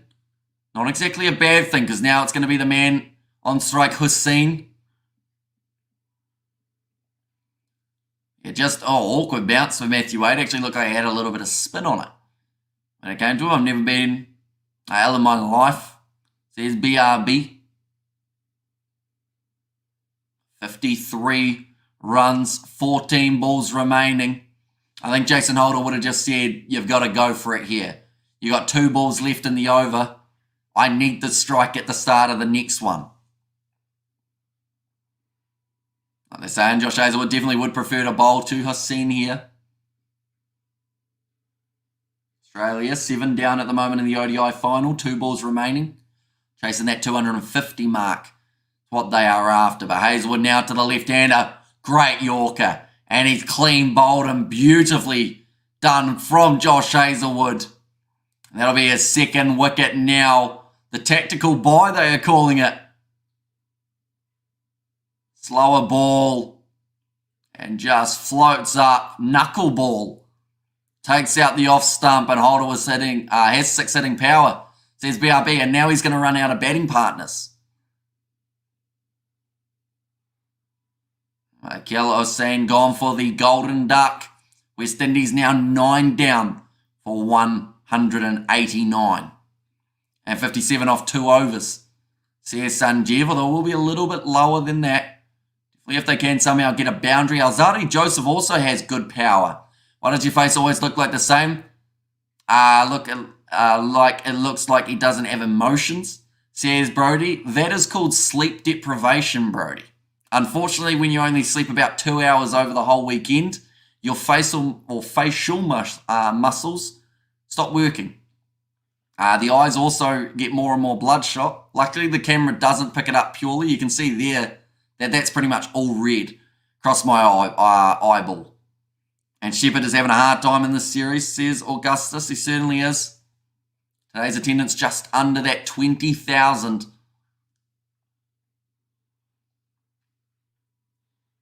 It started so well this over. 4-4-4, then the one bye, and then I guess you could say that the Australians pretty much, they bought the wicket. Now, Alzarri Joseph. Are you still doing the Irish game? We are indeed. That is in about 3 hours' time, ladies and gents. And we will be live for that match as well. That cut out. That was unfortunate. And Insomnia says BRBV. Yeah, he's decent. Says Sanjeev. And they're done. Says Sanjeev. Yeah, they've only got the 1 wicket up their sleeve. 2 overs remaining to score at 26.5 per over. Which is not easy to do. Holder, he pretty much needs a quick fire 50 here off 12 balls. And at some stage, he's got to get the single or a 3 or something that gives him the strike for the next over. Although Alzarri Joseph does have that power, they're going to be bowling Spencer Johnson. That will leave just 1 over for Marcus Stoinis at the end of this game if they get to that point. Johnson, he is 2 for 34 off his 3 overs.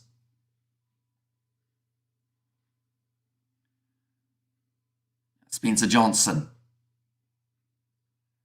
53 runs required. That's going to hit Jason Holder on the pad. They'll take the single. We won't be mad if you sleep through, says Naz Williams. Nah, we'll be all right. We've run off less sleep than 2 hours over a weekend before, and we will do it again in the future. So, it is what it is. I'll have a biscuit or something, and then from there we'll be good to go for another 5 hours. They put in some hours, man, says Naz Williams. A 1 leg bye means that Alzarri Joseph is on strike. I think at this point it is pretty much a done deal. The Australians will be walking away with this match and this series. Can Joseph do something brilliant here? Has the big swing at it. Nice bit of a waist swing there for Spencer Johnson. 142 kilometres an hour, so he is getting them down at a relatively decent pace also. For Australia, they got to 253 in the Under-19 Cricket World Cup final between Australia and India. So they will require that 254 to be able to walk away with the victory. All out for 190, I bet, says Sanjeev. They are currently sitting on that 190 mark. Never mind, says Sanjeev. Okay, so pretty much all I'm hearing, Sanjeev, is you're a little bit ahead. So you may have thought it was the run out. And my dad, when I was a kid, my dad always farted in my face. I hate him, says Brody there. Well, I'm sure that changed your facial reactions.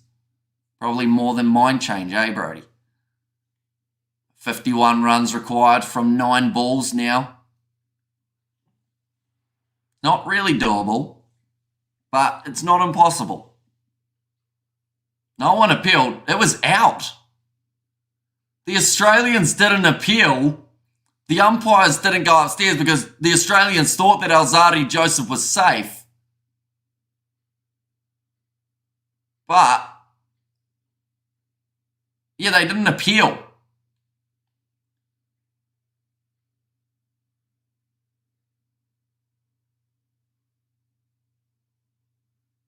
Okay, Tim David is saying, I appealed, I promise you. This is really weird. Jared, the umpire, has said no one appealed.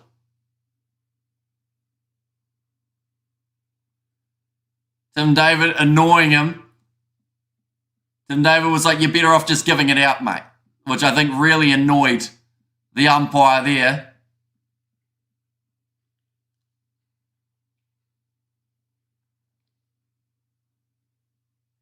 Okay, so there was no appeal from Australia. At this point, they can get on with the game. They've won it anyway.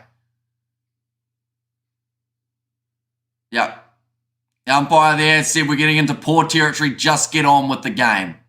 They're disappointed, the Australians, but like they said, David Warner, I think, said it quite well. He said it's umpire error. So at the end of the day, like it is what it is.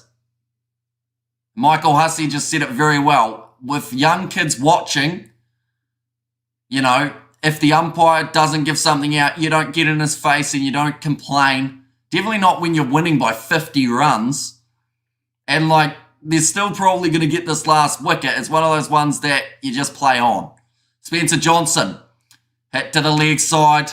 Will be yet again another single. I'm a young kid, says Sanjeev. Anita Garfield Sovers 6 times 6 and 1 over. Tim David asking the question. We're going to hear it here. Did anyone make a noise?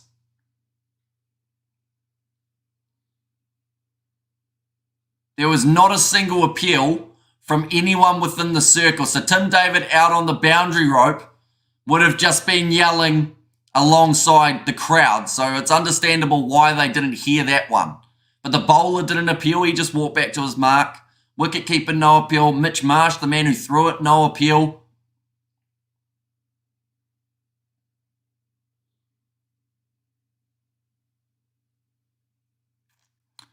And Mitchell Marsh, he was watching it on the big screen. He was celebrating. Could they DRS that?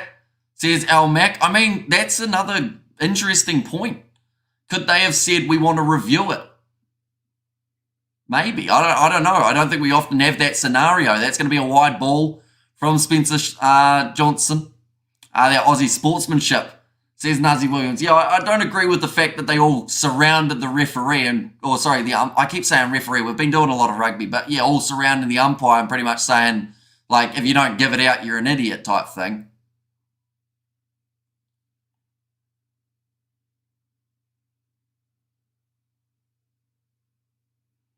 This is a joke, mate. It's out is something that one of the Australians did say. I shot down the ground from Alzarri Joseph. Like I said, they're probably going to end up getting them all out anyway. Game continues. 1 over remaining and 9 for 195. 2 for 39 though for Spencer Johnson. A pretty good spell overall for that man.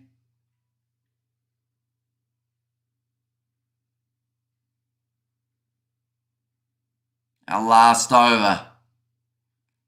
That'll be a learning curve for Spencer Johnson. Fun fact, if you think it might be out, actually try and appeal for it. Jason Holder on strike for Marcus Stoinis. And I'm sure Stoin won't mind the fact that that one's not being given out. Definitely if he gets this last wicket, because then that will be his best ever figures in T20 International.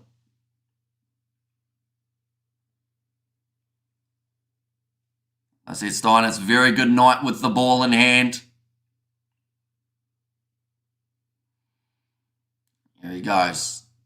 Hasn't taken a forfeit. Oh, and might not with a ball like that. It's gone wide. Holder will take the single. Hayden faces Robinson run there and drawing ball West Indies, says Helen Howe. Australia's crazy. They're bowling.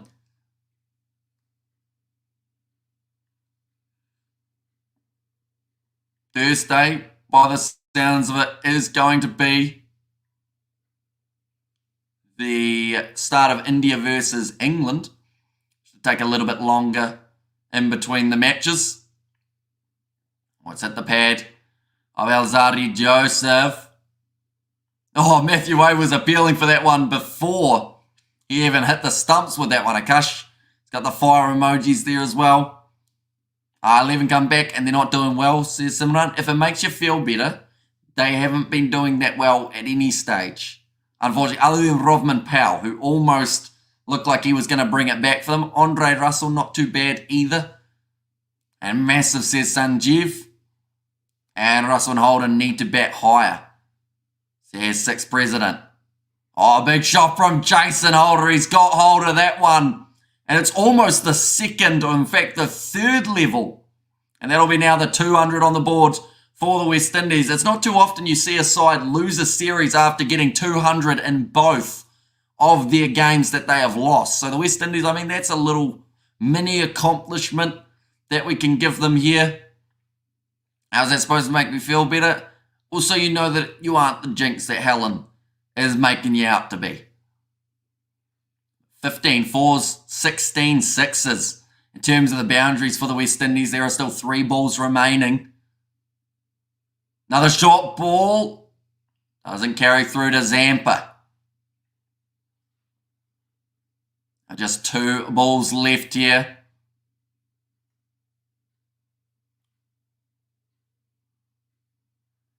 Yeah, just straight off the toe end of the bat for Jason Holder. Love from Moscow. Says Akash. Now 2 balls left. Can Holder get into the 30s? If he does, it's going to be a shame because he should have batted earlier in this match. I see. I'm glad you don't think I'm the jinx, says Simran. Now Stoinis. Well bowled. That will be the dot ball. Sitting 3 for 32 at the moment. 125 kilometres per hour. Just showing the 6 there. 111 metres for Jason Holder. Jason Holder, Prime Minister of Barbados, says Augustus. Now 1 ball remaining. Of course, Australia will be frustrated if they can't bowl them out. Definitely after that run-out appeal that didn't happen.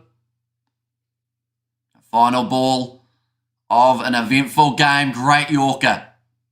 Oh, and hits the stumps. He's appealing for it. It's going to be an extra 4 runs for the West Indies. It's either going to be out for Jason Holder or it's going to be for Alzari Joseph. He doesn't normally show emotion, but he is laughing at the moment. Have we won? I know we haven't won yet. We're going to win. Yes, Brody, keep the faith. Right, they want to see the strikers in from side on. Did Stoinis get the run out? Did Jason Holder get the back down? Oh, he got the foot down. Yes, he did. So it's going to be 4 runs for the West Indies. And it's actually going to be 4 runs for Jason Holder, which is interestingly enough. Well done, mate. Congrats. Says Cordell, but 34-run win here for the for Australia. Now, Glenn Maxwell, brilliant innings, 120 runs off 55 deliveries. Certainly the difference maker in this one. Now moving into the third match, it's going to be on Tuesday. We will, of course, be live for that one as well. But thank you all very much for tuning in. If you did enjoy this live stream, be sure to leave a like and subscribe to the channel. We will be back in 3 hours' time as well for the matchup that has taken place between Ireland and Italy. It has taken place in the Six Nations. But thank you all very much for tuning in. Like I said, if you are new, be sure to hit that subscribe button. And of course, that is the end of this series in terms of a chance of a result for the West Indies, but they can come back stronger in their next match. They've scored over 200 runs in both of their innings. Now it's going to be more about trying to put it together for the final game. Nonetheless, thank you all very much for tuning in. We'll see you all for the next one.